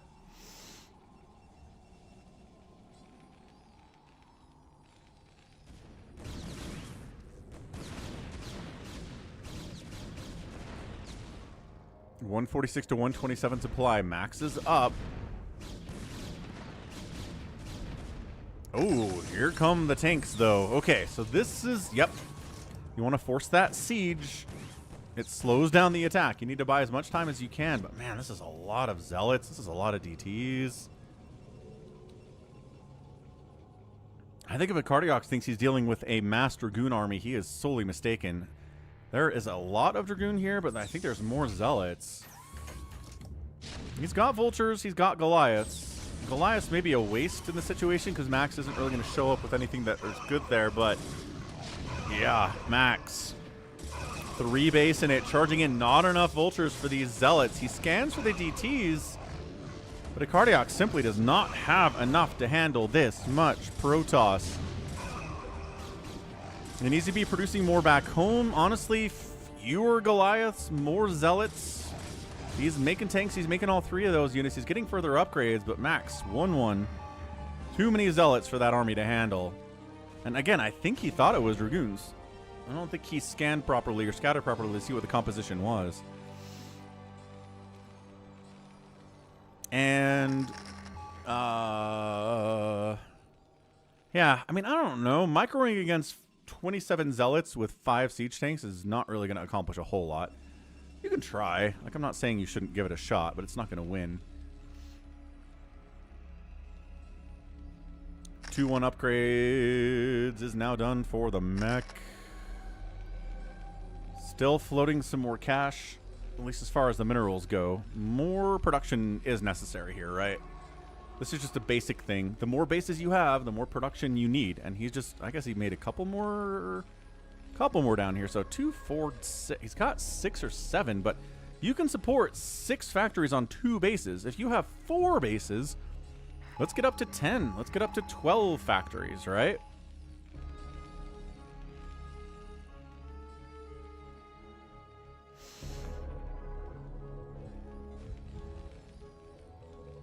He's working on his +3 attack. Max is working on his upgrades too.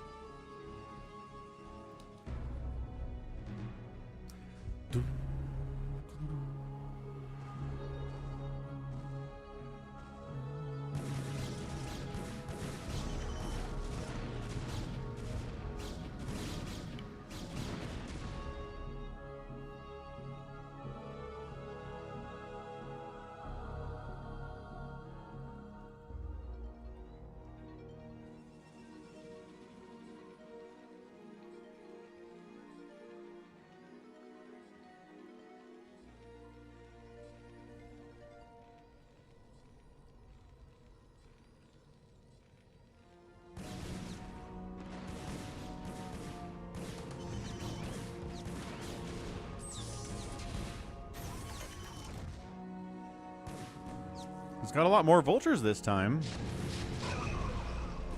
I don't know, Sun Zoolander. Can you put tanks here? SaviorSword might know, but I don't think you can. Dude, a Cardiox is out expanding Max into the ground. And Max comes in again, scanning. More Vultures coming in. That's really big. Vultures on the left side need to be engaged, or the Zealots on the right side are going to win everything here. The Vultures, there you go. Get in there. Don't attack the Dragoons. Zealots, yes. Nah, Zealots DT's making it happen here. Tank's gonna get wiped out. 115 to 104 supply. A Cardiox, a little bit gas starved, has a lot of minerals, but not gonna help that much. What's up, 4 Prime? Sword says you can't put tanks up here. Bummer. Max isn't anywhere else, right? Nope. He's on 3 total bases. Cardiox is at 58 SCVs. Although this base is in a lot of trouble because literally nothing at all is defending it.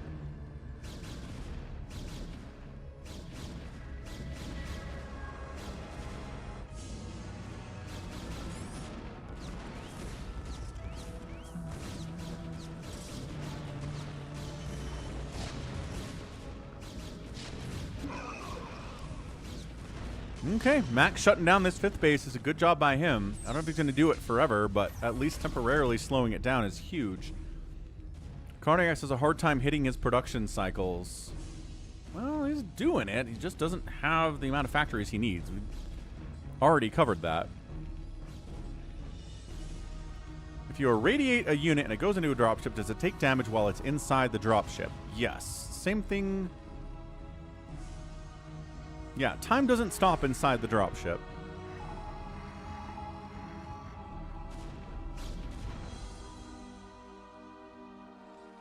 Back to ×2 we go.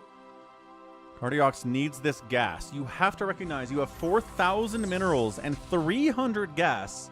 And that your priority here is gas. Cardiox, do it, man. Get a geyser. Get a refinery. Come on. One refinery. You can do it. Yes. Okay, he knows. He knows what's up. He can check his worker count and his resource count and everything else. It's fine. It's good. Now he needs to saturate it. Come on. Saturate that gas. Saturate that gas. Saturated the gas. Let's go, Cardiox. Crushing it. That's what we're here for. Now he's going to be able to max out and re-max out. As needed. Let's see. Max. Let's expand it over here. That's true, 4 Prime. He could have so many spider mines everywhere on the map, and it would really make Max annoyed. Makes everybody annoyed.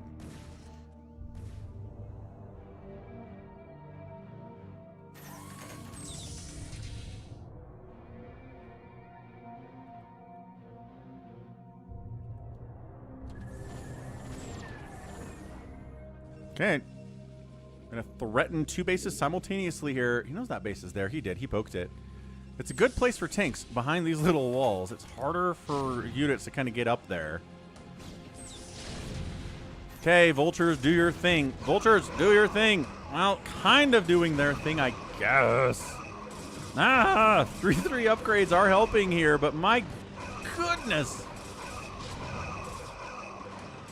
The Zealot DT count is just something else right now. Cardiox just needs to make like 57 vultures.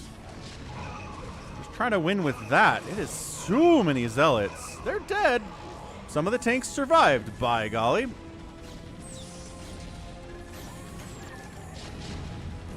Yeah, there we go. Getting in there big time. Probes dying. 39 to 67 workers. The Cardiox is up. Cardiox is sieging this base. He could probably siege this one too.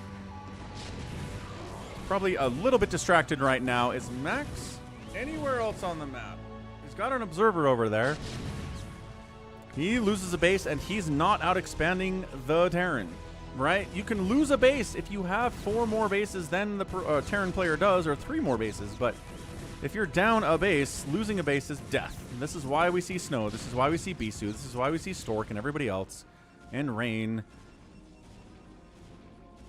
Getting out there, expanding a whole lot. Max's expanding timings need to be a lot better if he's going to be playing PvT.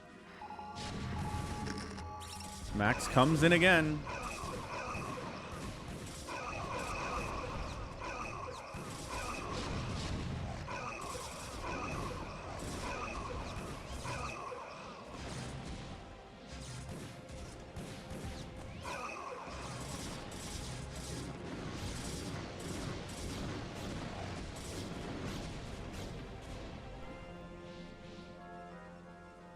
So he shuts it down, but again, Cardiox has the ability to remax here.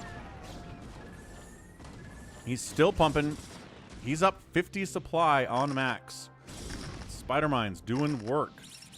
There you go, taking out High Templar. So cheap. Such a cheap way to get rid of a high gas unit. There's always good trades. Reinforcements coming in at Cardiox.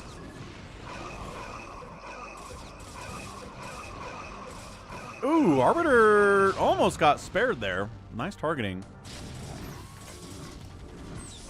Max is trying to retake this base, but not really going anywhere else. And the Cardiox is taking yet another command center for his own. So, yeah, this game is over. Terran takes a while to kill people sometimes. But in a pro game, the Protoss would have left by now. They would have recognized they're dead. They would know that they're dead, but Max is going to be stubborn about it. If he was Terran, he'd be lifting his bases, lifting his buildings right about now.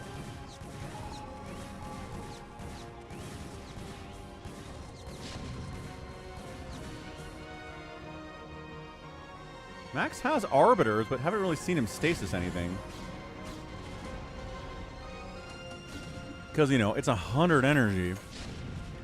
Yeah, you're right. A Cardiox is missing some science vessels, isn't he? He's got science facility, but it's a very quiet starport. Max counterattacking up to the north here. But he's down 60 to 200 supply. And that's a GG. All right. So Cardiox gets the win. Didn't we have a game on Blitz Y where Max went for that weird proxy 5-gate thing and totally caught a Cardiox off guard and killed him with it? And now in a straight-up game where Cardiox is not tricked by anything, he wins pretty handily. So nicely done to Cardiox. /I build Nexuses. Great games. All right. Is that it for replays? I think it might be. We miss anything. We did the Beyonce stuff. We did Bigwan stuff. We did Nibbler stuff. We did Doromi stuff. Yeah, let's do it. Let's head over to US West BattleNet. Get some live games going. See who wants to play some live stuff on a Sunday. 4Prime says he's on the way. G22's here. Salvador Espadada is here. Not sure who that is. Welcome, Starboy. Oh, unless that's RJB. He said he was going to create an account that is SaviorSword's name, but translated into a different language. So I think that's RJB. Salvador Espada. Espada is maybe sword, and then Salvador is savior in Espanol. Yes! RJB says I'm right. Let's go. All right. Cool. I think we can probably start us off with a Phantom today. Phantom happy. Bigwan says FME. We'll start us off a little bit slower than FME. We'll get there, though.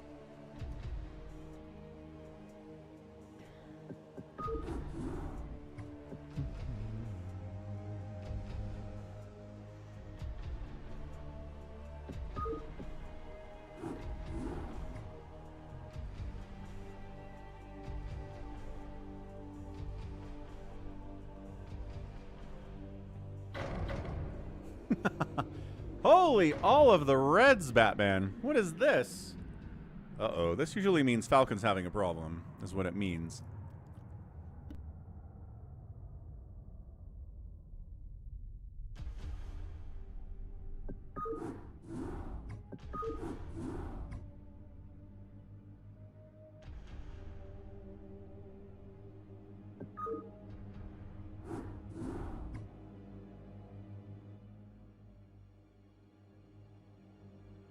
Happy said it was because of the turn rate. So we're going to mess up the turn rate. Everybody's still red and yellow, though. Should I do 14 or 16? Where was I before? I don't even know what I was at before, because I haven't changed it in years. This is still bad.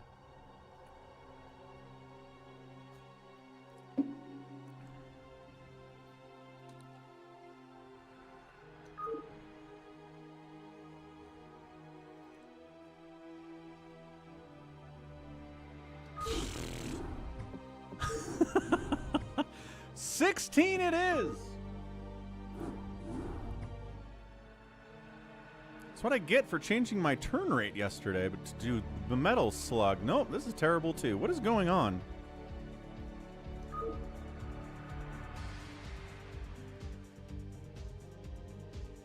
Happy keeps gasping.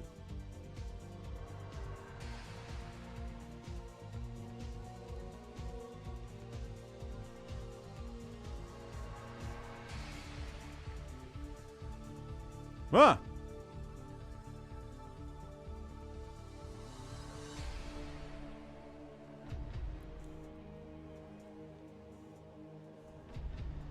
That was weird. I guess it works now for some reason.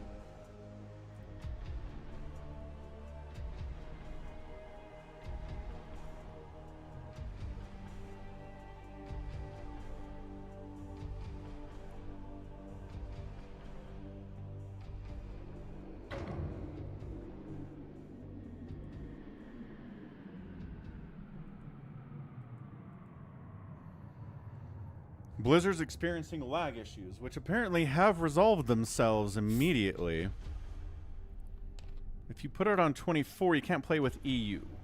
You have to have extra high latency on, says Bigwan. We're playing with EU.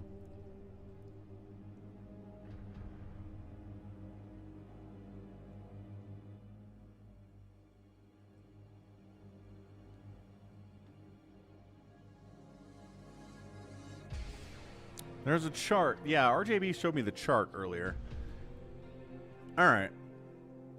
So let's go Blanc.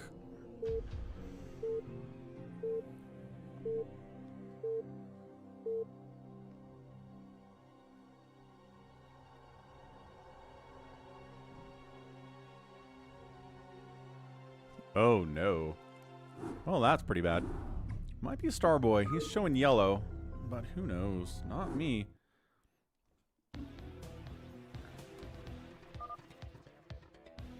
Definite lag.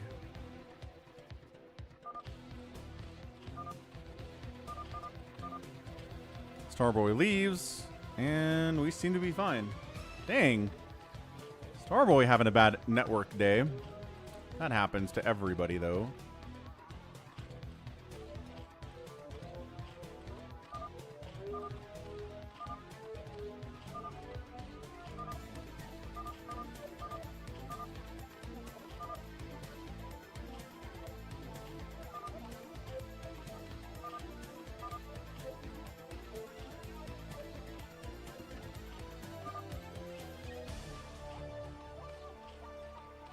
Starboy says, it was like this last time, too. Dun, dun, dun.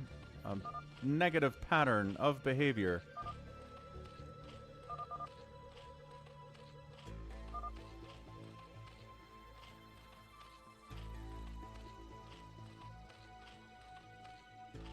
Happy Phantom, round 1 on reaction. Top left is Bigwan, 12 o'clock. Happy. Top right, SaviorSword. Right side, 4 Prime. Bottom right is Mutabomb, 6 o'clock.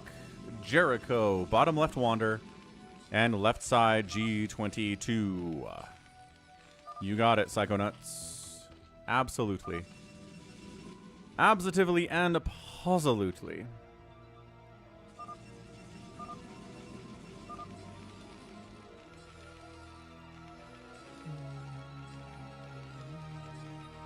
Check out falconpaladin.plays. Dot plays? That's not a thing. There's no dot plays.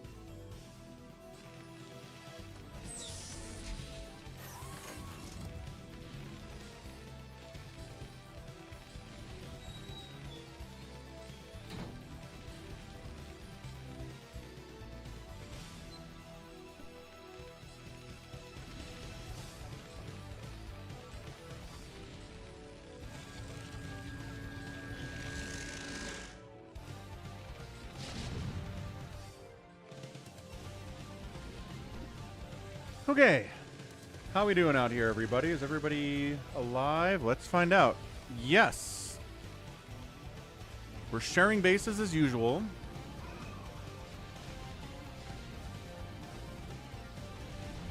Someone... Ah, there we go. SaviorSword and G22 are fighting, which is to be expected.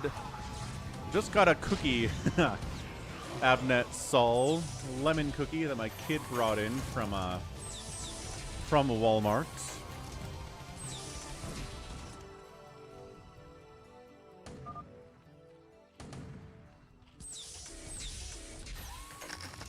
Savior... Ah, they traded. Okay. Wander and SaviorSword traded naturals. That's fun.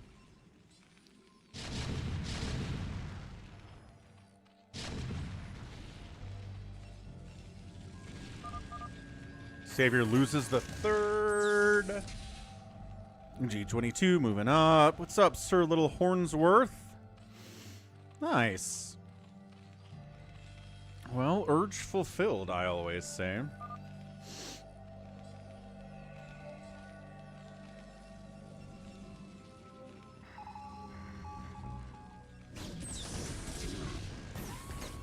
Yeah, just tanks. Nope.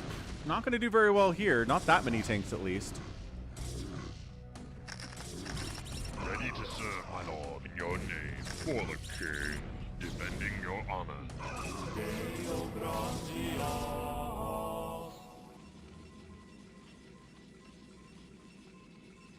was going to say, probably time to fall back, but... killing another tank is not a bad thing. You're just running into spider mines is the problem.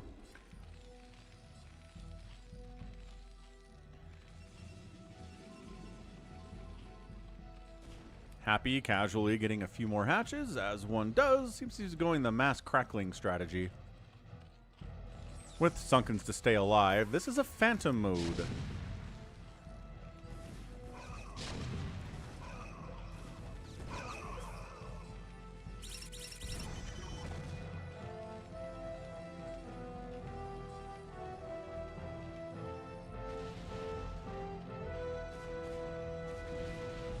Bigwan's getting pretty big. SaviorSword pushing into G22, not going to go well for him. Kind of like...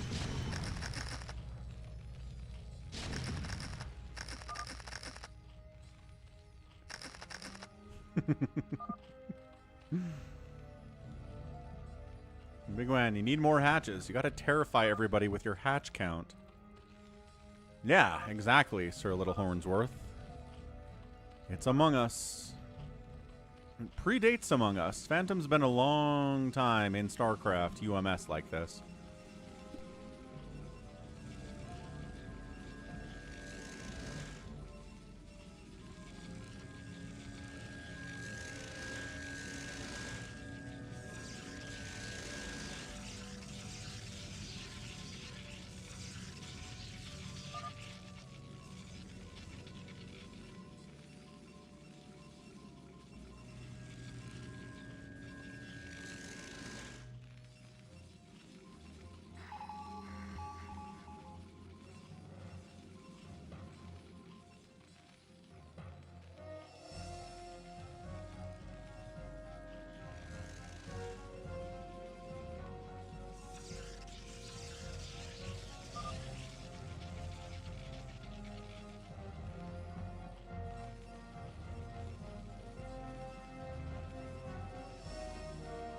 There is no shame in defeat, so long as the spirit is unconquered. Right you are, Phoenix. Right you are.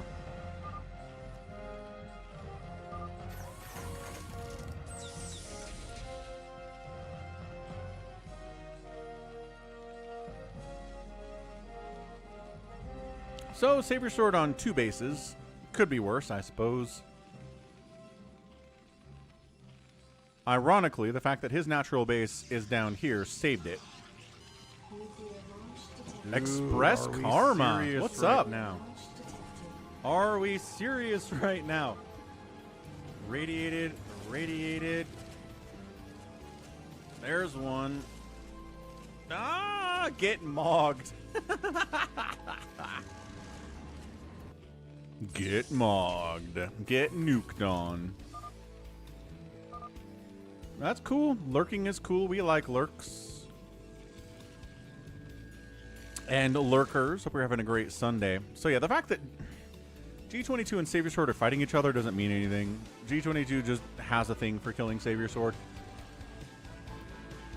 Savior knows it. Savior was ready for it. Savior kind of holding middle. A lot of overlords are drifting into G22's base, though. Not sure if he's happy about it. Happy is spreading overlords across the map. Has nothing but lings, probably cracklings. A lot more macro hatches coming in, too. Some spores for anti-air as well. Is he a survivor? What is Happy doing? He says paladin. No, Wander says paladin. Happy says, income.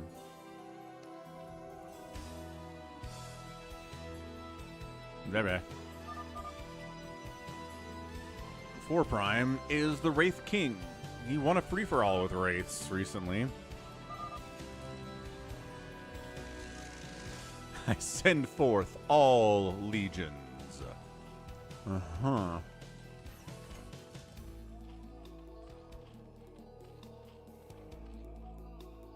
So whatever Happy's doing, it doesn't take a lot of gas. The only gas he has spent, I think, are probably upgrades. Queen's Nest, Lair, Hive. That's it for gas. Well, now he's making a lot of Lairs, so that's a bunch of gas, too.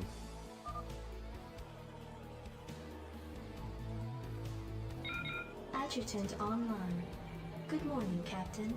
John MC. And we're holding a stationary position near the borders of Dominion space. Thanks for subscribing. No! Bigwan decides he's going after G22 because he thinks he's a phantom? Because he thinks he's a pirate? Maybe. He did make it that accusation. Oh, right. And there's a list of additional roles that this version of Phantom has. In case you were wondering about that.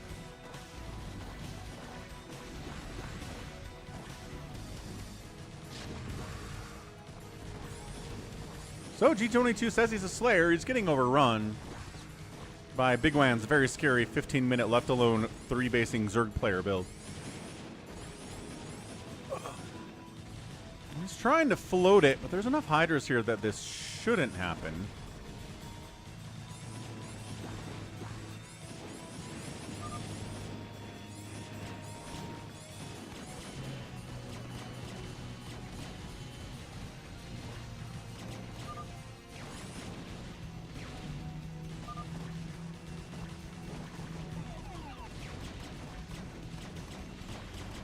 Yeah, he's not getting out. So, eliminated, and... Oh, G22 was a Phantom. What? I don't think anybody accused him of being Phantom. That's hilarious. Yeah, I thought he was a pirate, says Bigwan. Even SaviorSword's like, I don't think he's a Phantom. Ah, crap. There's an Amnesiac. If there's an Amnesiac, they're a Phantom now at 16 minutes. Which, could be a problem for everybody else. Beware the Amnesiac. So at this point, there could be one Phantom because the Phantom died. The one Phantom died. Amnesiac took the role. There's still one Phantom. There could be two Phantoms because there were two Phantoms at the start. One Phantom died. Amnesiac took the Phantom role. Two Phantoms. There could be one or two right now.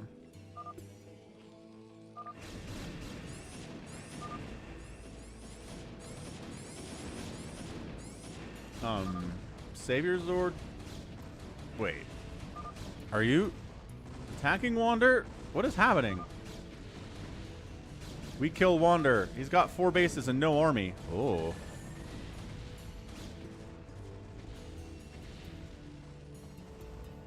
Okay, cool. They're killing Wander because they think he's a pirate. I'm not sure about this one.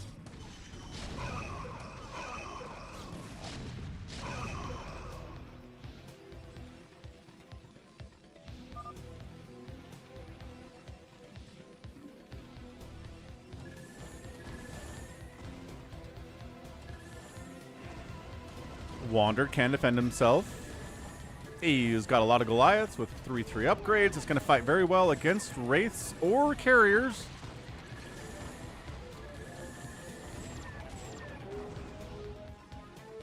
I think he's ignoring 4 Prime for now. And just going to go after SaviorSword. Who's got pretty good carrier micro.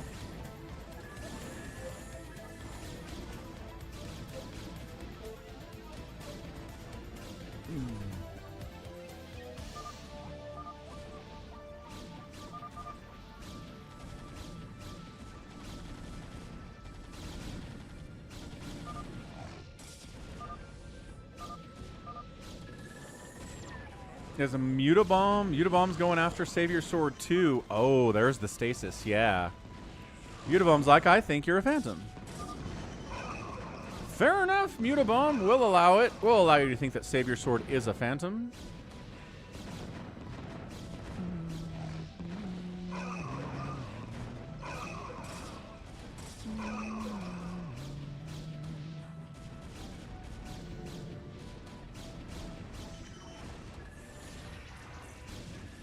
And he's out of there.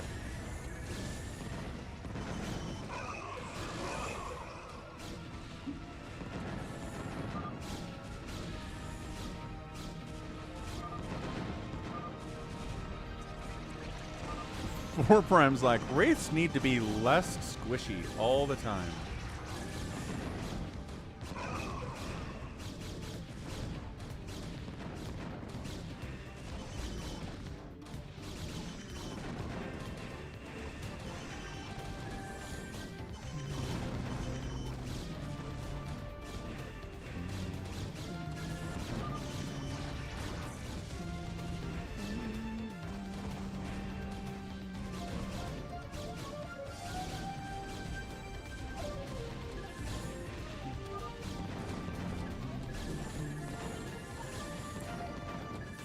Jericho says he's a survivor, but he's bored as being a survivor. Reasonable.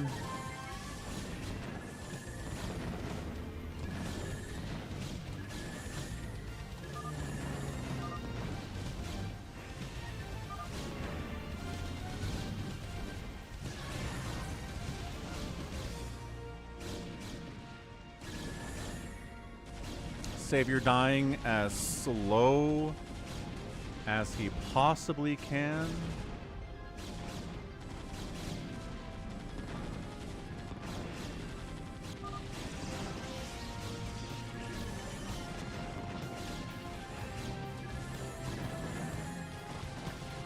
So we're gonna try to take down Wander. Bigwan is anyway. Recarrying down. Okay, Chaos abounds. Going after Mutabomb. Jericho going Chaos. Bigwan going Chaos. Could it be Jericho and Bigwan who are the Phantoms? That would be a problem for everybody else on the map. Wait, what is this? Wander's killing... Wait. Is Wander killing Happy too?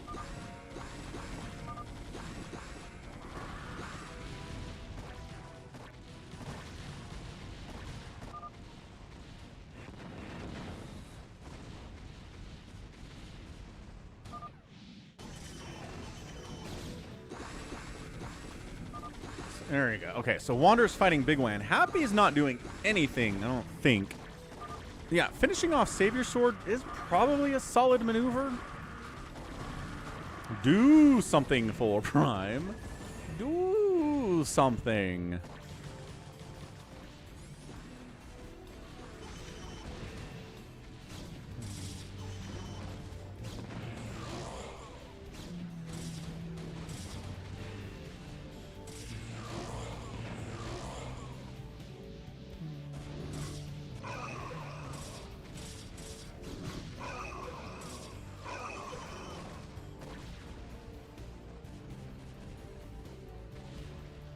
So Bigwan wins that. Wander still thinks it's SaviorSword. Even after Bigwan murdered him in cold blood.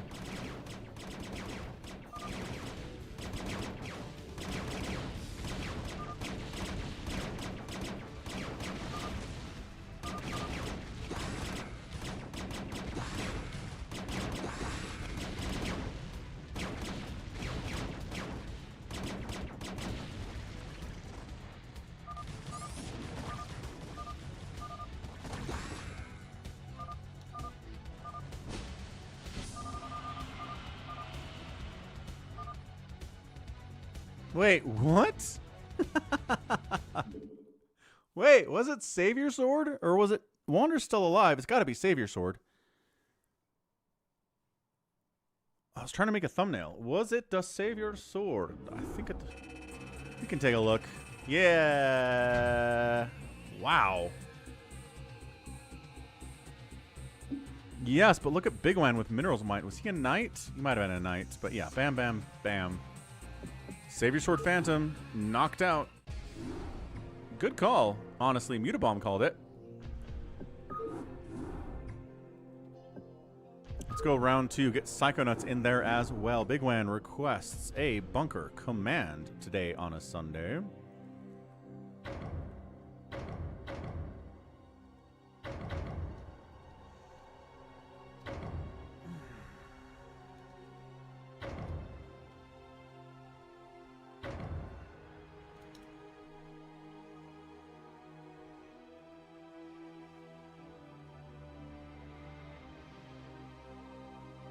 Happy said he was a knight. That explains all the minerals he was spending. So G22, Detroit, Psychonauts, Wander, Ahmed, or Toma, one of the barcode players, Mutabomb, Happy, and SaviorSword. Toma. He said Toma. Good enough. Okay, round 2. Let's see if the Phantom can maybe survive a little bit longer. Hey Chris, welcome to the channel. I'm glad you enjoy the content. And the free-for-alls especially. Free-for-alls are very fun. We have them a lot. Wow. Not that many, but still.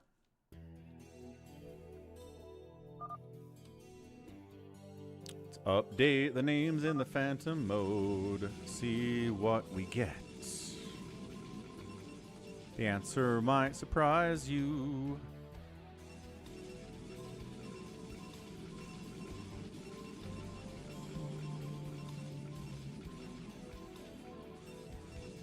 But yeah, Chris, good to see you.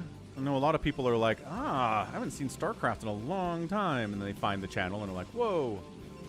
People are still playing StarCraft in 2026? I thought it was gone. Not gone. And not forgotten.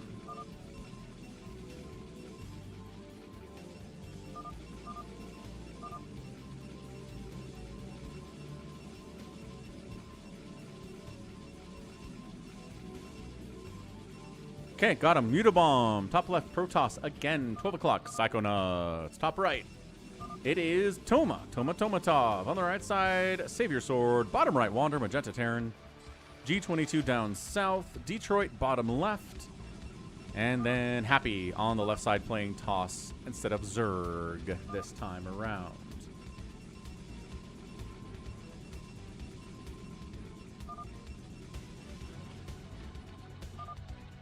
Wander says, it's likely that Savior's Phantom and Savior's a Slayer. Did you know that, statistically? Poor SaviorSword. It's a bad time.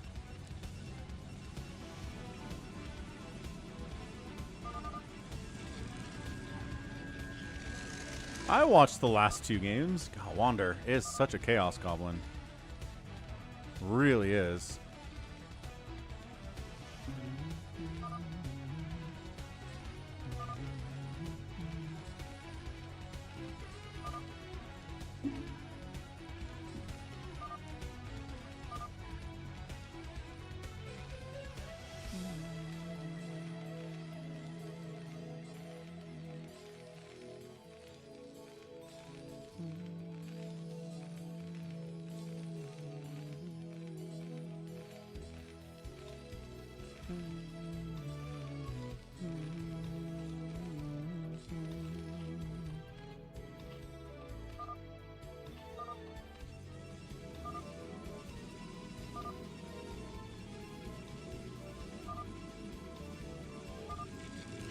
Oh no. Savior's going 2 gate.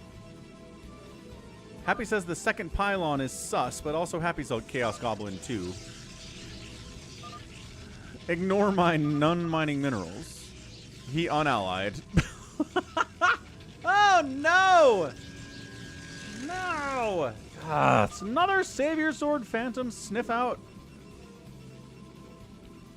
Okay, well, you guys want to watch SaviorSword die again real slow? I guess we could.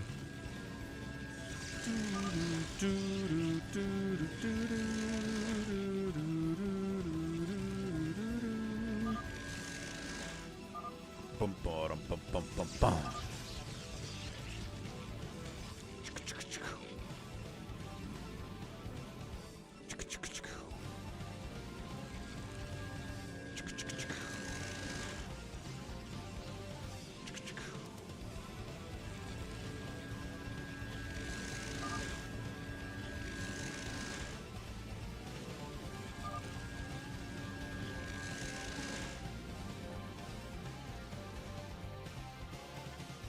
Pyloned in.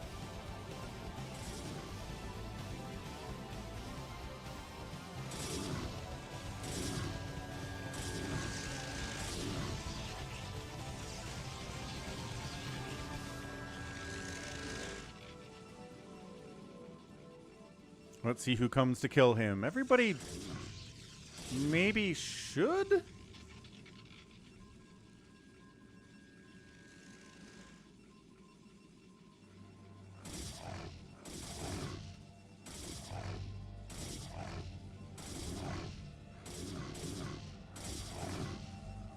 Happy's more here just to take his money, if I had to guess what he's up to. Here comes some links from Psychonauts. He's participating.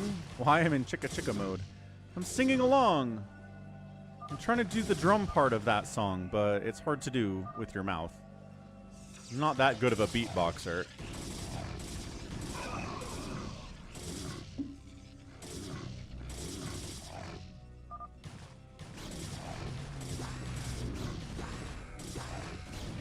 Marines here from Wander as well. G22 gonna help? Yeah, he's bringing some Marines across.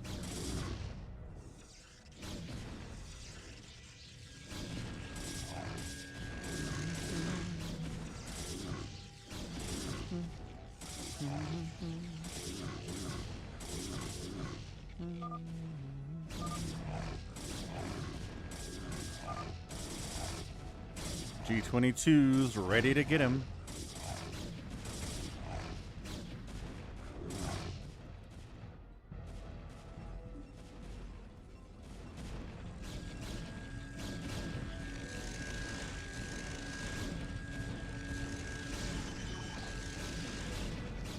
Oh, these are Happy's cannons? I didn't know Happy got cannons in here. Oh, he's so sneaky. He is so sneaky. This hurts a lot. I think that's it. I think he's dead. Phantom income is good, but you still need your actual income to help it. You can't really do that much just with the Phantom income. You gotta have bases as well.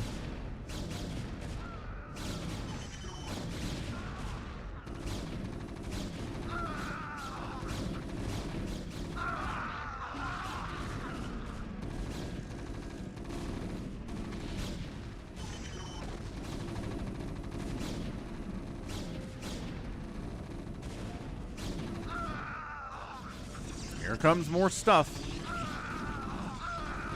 There's going to be one Marine and like 6 medics from Wander, apparently. He's got the one Marine. That's James Rayner and his harem of medic friends.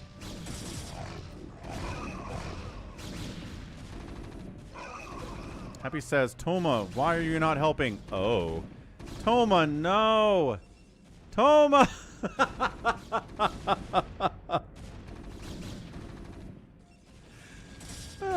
Alright, it's gonna be SaviorSword and Toma against everybody trying to win this thing.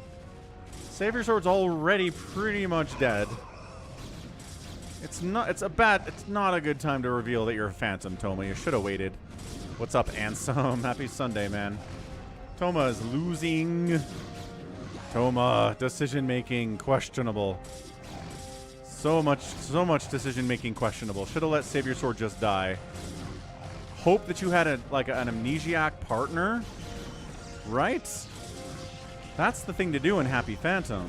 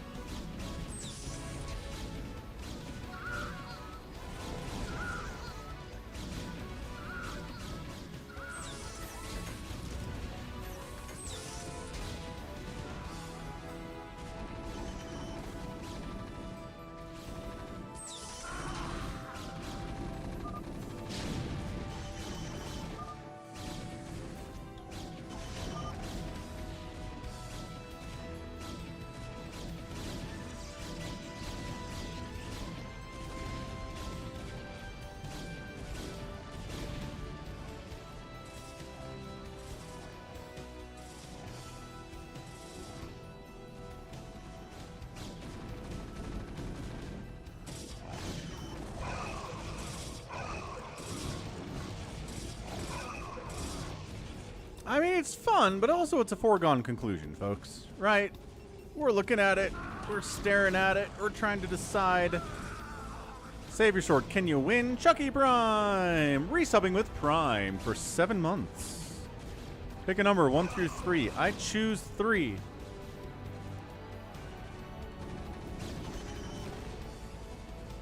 Or pick a number 1 to 3.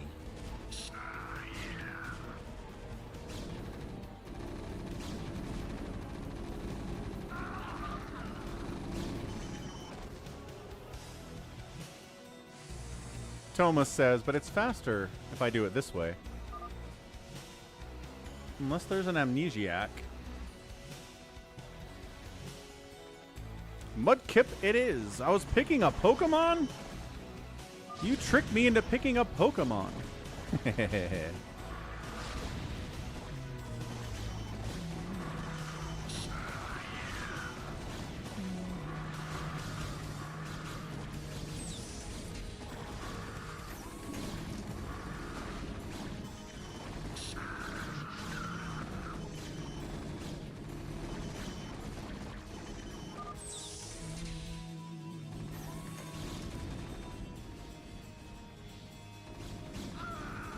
Just an endurance test at this point.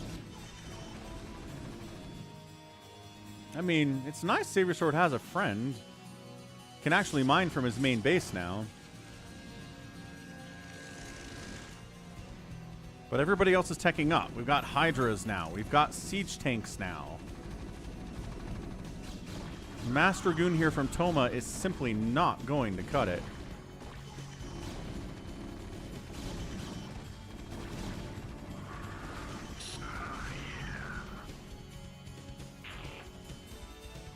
There we go. Fair enough. He's out of there. Now, if there's an amnesiac, there's SaviorSword, and he has a secret friend he doesn't know about.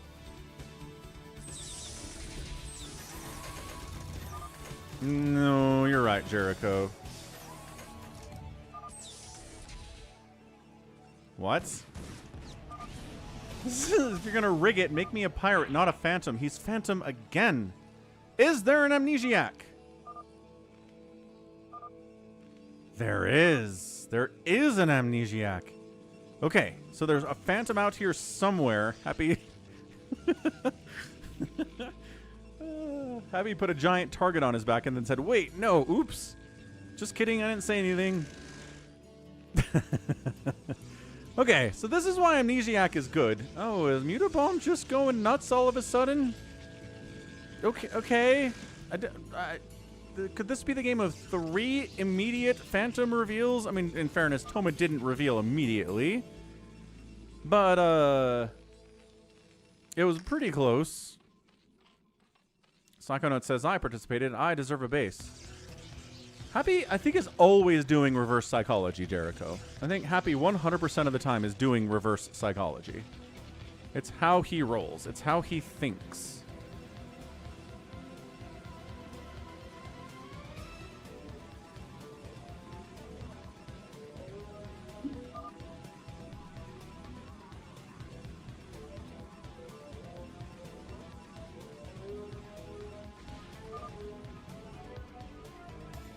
RNG is definitely cursed, SaviorSword. I don't know what to tell you.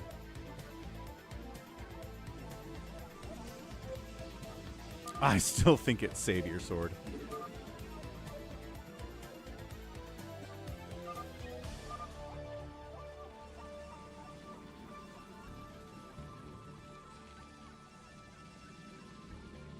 I mean, Mutabomb is on 3 bases, soon to be 4, sharing this with Detroit. Detroit's very quiet.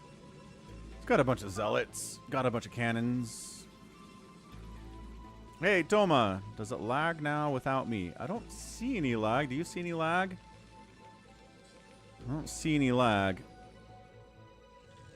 Was it lagging when you were in there? I didn't see a lot of lag when you were in there. Doesn't mean there wasn't any. Just means that I didn't notice because it wasn't that bad. One of the amnesiacs killed the Phantom to become the Phantom. Probably. That probably is what happened.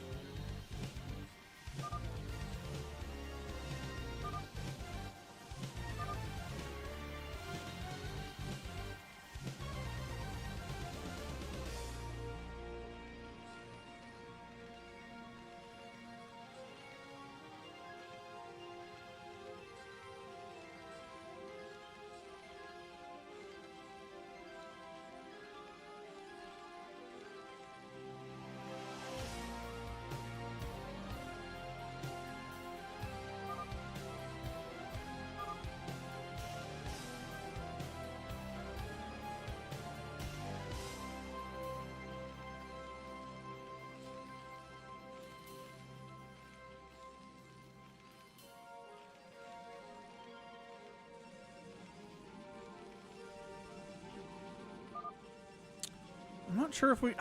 Yes, you can have 2 amnesiacs. We've had that before. 4 total phantoms is possible here, Jericho. It might have lagged because of you, Toma, yeah. Possibly.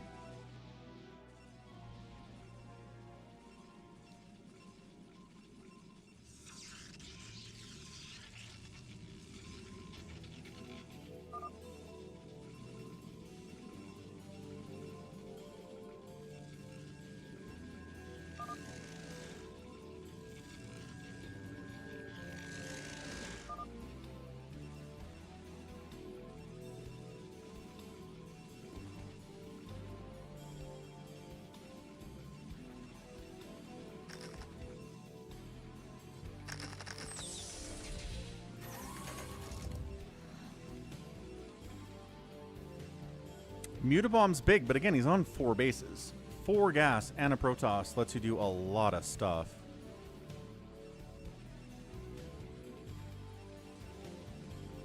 Detroit's pretty ginormous.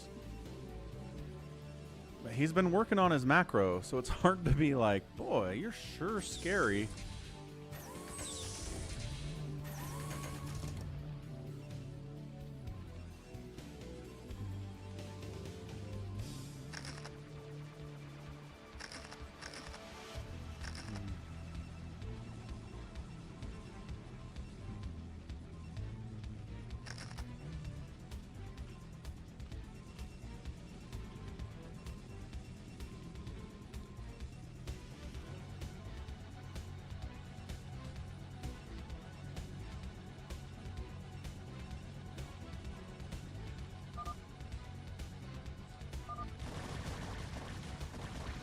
Wait, what is Psychonauts? What is no? Oh, put a pylon inside his base. How will I warp zealots in your base? Use an arbiter. Ha ha. That's warping in. That's definitely warping in. I mean,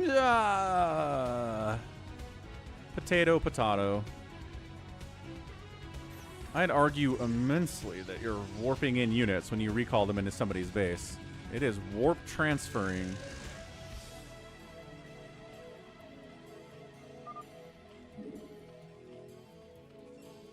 G22 calls out Happy for not having any units. It's a fair point, actually. Would a pirate sack everything to kill a phantom? Killing phantoms kills the pirate. That said, he doesn't have anything. It's a fair point.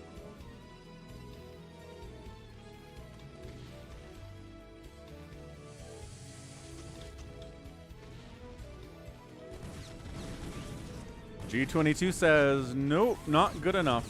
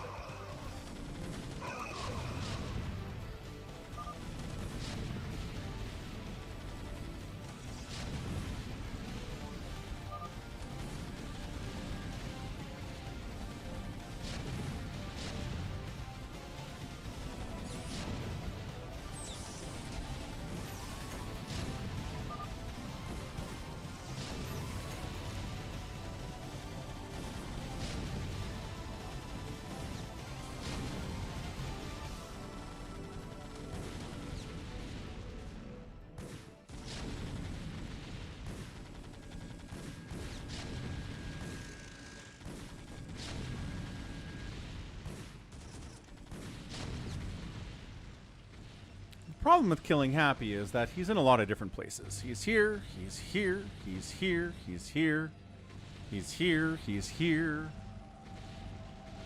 He needs a base in Mutabomb's base if he's going to do this thing, because he is in everybody's base, in everybody's business.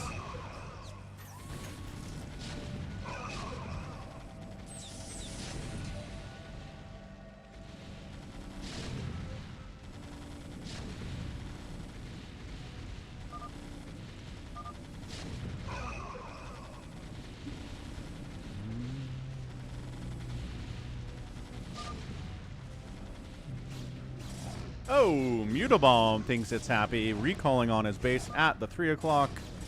Mutabomb's like, I'm not even sure if it's you. I'm just going to kill you because we're sitting around doing nothing. We're at 19 minutes. It's time to make it go faster. Exactly.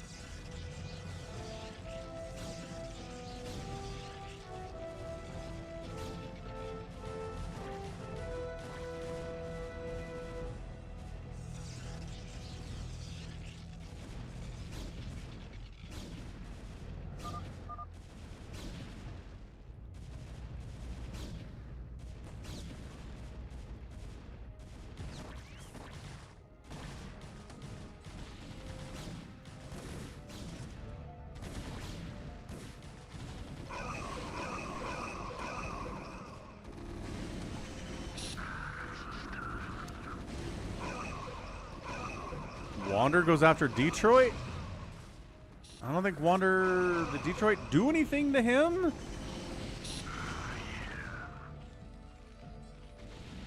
Do they find all of Happy's bases or what?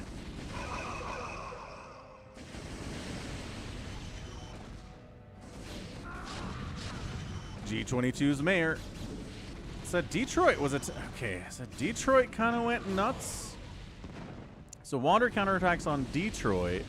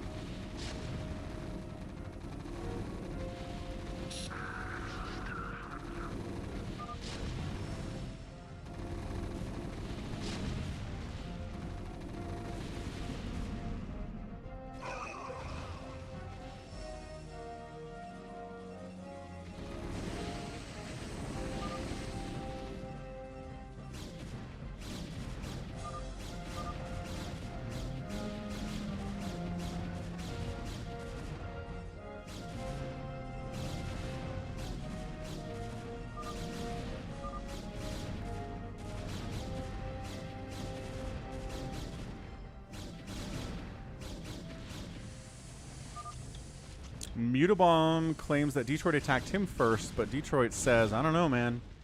I think I might have gotten attacked first here. Is Wander going to finish off Detroit, or are we going to let him live?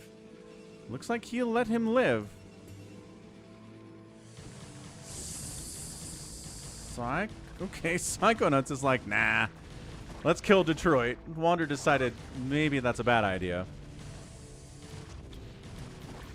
Trying to blend, huh?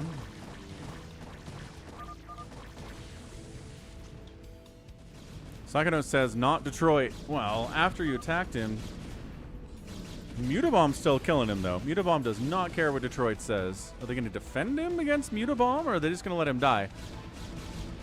At this point, I think probably the move is just to let Detroit die.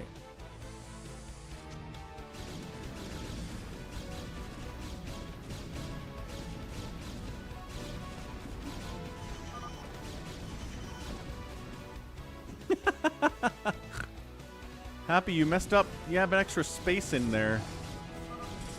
Yeah. If you're going to do fake messages, you got to do a little bit better with your punctuation.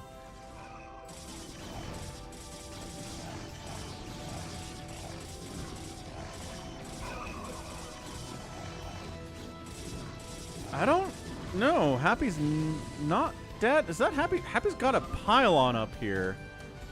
Yeah, so Happy's alive somehow. Psychonauts decides, never mind, we're going to kill Detroit, I guess.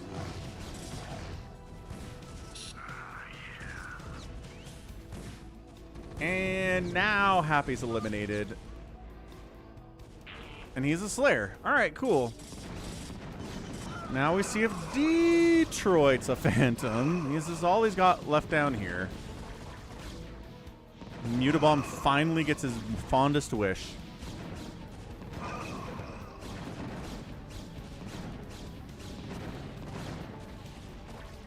Jared's home. His mental capacity is still at least 20%. Good job, Jared. Way to survive another day.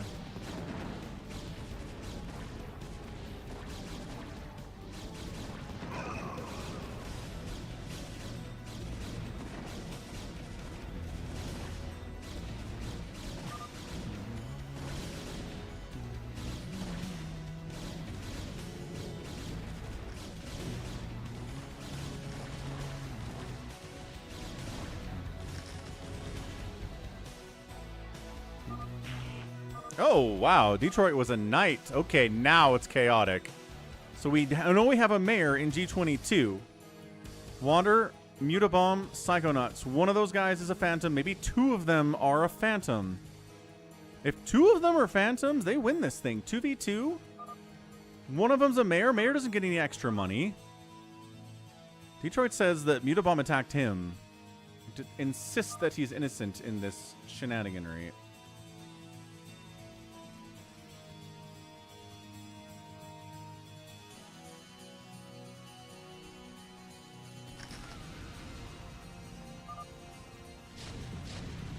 G22 decides to go after Wander. Okay, so he's hitting Wander.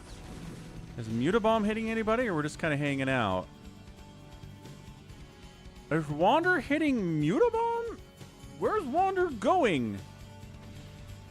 Mental capacity is negative 30. You wouldn't be able to say hello in Twitch chat if your mental capacity was negative 30. Nice EMP on the Arbiters. Wander decides to kill Mutabomb. G22 decides to kill Wander. What is happening? Psychonauts is like, what am I doing here? I don't know. I'm lost. Ooh, huge stasis. That really hurts Wander a lot. So G22 is going to try to finish off Wander. Wander's trying to kill Mutabomb first. Not happening. Not with the stasis there. Psychonauts is... Wait, Psychonauts is going after Mutabomb as well. Okay, hold on a second. If it's Psychonauts and Wander, they're both Phantoms, and they're both working together, that could be pretty dangerous here.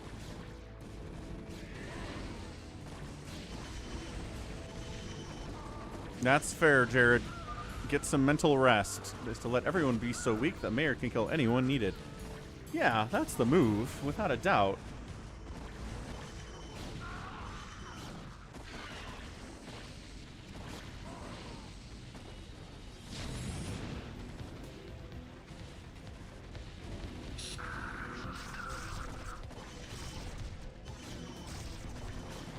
So Mutabomb's not building. Nobody's building right now. Is Psychonauts throwing up hatches? No. Is Mutabomb making more gateways? No. Is Wander building more stuff? No. Nobody's sus right now.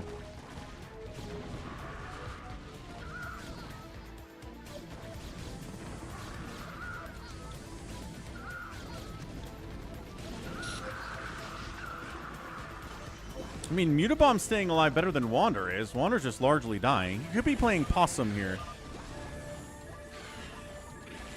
Now G22 is going after Psychonauts. But yeah, if you're the mayor here, attack everyone. Try to get them weakened to the point where the mayor can just kill everybody. And hope that one of them was the Phantom the whole time.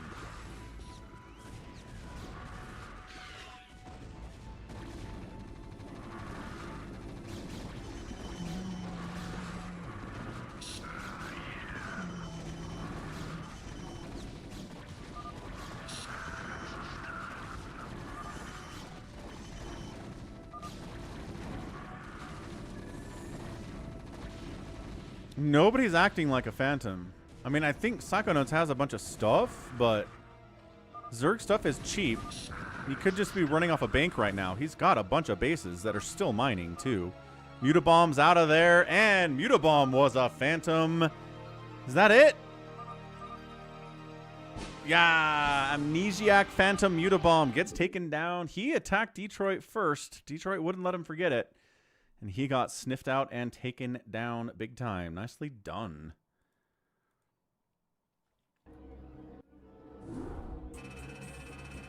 That definitely got chaotic at the end. Yeah, poor Mutabomb. Amnesiac Phantom after Toma and SaviorSword got sniffed out early. Well, Toma revealed himself, to be fair. Good man, Wander. It's a very smart thing to do. All right, let's do an FME 4v4. FME.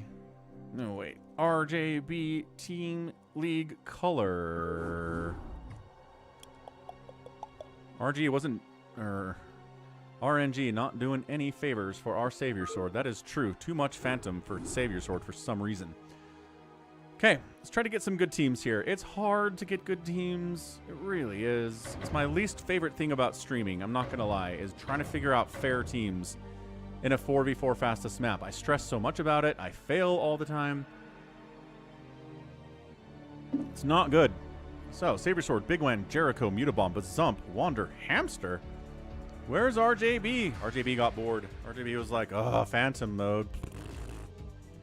Goudaman comes in. Exactly, Happy. Exactly. 4 Prime wasn't ready to go either. RJB.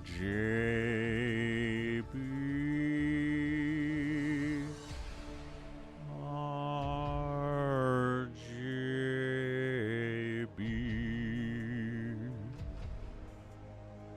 Detroit attacked Mutabomb first, actually. Well, that's interesting.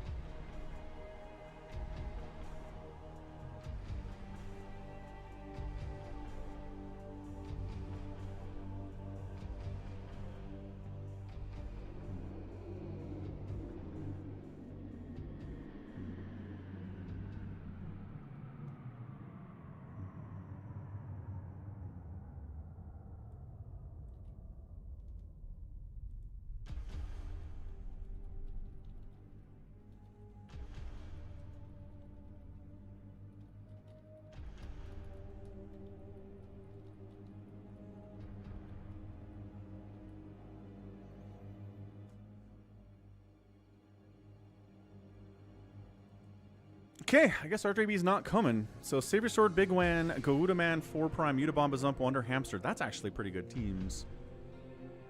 I kind of feel alright about this. Maybe move 4 Prime up. Oh, he already went up. Okay.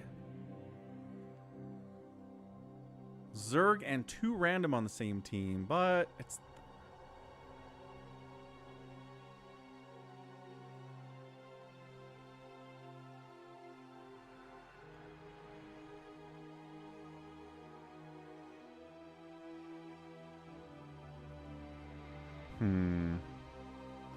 We could be 2x or 3x Zerg, and you have Bigwan.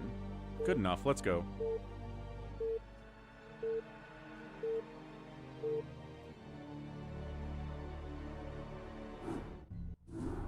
Could be 3 Zerg. Hey, Ansem. I've been some good replays today. Some interesting... Dude, freaking Beyonce got worker rushed in a Big Game Hunters replay. That was a lot of fun. Alright, team right side, team red.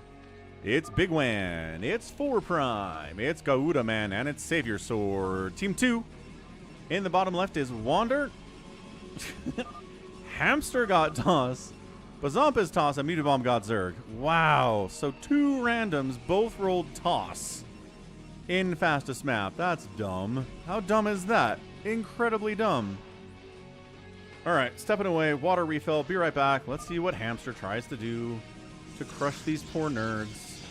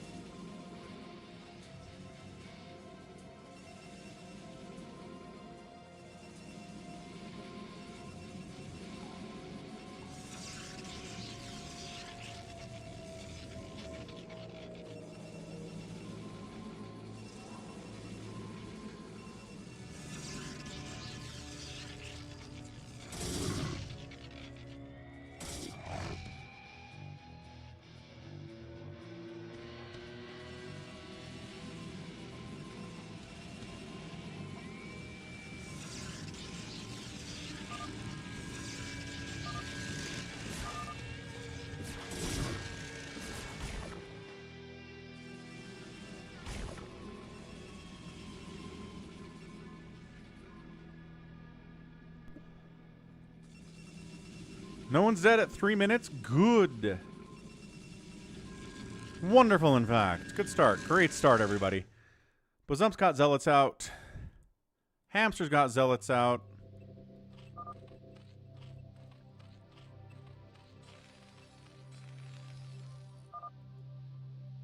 Wander's here, too.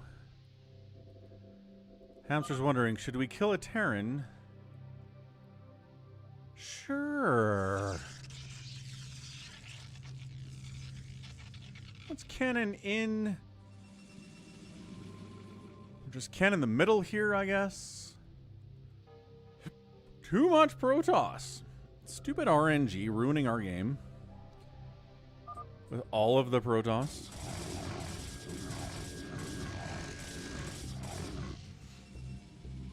Can SaviorSword hold?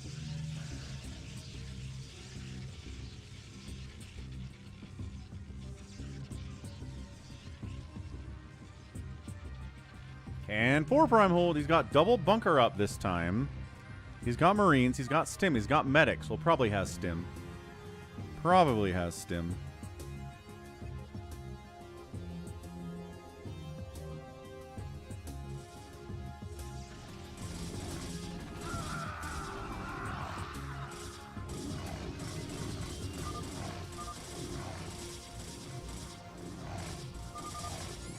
Ah, Bazump gets killed by Bazump.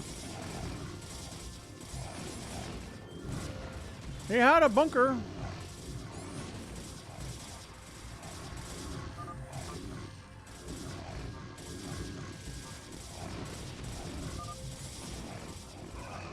It wasn't actually a wall is the problem here.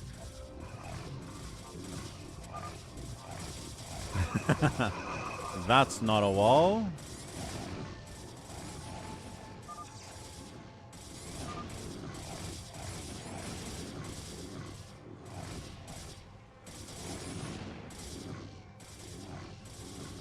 He's running.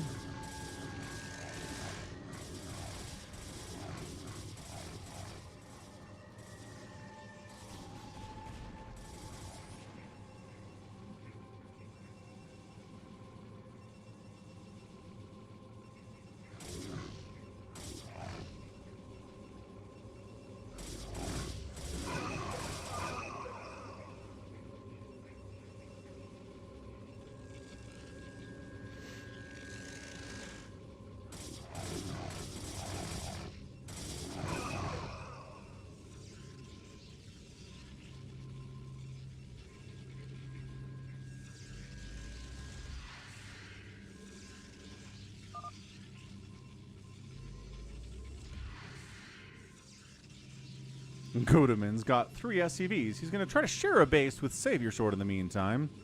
Seems like a tough idea to me. 4 Prime, Stimmin, fighting against Bazump, who has no splash damage. Love the Firebats, though. Really love the Firebats.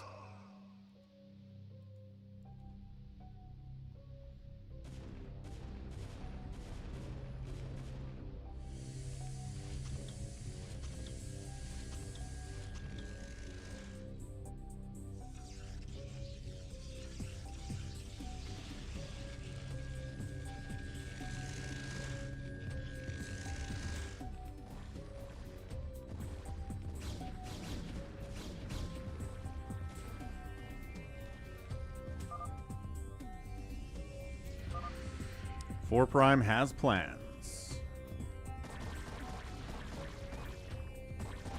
So Bigwan's out here.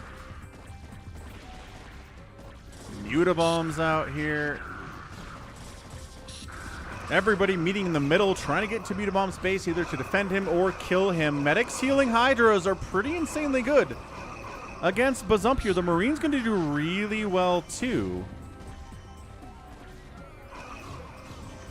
Mutabomb holding at the same time. So this engagement is going towards Team Right side here. Toward Bigwan 4 Prime, Gaudaman, and SaviorSword. Mutabomb, upgraded advantage. No one has any upgrades yet. It's only 7 minutes in. DTs from SaviorSword in here could engage as well. But hold on a second. Bigwan And Forward Prime pushing in on Mutabomb. He's got the Sunkens, right? He's got 4 or 5 Sunkens here, got a Spore, but he's getting triple teamed right now. So are our teammates going to counterattack, or are they going to try to save him? This is a lot.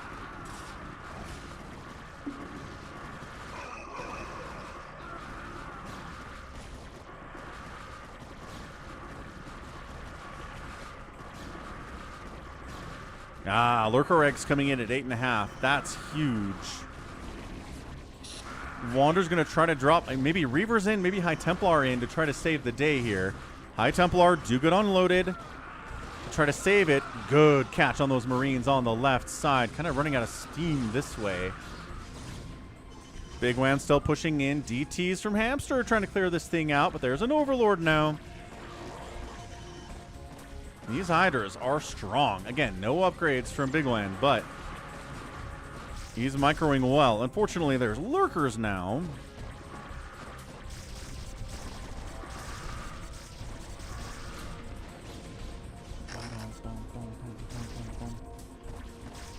I think we got a Bunker Wars in the queue.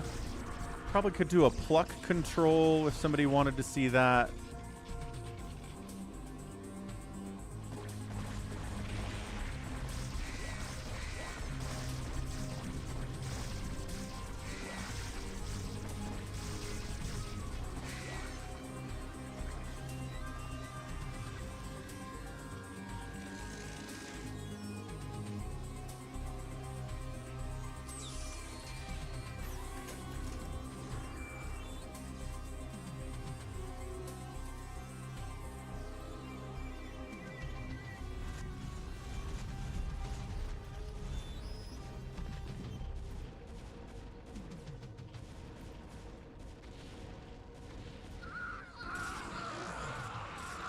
Prime trying to make Marines work in a world where Psystorm has existed for a while is tough. He's trying to get into mech, but maybe a little bit too late. He's got bunkers. He's got a siege tank getting overrun here by Hamster. Yeah, Bunker Wars.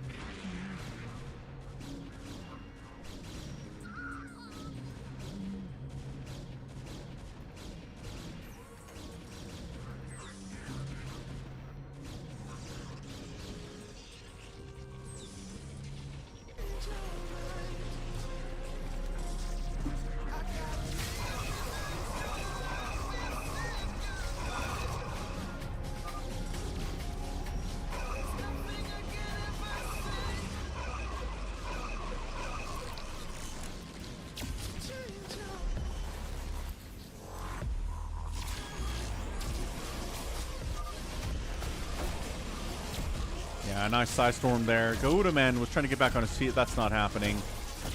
We got a nice drop by Wander. We got a nice push up front here by Bazump.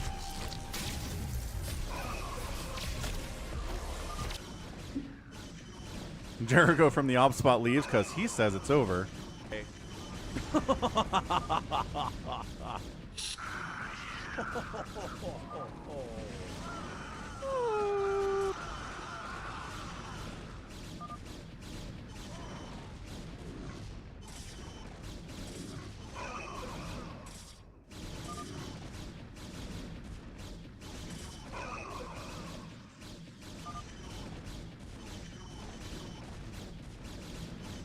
SaviorSword's like, I'm dying, in case you guys hadn't noticed. Mutabomb's in here to pour gasoline on the fire. I think 4 Prime just took too long to get into mech. He's still got too many racks he's trying to play with right now against Protoss. But then Mutabomb says, also I have Mutalisks. Surprise. Did it not play into the east? Wait. Where'd my into the east go?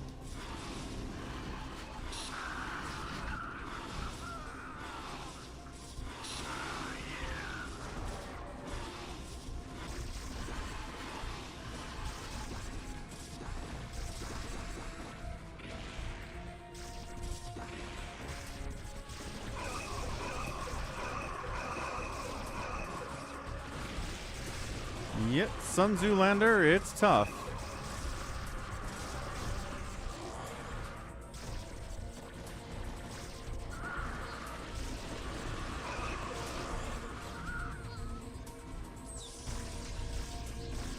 It just doesn't play. What the heck, Jared?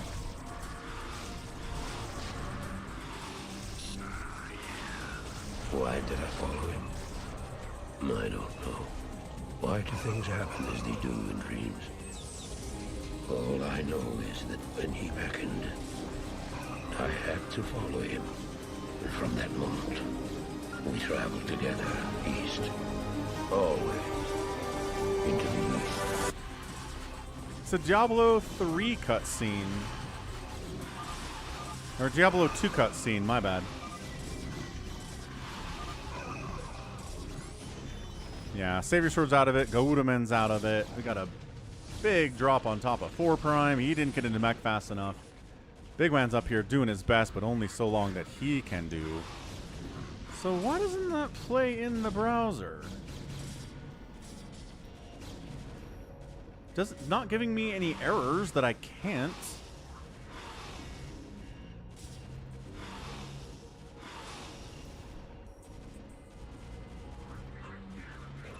Why did I follow him?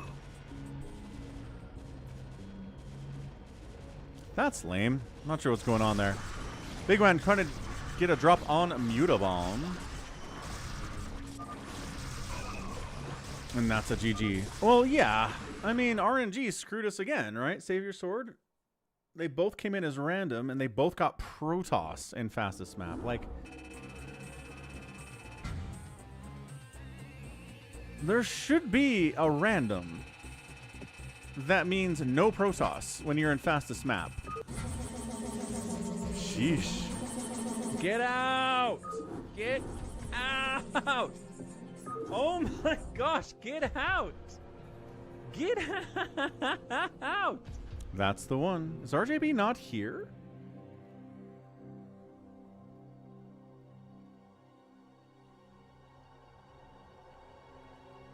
Need to go bio in the beginning. And you stuck RJB is on definitely bio stream sniping in this too game. long. Yeah. 3 toss is tough, Wander. Honestly, if you're trying to balance, don't go random. Just choose Zerg. Just do it. Don't leave it in the hands of RNG. RNG will screw us all. If you want random for random's sake, go random. But if you're trying to balance things to make it easier for the other team, just choose Zerg. All right, let's go King of the Hill. Bazump wants one of those. And that sounds great to me. I only need one person to request.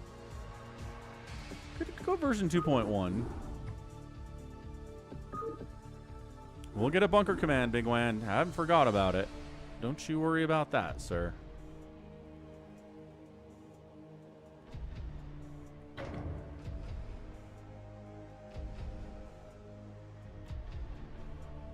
Please eat me once in. You got it, man. Let's go.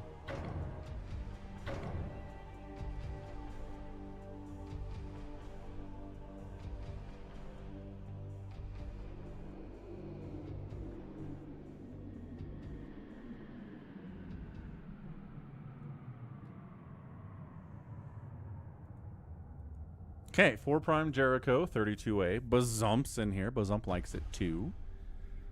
We need a King of Hill on reaction. That would be interesting. Bazump says, happy. Make a reaction King of the Hill. SaviorSword. You can do that too. Entirely possible. Sona saying hello. Please eat me. Needs a BRB. Buns is in here. He'll fight. He'll fight King of the Hill.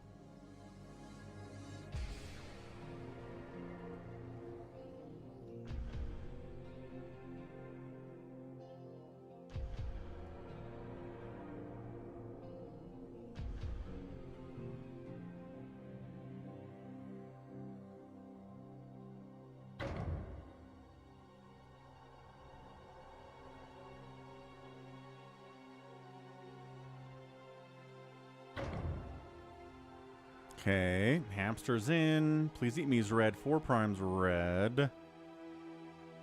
Please eat me's back. You must play the objective, the man says. SaviorSword says no.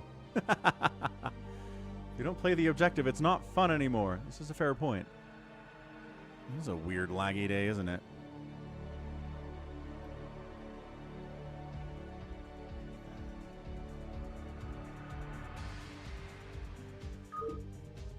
Please eat me left the game.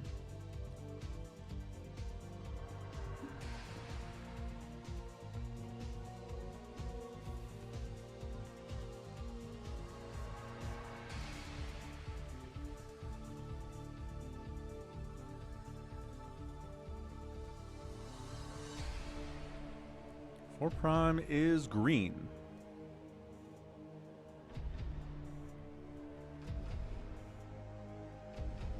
Gaudaman is red.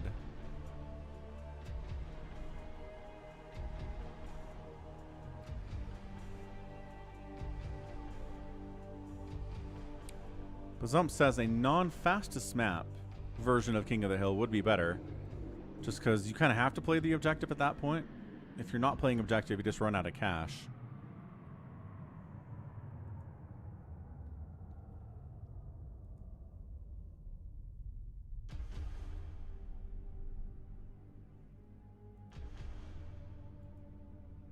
Yeah, Gaudaman's in there too. A BGH King of the Hill would be interesting as well. Please Emi gets dropped or he leaves. It's fun the game can't tell the difference between somebody dropping and somebody leaving.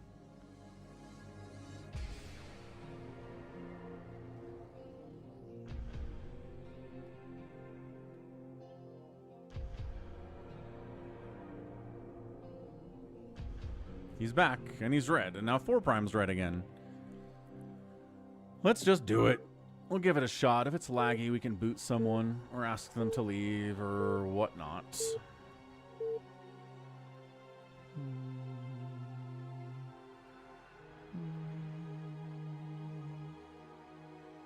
It's pretty bad.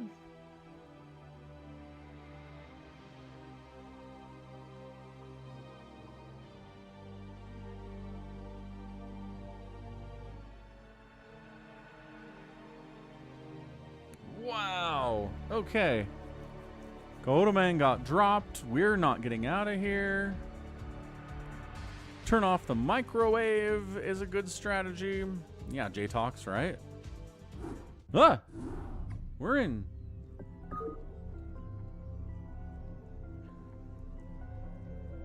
What are we in?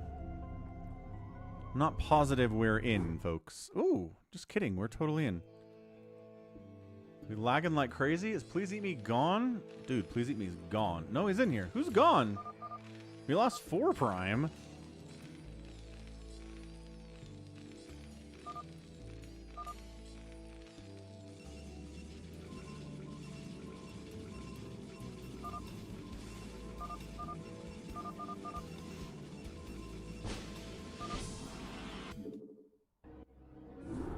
Was that a crash out?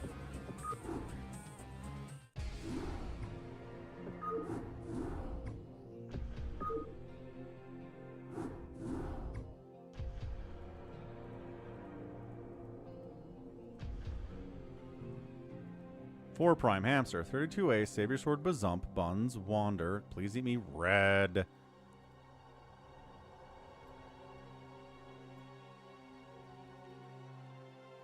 Hamster says I must stick with the strat.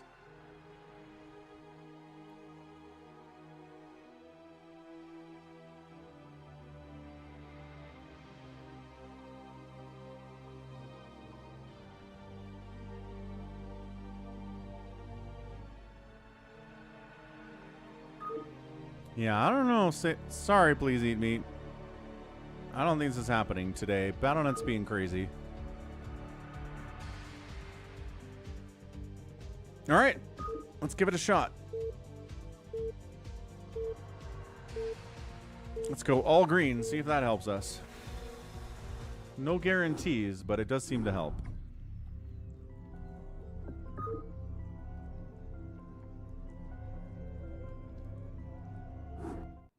Thinking. All right. Seems good. King of the Hill. Fastest map. Blue Zerging. What are you talking about? Top left. It's Jericho. He says he's the mayor. 12 o'clock. It's Bazump. We also have Hamster playing Terran. Right side is Buns of Thunder. Bottom right, Gouda Man. 6 o'clock, SaviorSword. Bottom left, 32A. And left side, 4 Prime. SaviorSword got green. Oh, that is nice. That's lucky for him. It's not guaranteed on this map. 4 Prime got blue. That's not his color. Does anybody else get a color they're not comfortable with? I think everyone's fine. Hamster got orange. He's orange quite a bit. That's nice for Hamster. He feels good about it. So this is King of the Hill. In 3 minutes and 47 seconds in game, we'll start it to where, if you're the only person inside the brown square, then you get points. Every point you get gets you a point. You get 100 points, you win. That's how it tracks it up there in the top left. So we've got a little bit of time here. Used to love Blue Zerg, and then what happened?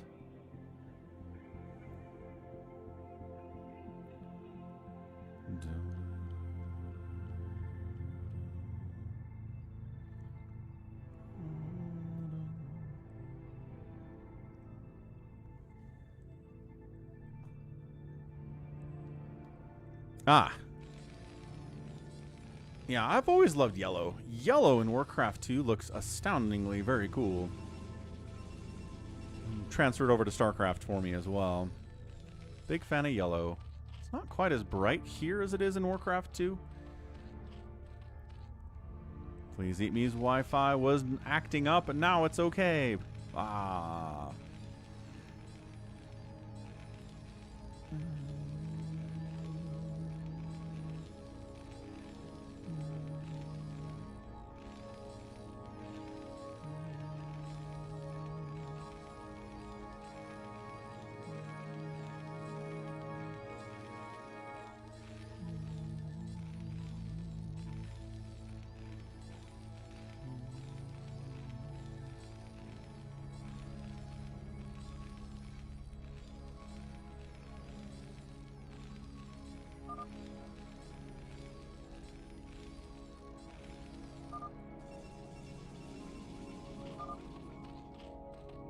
'Shield battery in the house.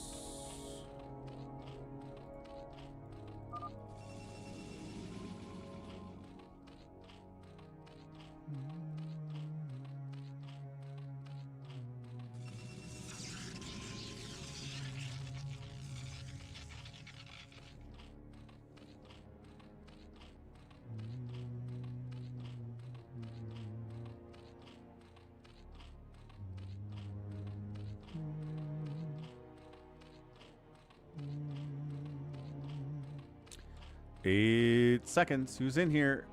Buns get some lings in for early points. Early points doesn't mean... Oh, Burrow's done at 323? Ho, the strats. Burrowed units count. Invisible units count. Flying units count. Buildings that are flying do not count, and you can't build in here. Buns is just kind of running away with it here for the start, folks. Yeah, trying to come in. 1 ling to deal with incoming workers. And 1 ling for Burrow purposes. Yeah, look at this. Get out. Get out of here. See if anybody else is in here. The point total stops going up. So just trying to delay.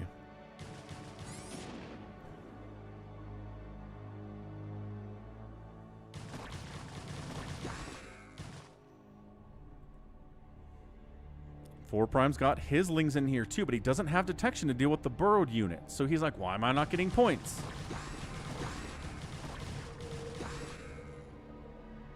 It's because there's a burrowed ling. That's super annoying. 4 Prime's like, ugh, let me bring a slow overlord over. SaviorSword's grumpy about something.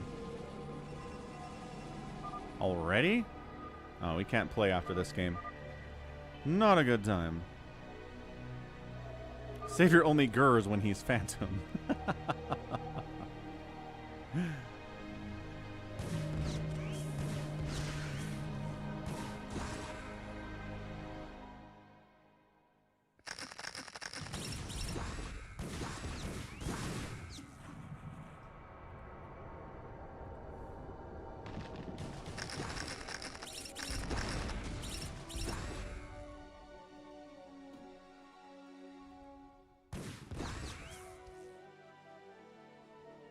Overlord counts as a unit too, though. So once again, you're controlling the ground, but if you can't control the skies or the underground...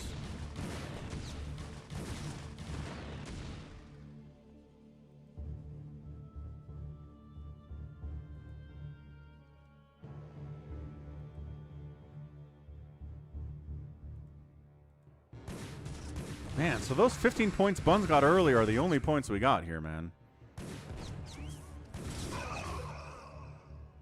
Bazump controlling the ground, but 2 Overlords in the sky. This ring of Overlords is kind of fun from 4 Prime. Just watching for drops. RJB's not here. Avcatinus isn't here. D22's not here. Hamster's going Mass Medic. Does that sound about right for Hamster? Yeah, it sure does.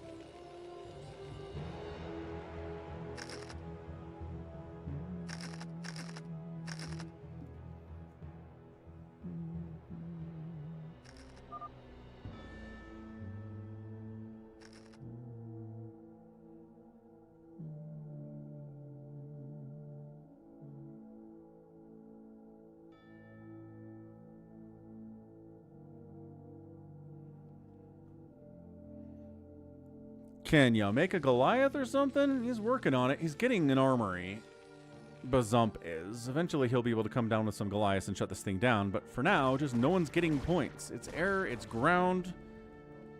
Overlords can't shoot at all. 32As coming in here with detection and Hydras. Okay. So this should be able to get 32A some points. Yep, Spider-Mine's cleared, Overlord's cleared, Vulture's cleared. That's what we're talking about. That's the play. All right, so gonna get some points now. Whoa! What the heck is that? How did that happen? What in the name of Fergus McDootson was that Hydralisk doing? How was it so fast? Did you see that? What's up, Jordan? I gotta clip it. What the heck was that? No one else saw it. It was only me. Okay, the Hydra's got super speed for just a second there. Meanwhile, taking first place with 25 of the 100 points needed.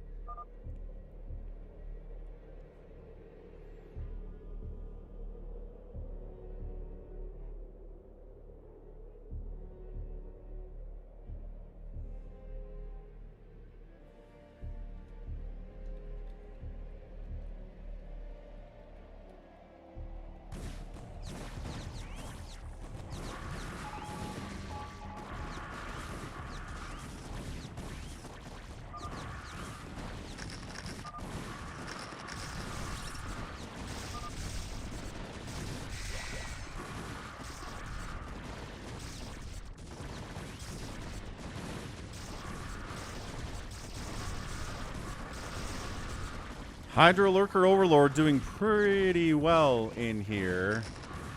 4 Buns. Did knock 32A out of it. Is keeping all of these Vultures at bay because of course they are. Hydra against Vulture is going to be just fine.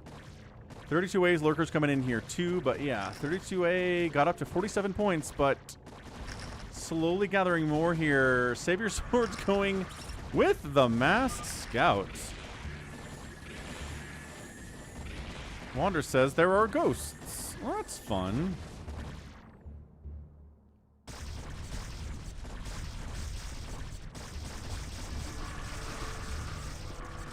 Lurker versus Lurker battles happening. Well, Lurker Hydra versus Lurker Hydra battle. 47-48. Buns has taken first place in here. 4 Prime on the left side, bringing Hydras, trying to deal with more Vultures. Easy to do, but the problem is center here. I don't think you should be dealing... Oh, crap. A Dark Swarm would really solidify this for Buns. This might be an all-time record for first place here. Entirely possible for Buns to win this thing. It's Ghost Medic here from Hamster. Okay. I don't think he's going to be able to do it, though. I think Buns is just going to win this thing right now. I mean, siege tanks can kind of try to clear this thing out, but it's 75, 76.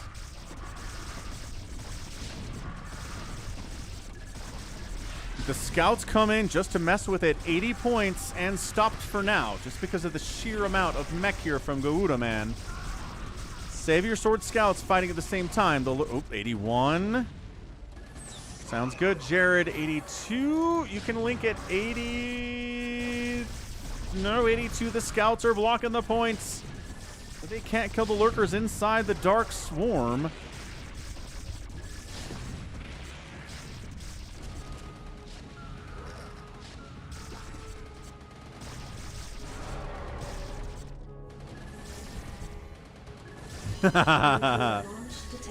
This might be the first of many nukes. As Hamster's going mass ghost with medic support.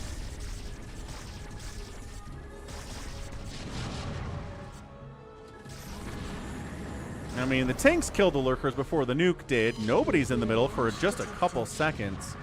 Siege tanks covering it, but they're not in there themselves. Let's see if a nuke can get a point. It is technically a unit.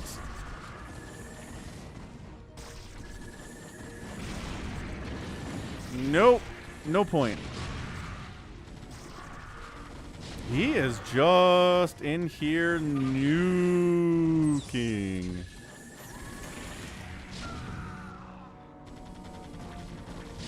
Any points now from Gouda Man? Yes. He's in the middle. He doesn't have a lot, but he's in the middle. Tanks are covering the south. Hamster has a lot of nukes.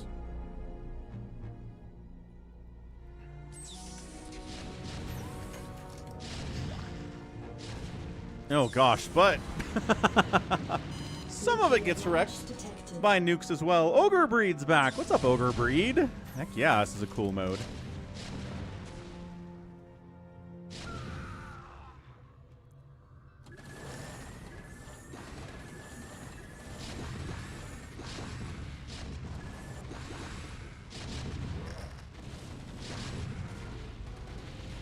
Scouts are back. SaviorSword taking this very seriously. Locking down a science vessel. That's the enemy of the ghost. With that permanent detection. Can't lock down overlords, though, is the problem. Gouda Man does get into third place. I think it's overrun by first place Buns. Hydro Lurker Defiler. 32A got some stuff in there, but I'm not sure if it's enough to stop it. It's not. 89, 90, 91... 92, 93, 94, but just face smashing in here is 32A trying to shut it down. Gouda Man. We've got Bazump bringing tanks to this party. We've got 4 Prime in there as well. I'm not sure if these nukes are going to land, but there sure is a lot of nuclear launch detected happening in the middle of the box here.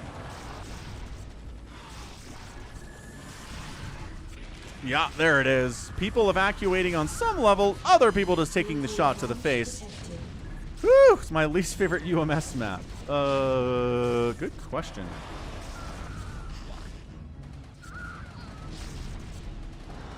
It might be Team Micro Arena.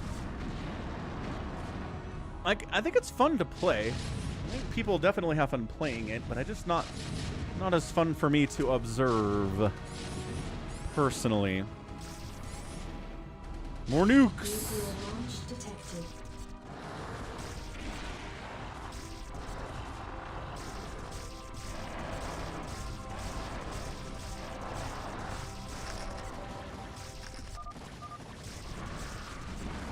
Oh, that is a lot of Ultralisks. Hang on, 32A getting points. Yeah, still in second place, about 40 points behind Buns, but unopposed in the middle for now. No, that's not the one we did yesterday. It's kind of similar, though. It's teams. It's 3 human players versus 3 human players. But they get to choose the units they use to fight. So it's a little bit different. It's less chaotic.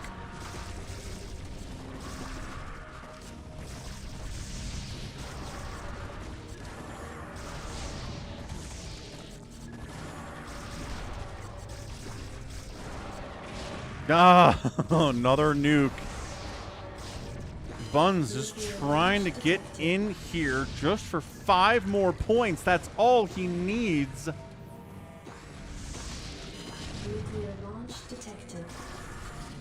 The nuke's gonna kill everybody, no questions asked. Ugh. A lot of buns died there, but a lot of 4 prime died as well. 95.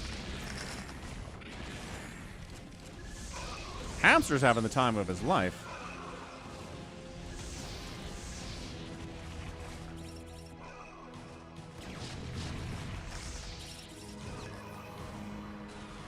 Nuclear launch detected.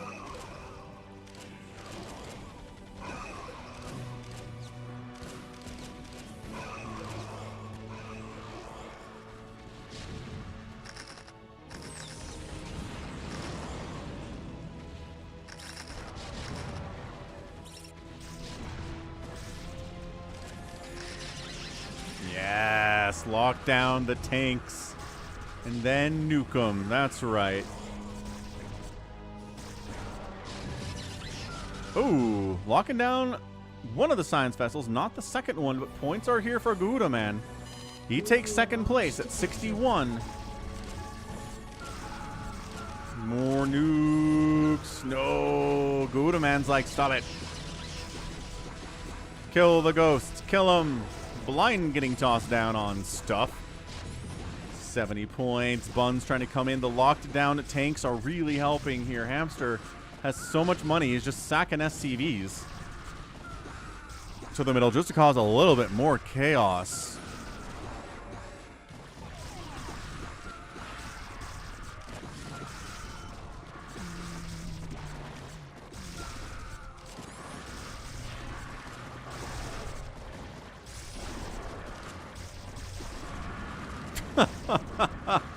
That was a good one. Nuclear launch detected. And they're never going to end.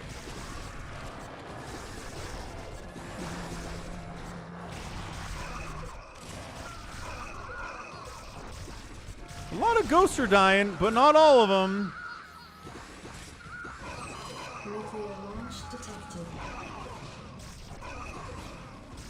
Stasis. Ah, stasis units in the middle do count as units, but I believe on this version, stasis units can be attacked if they're in the middle and killed. So you can't just constantly stasis things to try to get your stuff in there.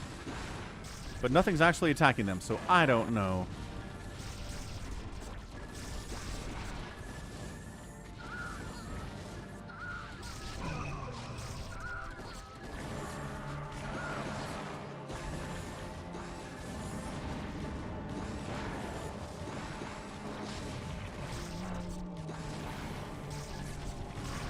Nuclear launch detected.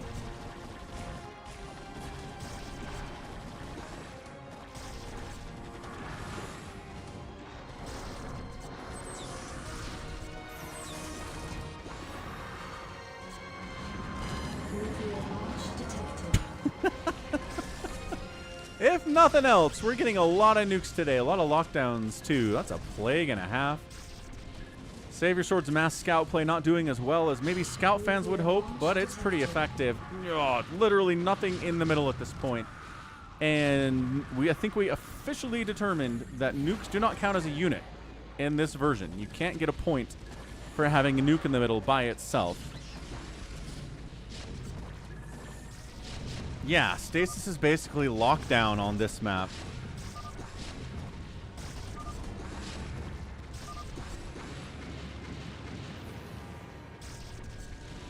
Nuclear launch detected.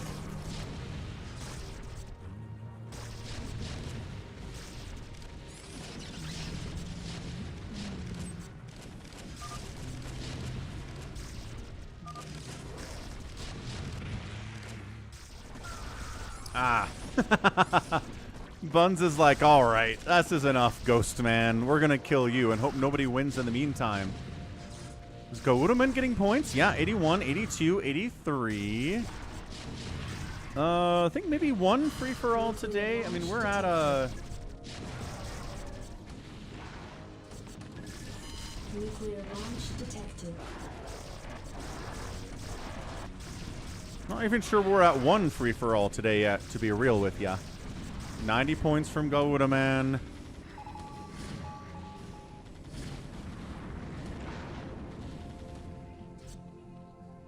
Wow, he just nuked his own stuff to clear out that Hydra Lurker army.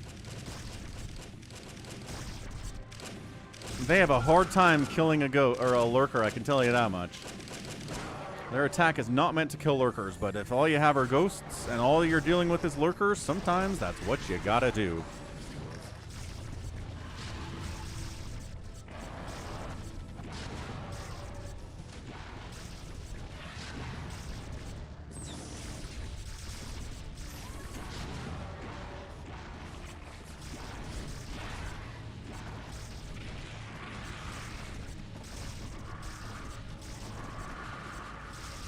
Nuclear launch detected.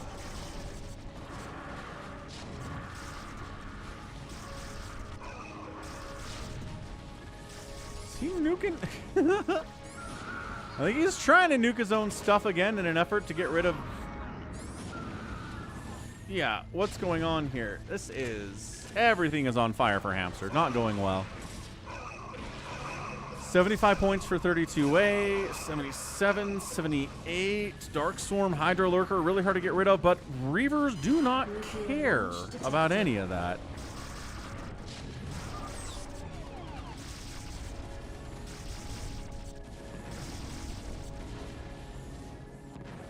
Good stasis on a bunch of 4 primes Guardians. It's 90, 90, 83 right now. The Mass Ghosts getting wrecked in the top right. The Mass Scouts putting in work against both the Reavers, the Overlords, and sort of the Ultralisks. I don't know.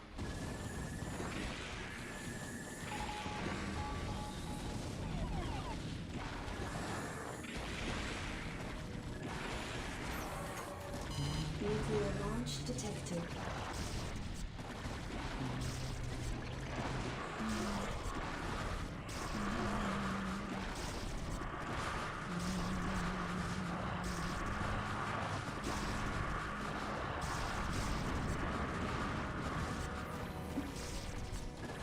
Nuclear launch detected.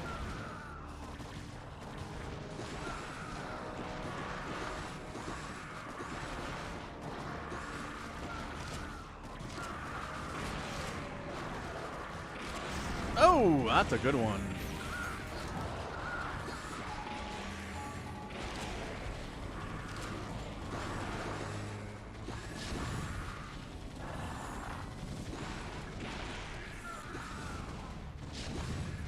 So mech top and bottom, Zerg left and right, and then Protoss whenever they feel like doing something.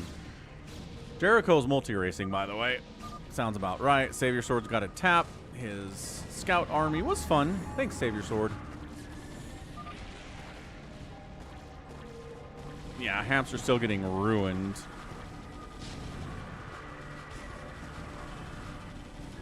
For Prime. He's casually sunken rushing the middle of the map. He's been trying to do that for a while, but there are siege tanks here, sir. They have +3/+3. Because of course they do. Buns is like, I just need 5 more points, but Goudaman in here. Oh, 99! 99! 4 Prime stopped him from getting 100 points. It was extremely close, though. This is what Goudaman is capable of if you don't rush him early and if you don't drop him at all. He's a lot stronger of a player, it turns out. Welcome to StarCraft. 4 Prime. Got some lurkers in the middle, getting some points. He's at 13. 32A running in here at 83. We could have 3 players at 90.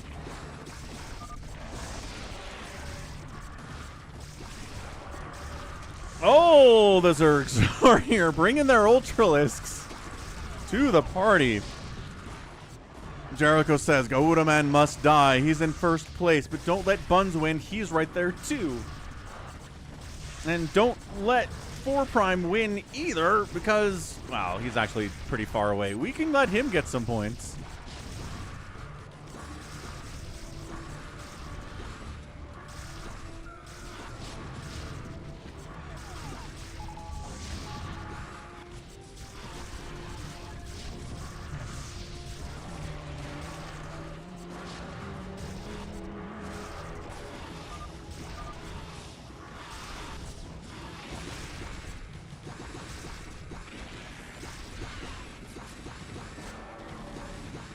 Buns making a move. 4 Prime making a move. Gouda Man making a move.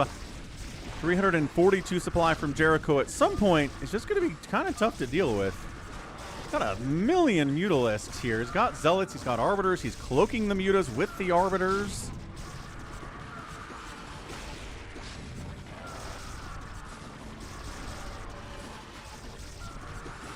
I think Ghosts are dying at too fast of a rate. 4 Prime's like, what is going on? How does Jericho have Mutalisks? He's multi-racing, sir.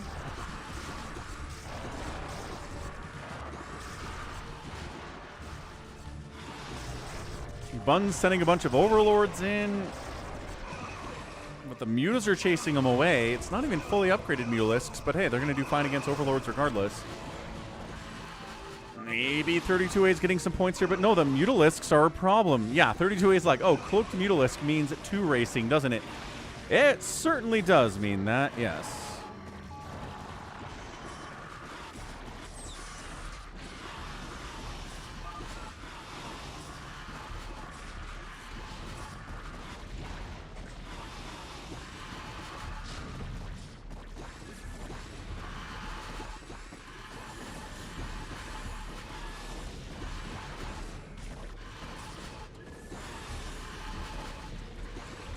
Jericho's making a bunch of Guardians or something here. Yeah. Bunch of Guardians. Again, no upgrades on said Guardians. Nuclear launch detected. Oh, and he gets in there and gets the 100. Okay. Wow. All he needed was a tiny sliver of room. Tiny sliver of room, and Goudaman gets the win. Like I said, don't mess with Goudaman. You can rush him. You can nuke him. You can drop him in fastest map, but if you don't do those things, he's going to do great. Nice job, Sun Tzu Lander. Sounds good, Jared. Enjoy. Enjoy your content creations, sir. So nicely done, Gouda Man. Who outspent everybody? 32A did. Couldn't quite pull it off. Was very close, though. Very close, indeed. All right, Bunker Wars, as requested by Bigwan.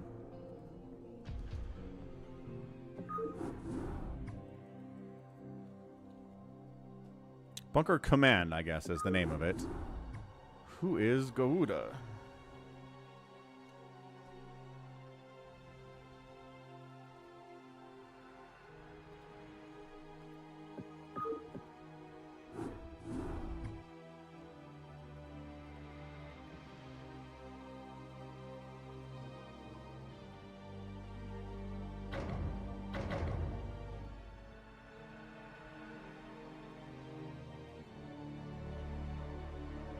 Okay, Bunker Wars. Ba-bam. You start off with a bunker and some Marines.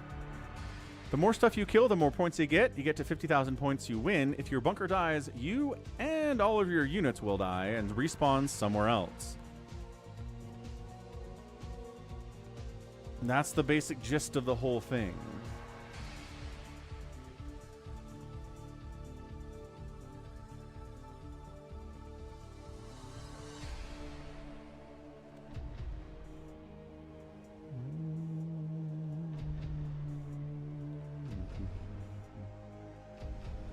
It is not cooperative. It is everybody trying to kill everybody else, Jared. Yeah, there's no CPU to fight in this. It's just you against other humans.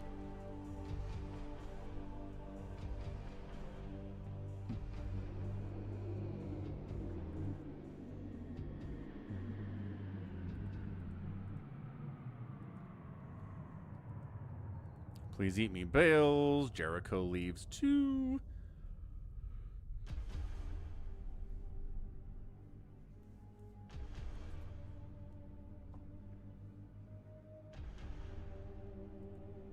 Goat's here. Sup, Goats? Goat's red. That's exciting and new.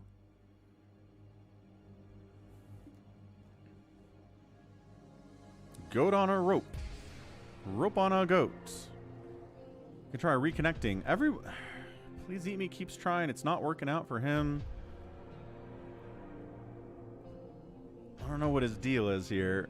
We don't need a full lobby for this one. Bazum pops in to say hello. You did, Sun Tzu Lander. Got onto the middle somehow, some way.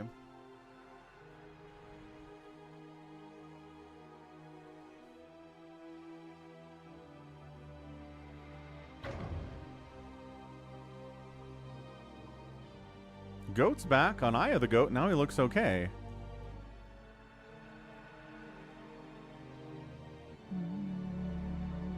Tomo's like, I haven't played this in forever. All right, let's go. 5-player Bunker Wars. Bunker Command 2.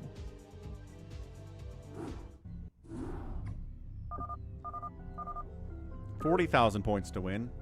You get reinforcements for every 1,000 points you get. You get points for killing stuff. 1,000 points for killing a bunker. So that's why it's called Bunker Command, because killing bunkers is huge. So we've got 4 Prime, Bigwan, Goat, and Gallons in here. Kill. That's right. That's what you do, is you kill. If your bunker dies, all your units die. So defending your bunker is a pretty good move. There we go. Got some reinforcements because he killed a bunch of stuff there. Got some zealots now. This is interesting. It's less pure chaos with fewer people, which makes sense. Oh, snipe and debunker. Watch Gallon's units go pop, and then they respawn in the same spot. What?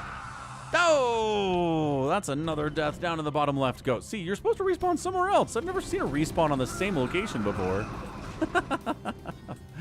That is funny. It is pretty chaotic, Sun Tzu Lander. But it's pretty fun. You don't have to worry about macro. You don't got to worry about workers. You just have stuff. I'm trying to kill the enemy bunkers. Oh, he got it. Bam. Where does Gallon spawn this time? Up here. So who's in the lead? 4,000 points for Goat. Good job, Goat. Goat's bunker is in trouble. He comes back to try and save it. And he does against Bigwan's attempt to kill him. Nicely done. Nicely done. Oh, but it's a snipe on Bazum's bunker. He's away from home. And Gallons gets another 1,000 points. He's in the lead at 50-50. 5,050. Bigwan's bunker is left. Dead. Respawned over here. Yeah, exactly. You just get stuff to fight with. That's all it is.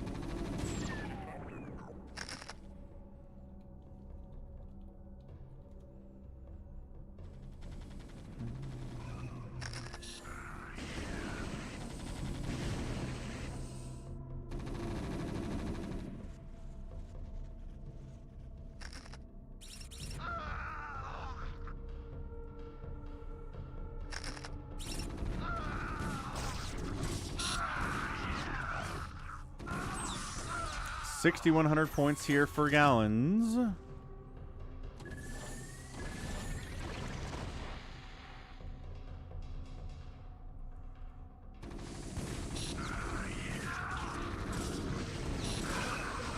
Bigwan defending his bunker pretty ably. Is 4 Prime going to get in there and FFA him by attacking him while he's under attack by somebody else? It kind of seems like, oh, we got a lurker. Oh, is that going to save the bunker? No, it doesn't save the bunker. Nicely done, 4 Prime. Now he's in the lead. 7,500 points plus another 75.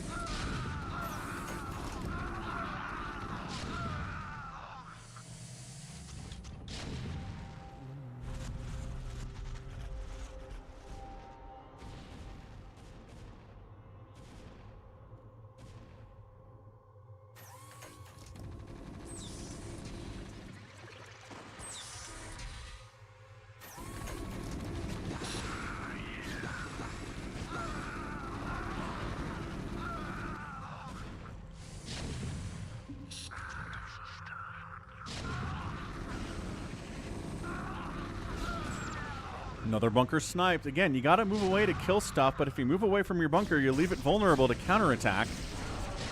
He tried leaving a lurker behind on his bunker. 4 Prime did, but that did not save him very much time at all. 9,000 points for Bigwan, 8,000 for Gallons, and 7,900 for 4 Prime. We get a queen out for Ensnare. There you go. Get gooed on, says Gallons. That's what we're here for, is getting gooed on. 4 Prime also says get gooed on, or maybe, yeah, get gooed on. Good enough. Slowing the attack speed, slowing the movement speed. Oh, getting Psystormed out of Oblivion, too. Are their bunkers upgraded?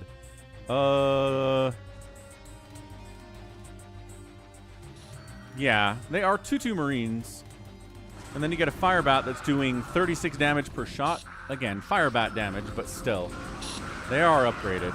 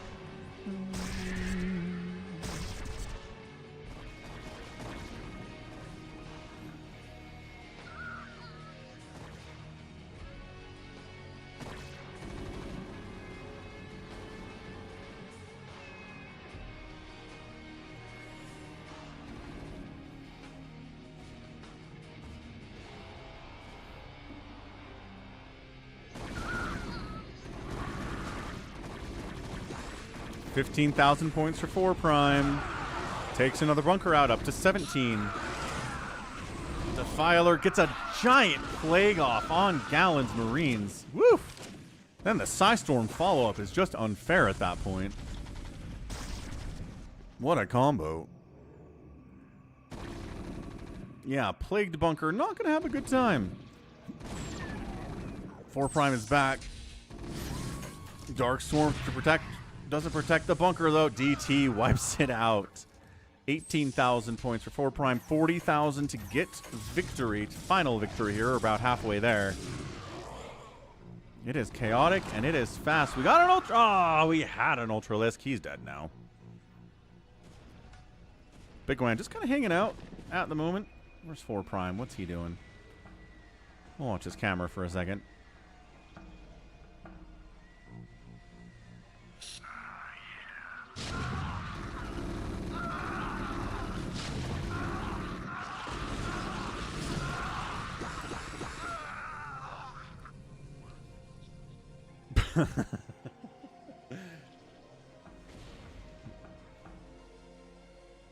Four Prime's got a squad leader and an OBS.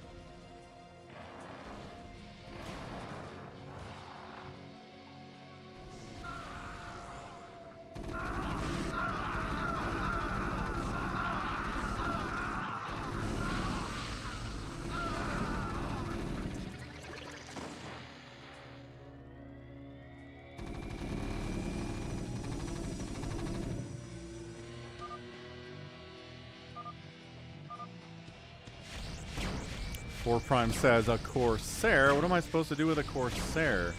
It's a fair point, actually.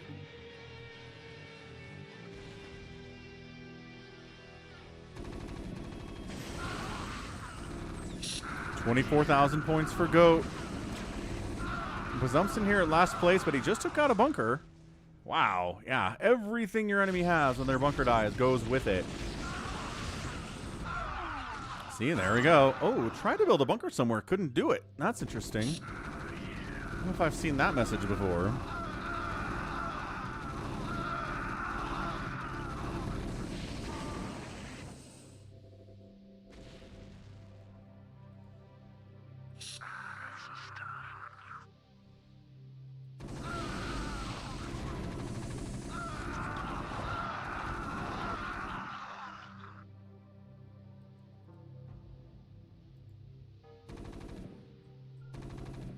Quick, defend the bunker. Zealots, get inside the bunker. You can't? Aw. Fire Batman can, but he can't do anything about these Marines is the problem.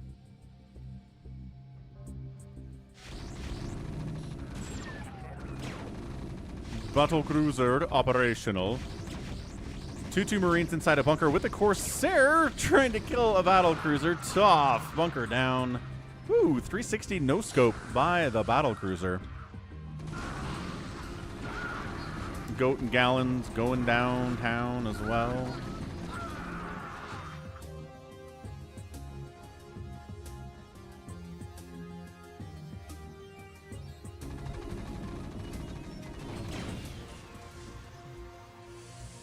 Might have been a hero wraith, but I'm not sure.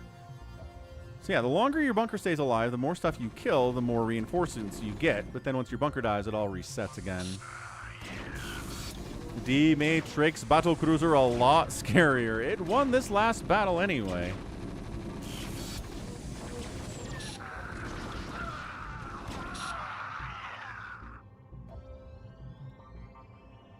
$28,000 points for Goat.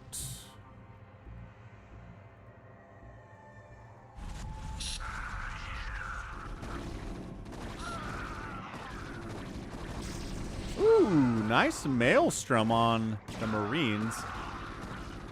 Actually might kill most of them before the Maelstrom wears off. That's nice. That's a good move by Gallons.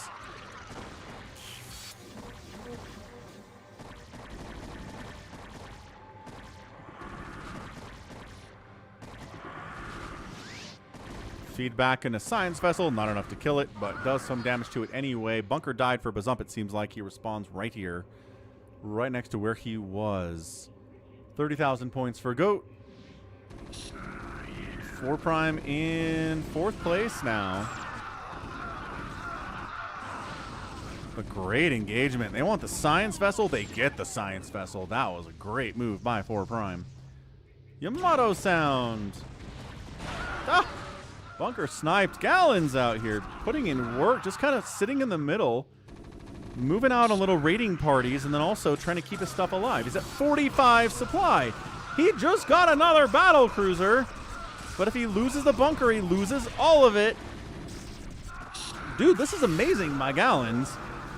He's got 3 times the supply of anybody else in the game because he's just kind of sat here in the middle and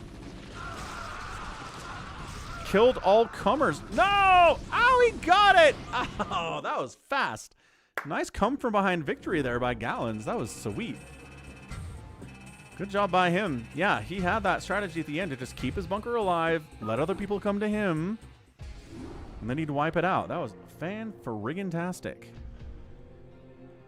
All right, where are we? 6 hours and 19 minutes in the stream. Yeah, I think it's time for a free-for-all. What did SaviorSword say today about free-for-alls? He said Gridlock.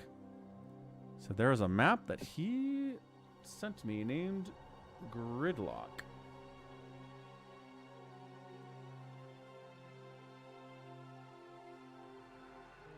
And there it is. So GG's. That was one heck of a bunker command. Nice come from behind victory there too.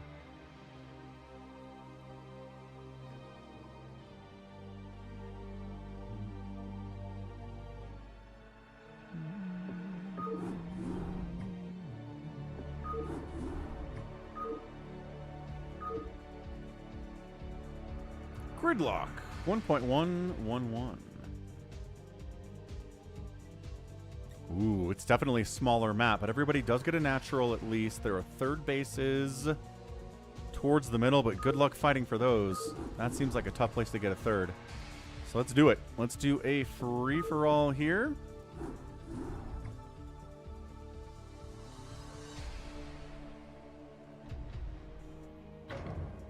Thanks to the support today from Chucky Prime, resubbing with Prime. Jade super chatted $10, and I shall return resubbed at tier 3 for 15 months. Let's go.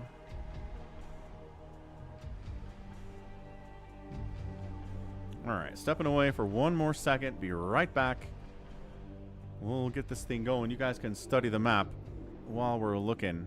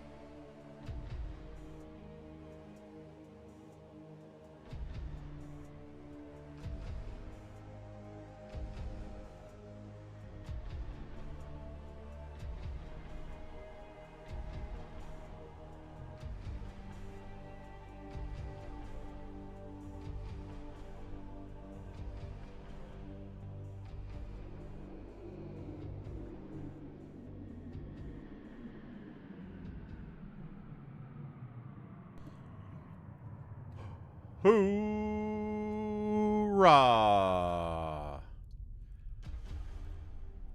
What do we got here? We got people. Oh! We got 32A, Bazump, 4 Prime, Detroit, Buns. RJB, please don't eat me, and Gallons is here too.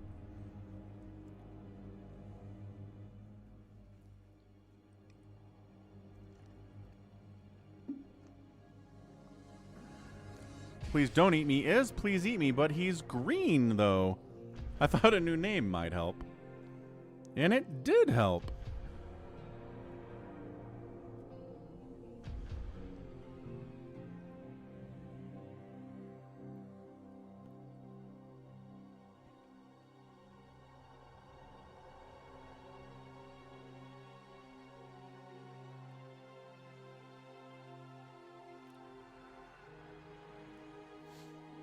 Ah, Gallons.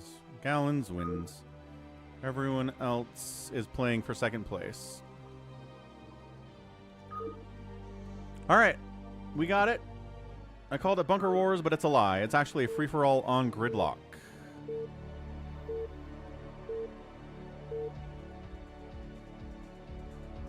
Please eat me. Spamming. That's exciting. A little bit of lag, perhaps. All right. We are lagging. Might be a please eat me problem. I don't know. Kind of cleared up with the extra high latency set. Who knows? Top left of Gridlock. It's 32A. Right next to him, we've got a Buns of Thunder. That's going to be interesting. In the top right, we got Please Eat Me. And then RJB. That's a good thing for RJB. Down bottom right, it's Detroit and SaviorSword. Good for SaviorSword.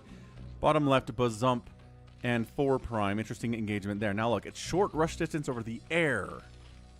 But as far as how long it takes to get to your neighbor over ground, we're going to have to figure that out one on our own.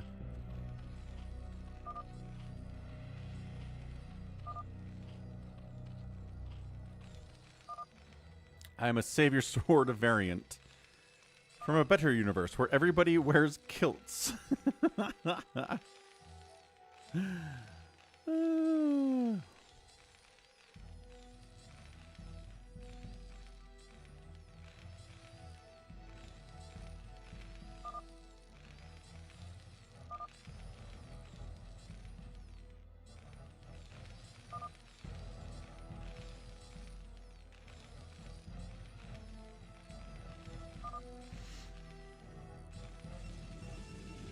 Please Eat Me finally took care of the lag issues. I don't think you can ramp wall this maps.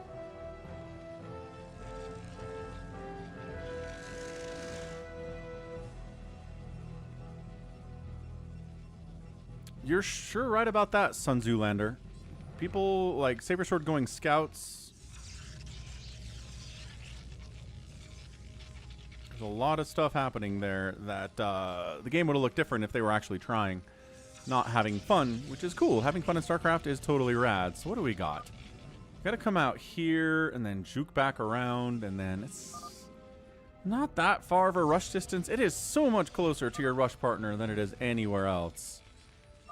This is kind of a teamed FFA map. It sort of is, yeah. I think it might work better that way as a teamed FFA map.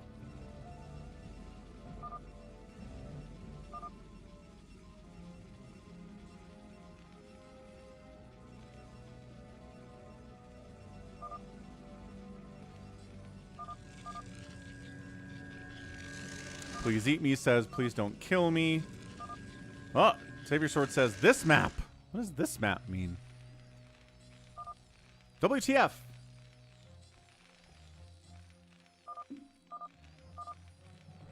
McLeod. He rolled inside his own base. Oh. This is your natural. This is where the enemies come from. And he's like, oh. I walled the wrong place. Bazump. Expanding to his natural base. He's a Zerg player. It makes a lot of sense.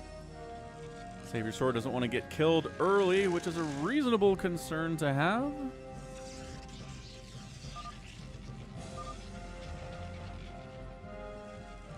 No, you're fine. Please Eat Me's next door to you. You'll be great.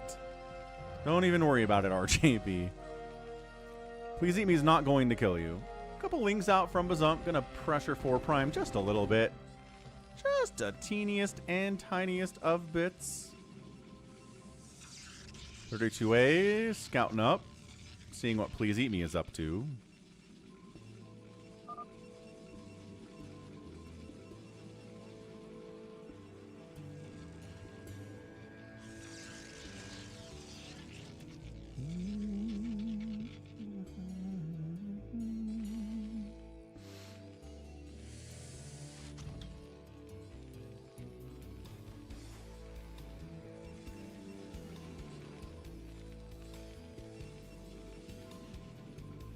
Oh, snap. 32A is going to kill Please Don't Eat Me. I mean, Please Eat Me. Yep.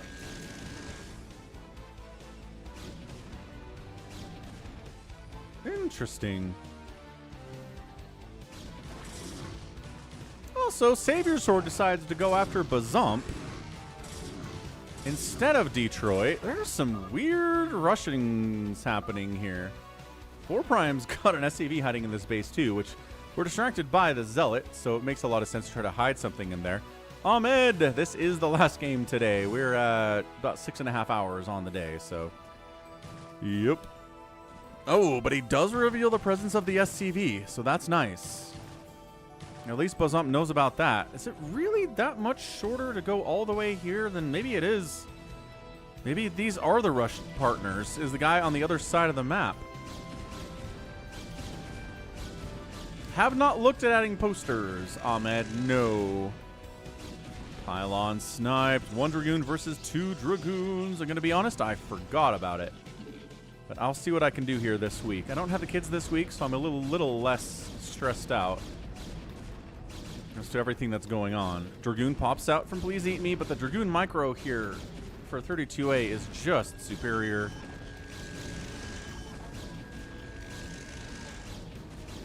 Yeah. There's a cannon up. Cannons are not good against Dragoons. This is maybe a death of Please Eat Me type shenaniganry. SCV just scouting around from 4 Prime, trying to see what's up. Sees the lair.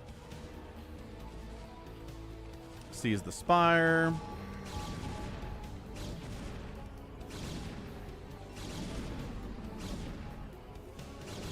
Okay, but Ahmed, like, what particular designs would you be interested in? Like, it doesn't matter? Like, any kind of poster on the store, you're just like, yep, buying 3 of those. Like, existing designs on the store, or are you looking for different ones? Please Eat Me's trying diplomacy. Can't do it. 32A says, can't do it. Also, 32A is taking the center base as his second instead of, you know, the natural base as his second. 32A has no mercy for anybody. We're just going to point this out.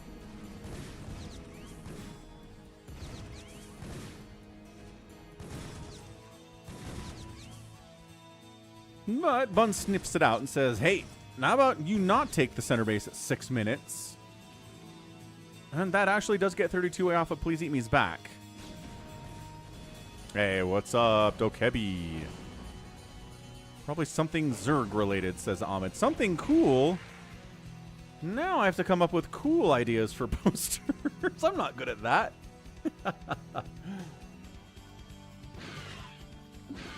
Scourge connecting on the Mutalisks. 4 Prime making mutas. Are we surprised by that? No. But falling back to the bunker against the Mutalisks is going to be a fine idea. 4 Prime trying to win this thing with Wraiths. We'll see if it works out for him. SaviorSword 2 bases. Bazump 2 bases. I mean, everyone's on 2 bases is the problem for the Zerg player right now. 32A is gonna fight RJB for some reason. RJB says, hey, back it off. I got bunker, I got high ground. Your Dragoons are not going to do well there. All right, so Please Eat Me's not dead at 7 minutes. We'll allow it. Doesn't know about a second base yet, I don't think.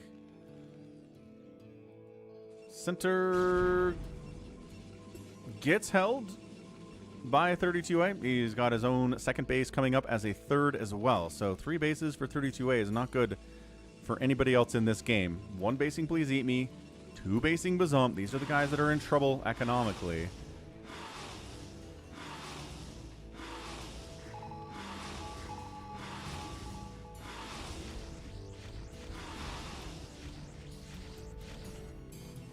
Yep, Corsairs are out against the Mutas. Ugh. Wraiths are fighting the Mutas here too. Generally not what you want to do, but yeah, they're just... There's that many more Wraiths than Mutalisks. You're going to have a bad time. Bazump trying to make mass Mutalisk work here with Corsairs on one side and then a bunch of Wraiths on the other side. He's trying to fight two races with two separate strategies at the same time, and it is hard. It is really hard to do that.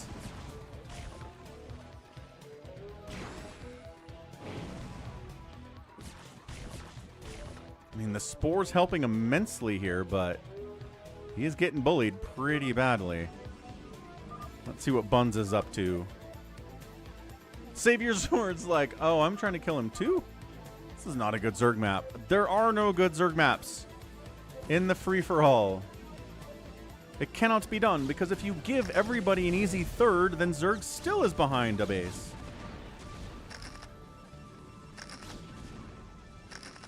Not wrong, Sun Tzu Lander. Not wrong at all. Oh, Spider-Mind connection.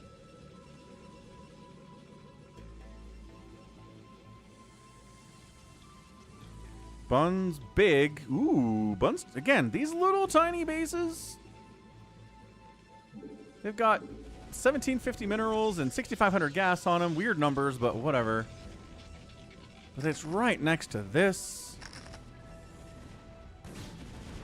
More vulture dropping by RJB on top of 32A. I guess he did get hit by Dragoon, so just kind of a counterattack thing. Vulture run by Buns. Into a base, and he's like, wait, Wraiths? Oh, okay. Is it stacked? Ah, stacked. I mean, sounds good to me, Ahmed. If she's interested in doing some design work for the store, I wouldn't say no. Detroit's got them carriers! RJV's like, oh my gosh. I am not ready for carriers. I'm not sure anybody is, except, well, I guess Bazump has Spire Tech, and I guess 4 primes in Wraiths, so he's pretty good against carriers. Dude, Bazump is getting bullied so hard right now. Wraiths, man, it's what they do. RJB's got a bunch of turrets being produced, but is it enough? Oh no. His gas income is not as good because he's got a stuck SCV here behind an armory. He's got Goliaths. Does he have the Charon boost? We'll find out soon. No. No, he doesn't have the Charon boost. Okay, he's doing his best, nevertheless. Now, Buns out here says, all right, we can kill Wraith Boy with a bunch of Goliaths. And we have more tanks than he does, too. This might, well, this is going to be the death of 4 prime. But then also save Bazump. At least for now. SaviorSword's getting a third base the whole time.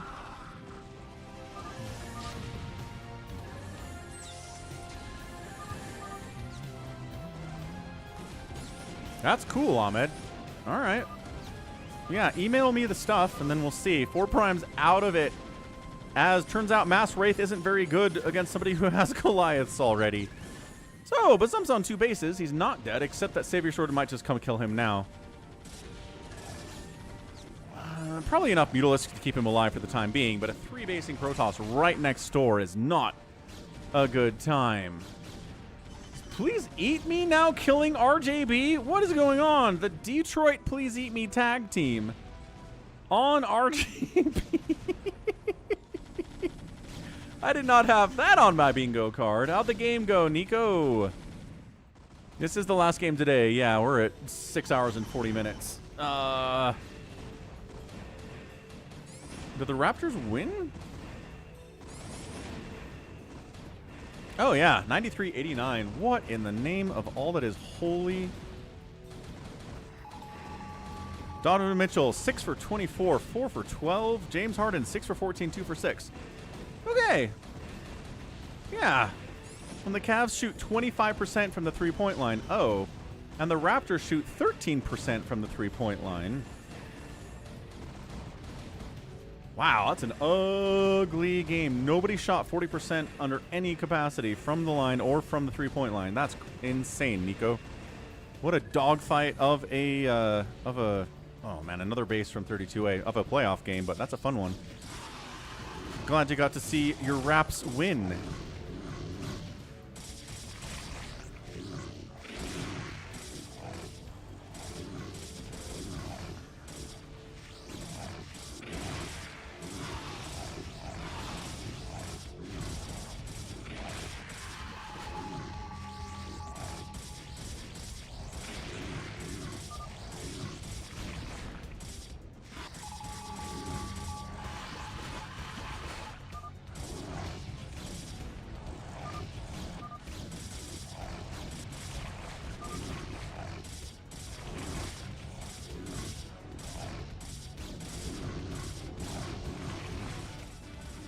RJB double teamed by Please Eat Me, and Detroit is forced to tap out. That's insane. Bazump's dead, but he doesn't want to admit he's dead yet.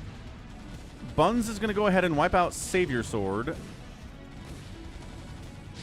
I'm not sure SaviorSword can hang here. 100 supply versus 174. Please Eat Me wants a non-aggression pact. 32 is killing you anyway, though. I'm not sure Detroit really matters at this point.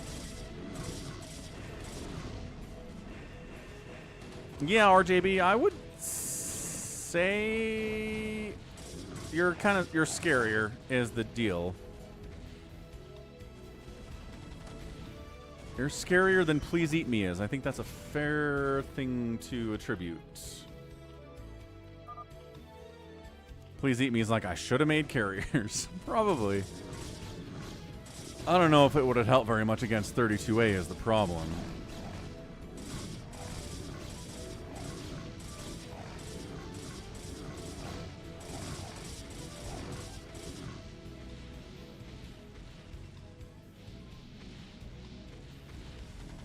Yeah, so Bazump's out of it.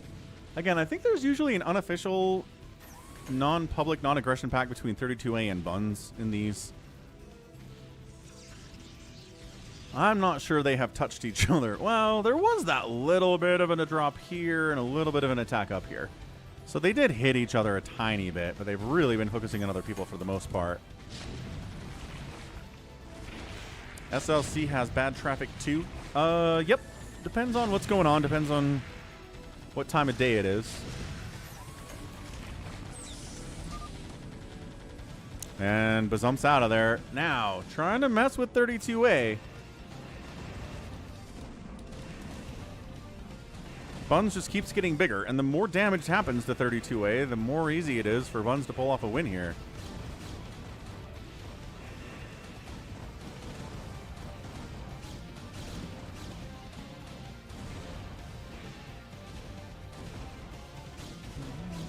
All right, Ahmed. Sounds good. I will take a look after this.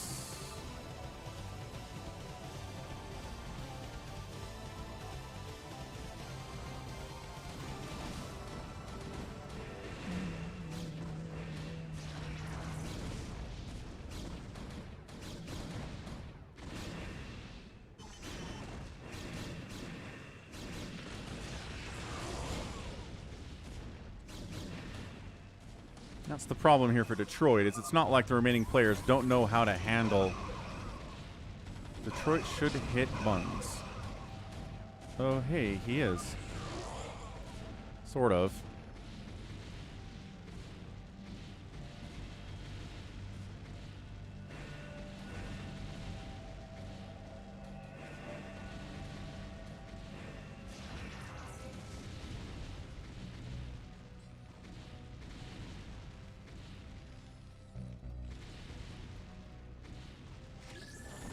SaviorSword's gonna die slow, but he's gonna die.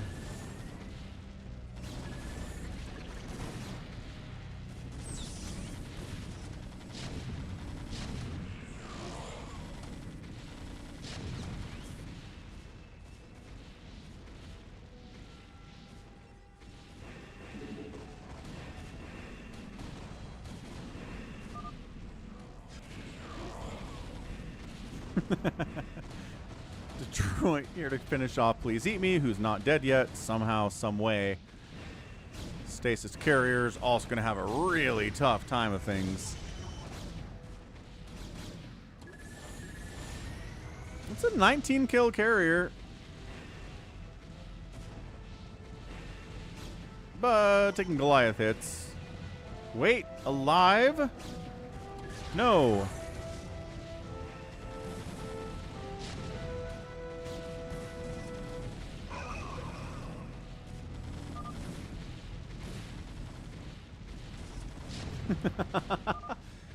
Everyone's complaining so much.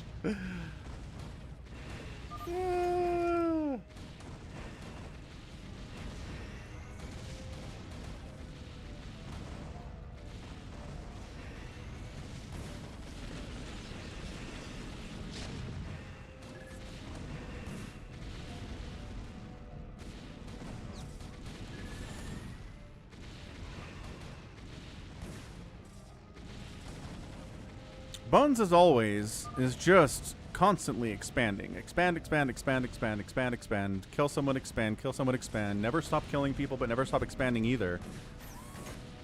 It's just impressive macro all around the mulberry bush here. Yeah, I know. SaviorSword always dies crazy slow. It messes other people up. And it usually messes up the person that's trying to kill you, too, on some level.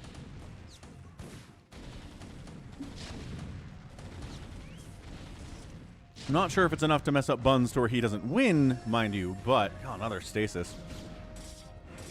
This is why you don't make carriers in a free-for-all if Buns is here, or 32A is here, or RJB is here, or like SaviorSword is here. So a lot of people know how to deal with carriers, no problem.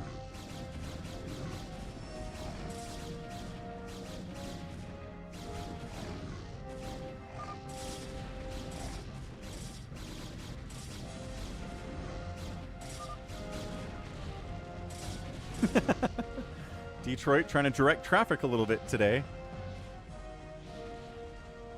Oh, he listens. 32A is like, all right, see ya. It's a surprising number of carriers. I think that's it for SaviorSword. That is a last pylon.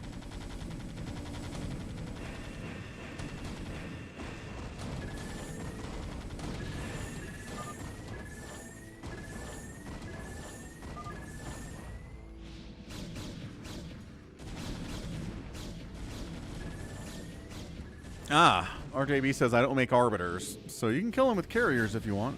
Fair enough.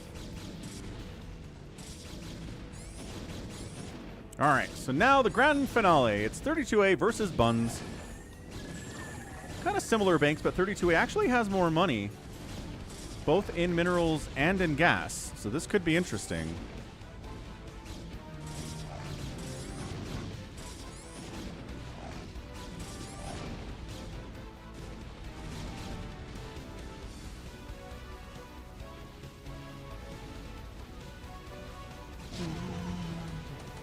It sure might be SaviorSword.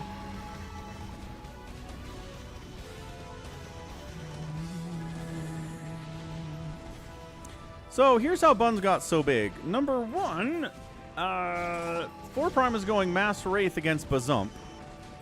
So all he had was Mass Wraith when Buns showed up and he died. And then Bazump was getting murdered by 2 people at the same time, so then he died real easy. And that was pretty much it. No problems for Bazump. Again, it's just a matter of luck sometimes, but you gotta have the skill to take advantage of it too.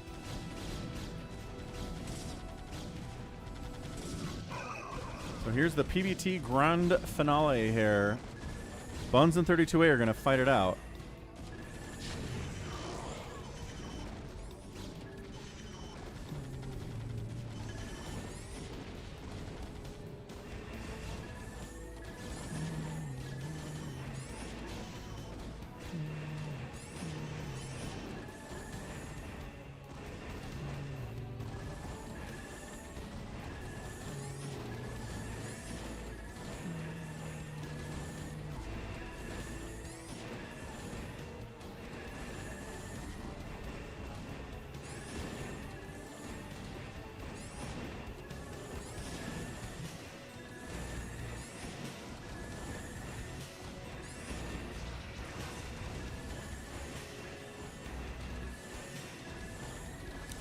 Detroit's throwing a wrench into things here at least, messing with Buns a little bit. Buns is like, am I going to end up 2v1'd? Well, welcome to free-for-alls. See, everybody's whining today. Goodness. Just accept getting free-for-alled with grace and dignity. Everybody gets free-for-alled. You're not special. You're not getting picked on.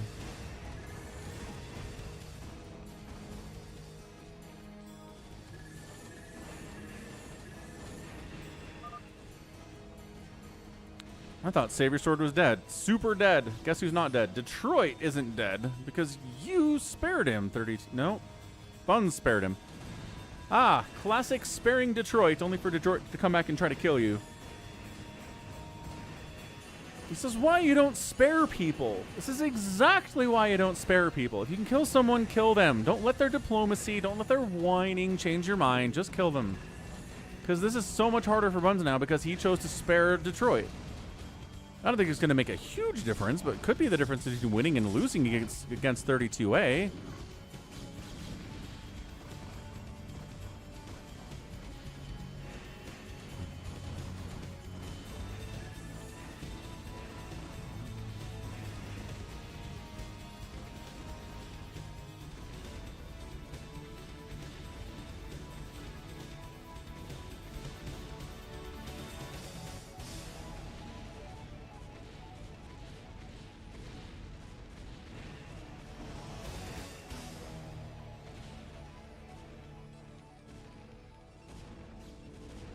Please Eat Me remains alive.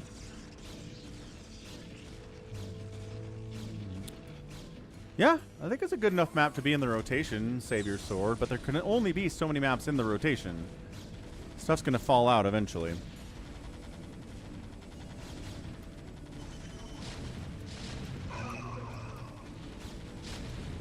Center does get taken away. These mineral patches are pretty hefty. I feel like they've been run for a while and they still have 1,500 minerals in them.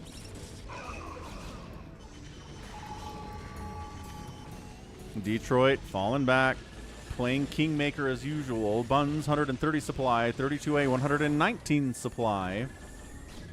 Arbiter gets a stasis but dies for it. That's how it should work, honestly. In a high level PvT is, yeah, you got your stasis off, but also now you're dead.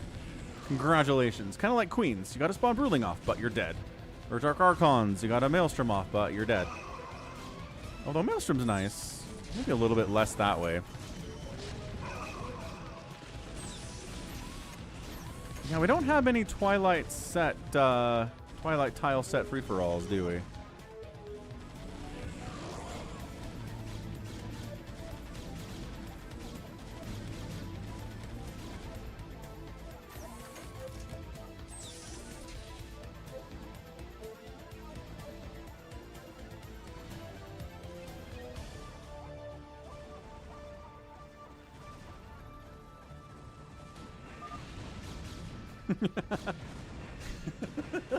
Is this the third time Detroit has almost killed Please Eat Me, and then Please Eat Me has tried to diplomacy his way out of it through complaining?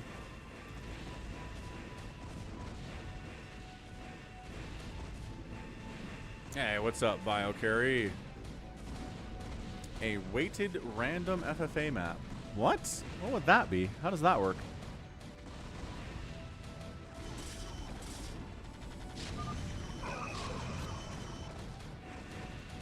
Detroit says, remember killing me yesterday with your carriers? Detroit makes a good point.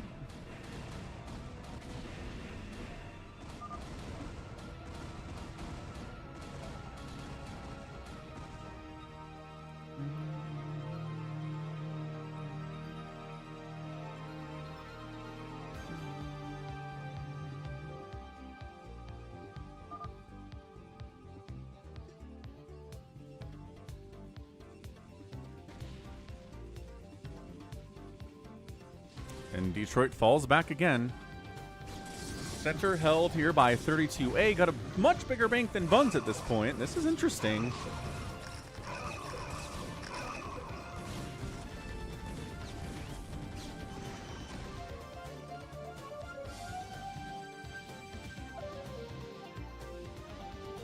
People can vote for maps, but it's random with higher ranked maps having more probability. Oh. That's kind of a fun idea, letting people kind of vote on what free-for-all map they want.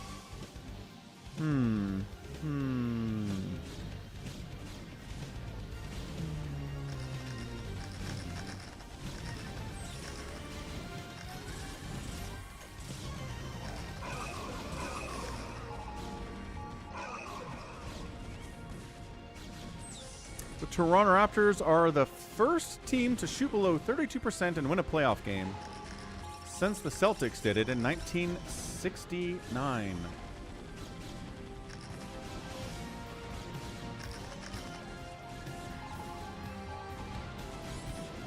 What an ugly, ugly, ugly game that was. I'm glad I didn't watch it.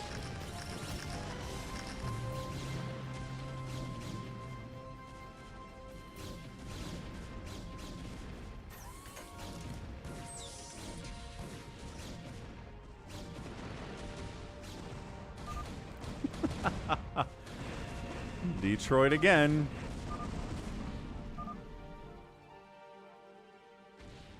I'm busy with Buns. Get him. You hit me, hit him too, says Buns. This is just...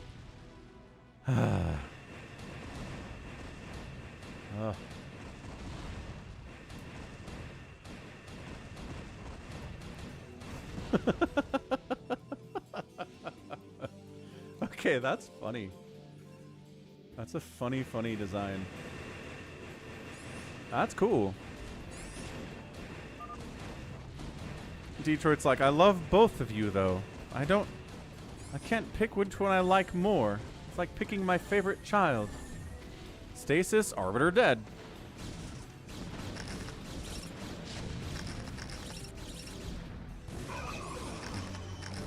I don't have good design ideas, Ahmed, so I'll let other people do that work for me, generally. But yeah, I'll see what I can do with that tonight.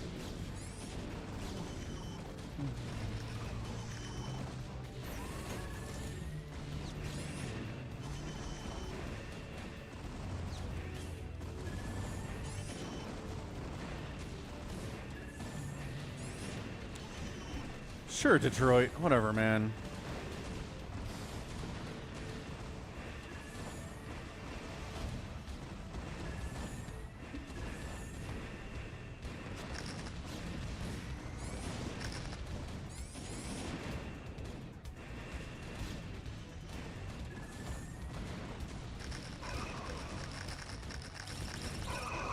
That's what they say, Nico.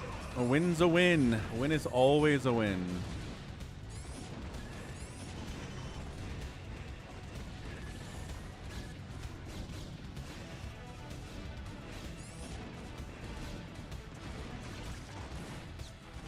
Detroit has stuff at your main. Yeah, he took your natural. He's building a pylon inside your main. Now you two play nice.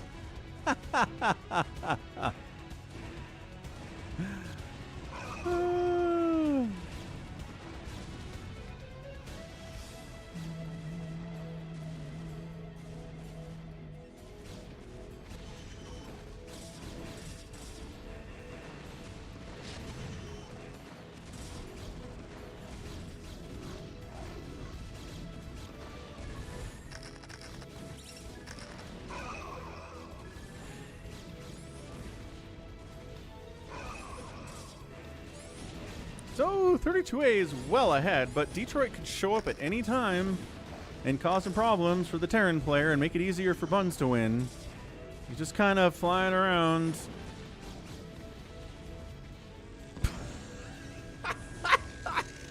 Please eat me's Reaver dropping Detroit after begging for his life 17 times over the last 30 minutes. Don't spare people. It will come back to bite you in the end. Holy cow. Especially these people.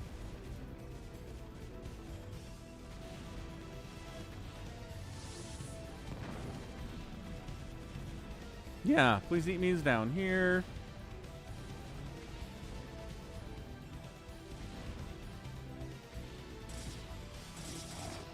Buns kind of trying to overrun 32A here, but 32A has double the supply.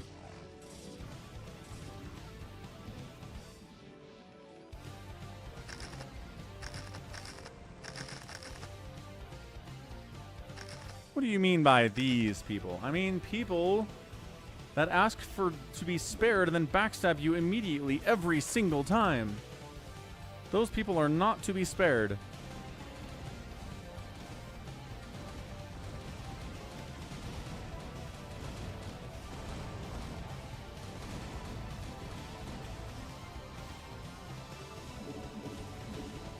Starting to mine out the map. This is a very, very aggressive map. Obviously, short rush distances all over the place. Please Eat Me calls the GG. He makes it to 33 minutes. Goal achieved. So now there's only Detroit available to cause some problems for our two juggernauts. Although Buns is only at 125 supply here.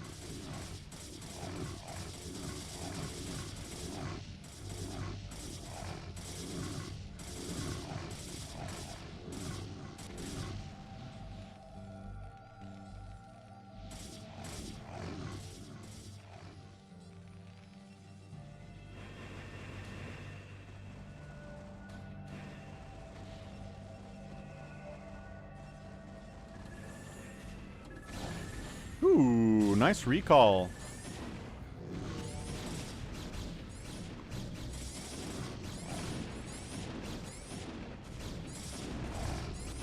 Nice double recall, actually. My bad. Yeah, Buns is in a lot of trouble now. The recalls are whittling him down. Counterattack getting some work done, but there's still so many more bases for 32A that he's running with. I mean, Buns has that he's running with. I'm not sure that it really matters. Glad you had a good time. Please eat me.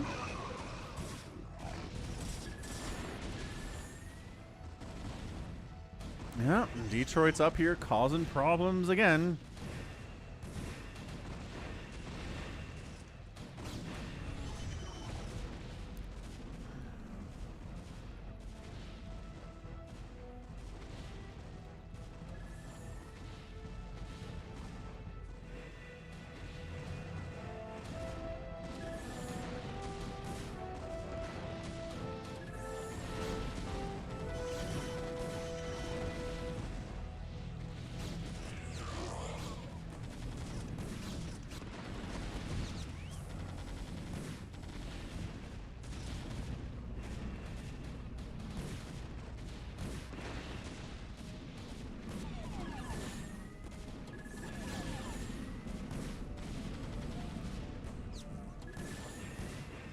Carrier's out of stasis.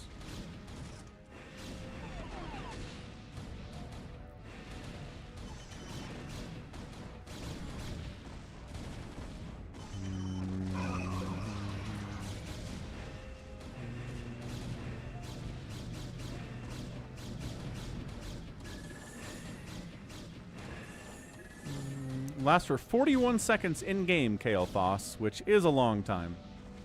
Same amount of time as lockdown.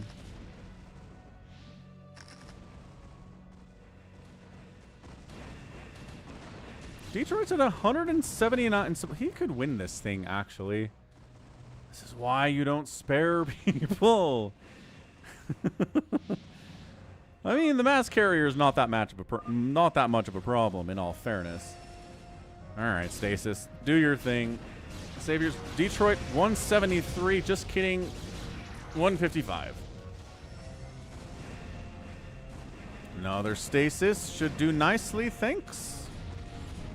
Double stasis, wonderful. Is everything stasis? No, two of these carriers are not stasis.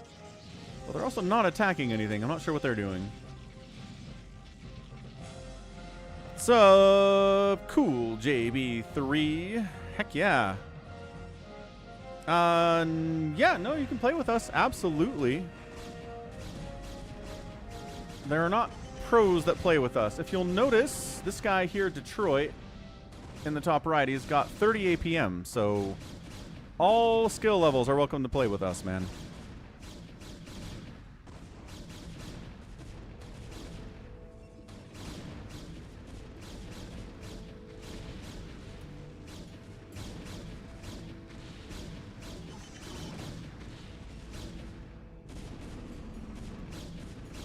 Detroit running out of cash, still mining down here, still mining down here. Never dead.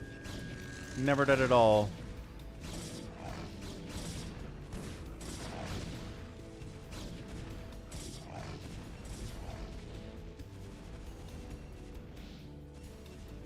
Yeah, at this point, it's just 32 ways to lose.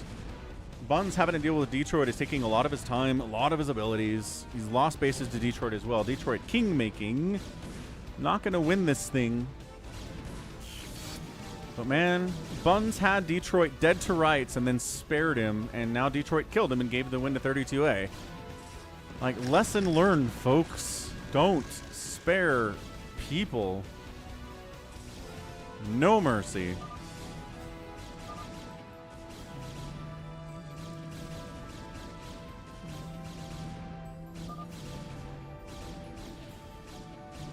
Yeah. 32 ways out of there, and that's it. All we need is... Sorry, he's not out of there. He wins. Now we just got to finish off Detroit as Buns makes the biggest mistake of his life, allowing Detroit to win.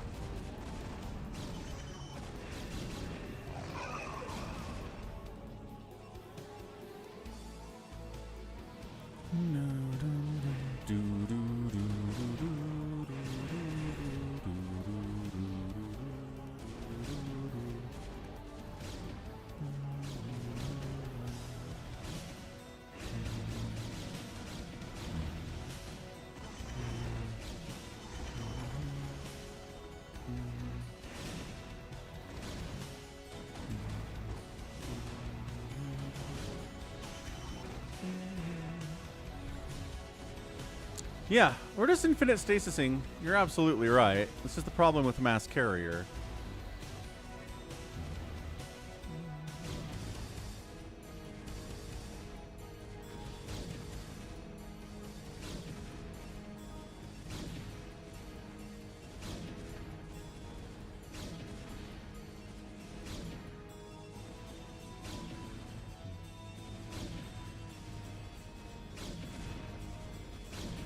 You want to see more stasis?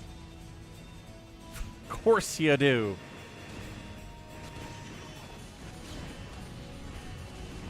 Hey, look, even more stasis. Of course you do.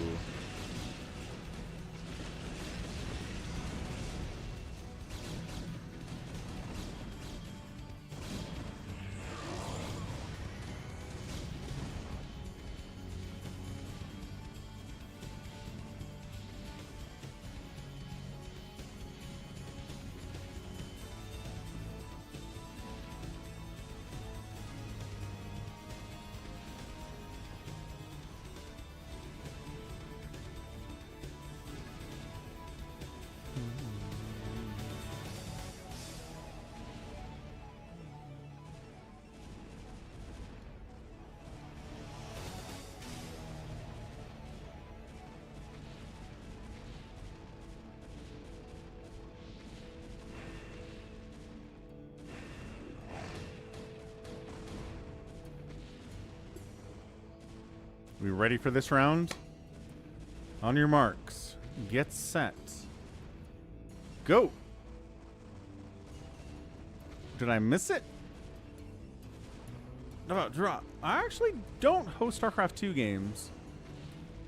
But I do have a StarCraft 2 channel where I post replays, casting replays, and then I play team games on Fridays or Saturdays.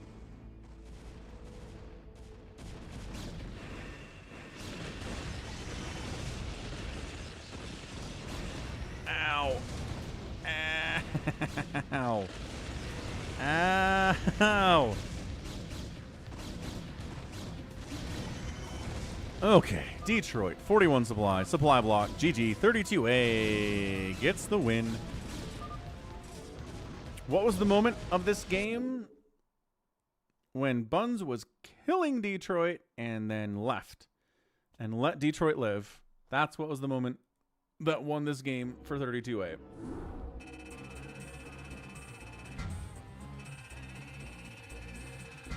Nice, Jared. Well done. Well done. Did I time the stasis? No, I was just kind of guessing Sun Tzu Lander. Sometimes I get it right. Good game. The outspend does a lot. All right, let's wrap this thing up. We're at 7 hours on a Sunday. Seems like a good enough stream to me. We'll get a raid going. Thanks again for the support today on a Sunday, getting us off to a decent start to the week. Nothing amazing, but we'll accept the support that we receive. Thank you very much. Looks like Ray Rain's out there doing stuff. We'll give him a raid. And yeah, thanks to Chucky Prime. Thanks to Jade Dragon Melee for the $10 super chat. And I shall return for resubbing at tier 3 for 15 gosh darn months. Amazing stuff at tier 3 as well. So I'll get the schedule up later tonight. If you guys want to check out the schedule and see what that looks like for the week. I don't have the kids, so it's going to be a lot more stuff than this week anyway. So again, thank you all. Love ya. Have a good rest of your evening. It's raining outside. That kind of sucks here, but I'll try to make the best of it. All right. Bye.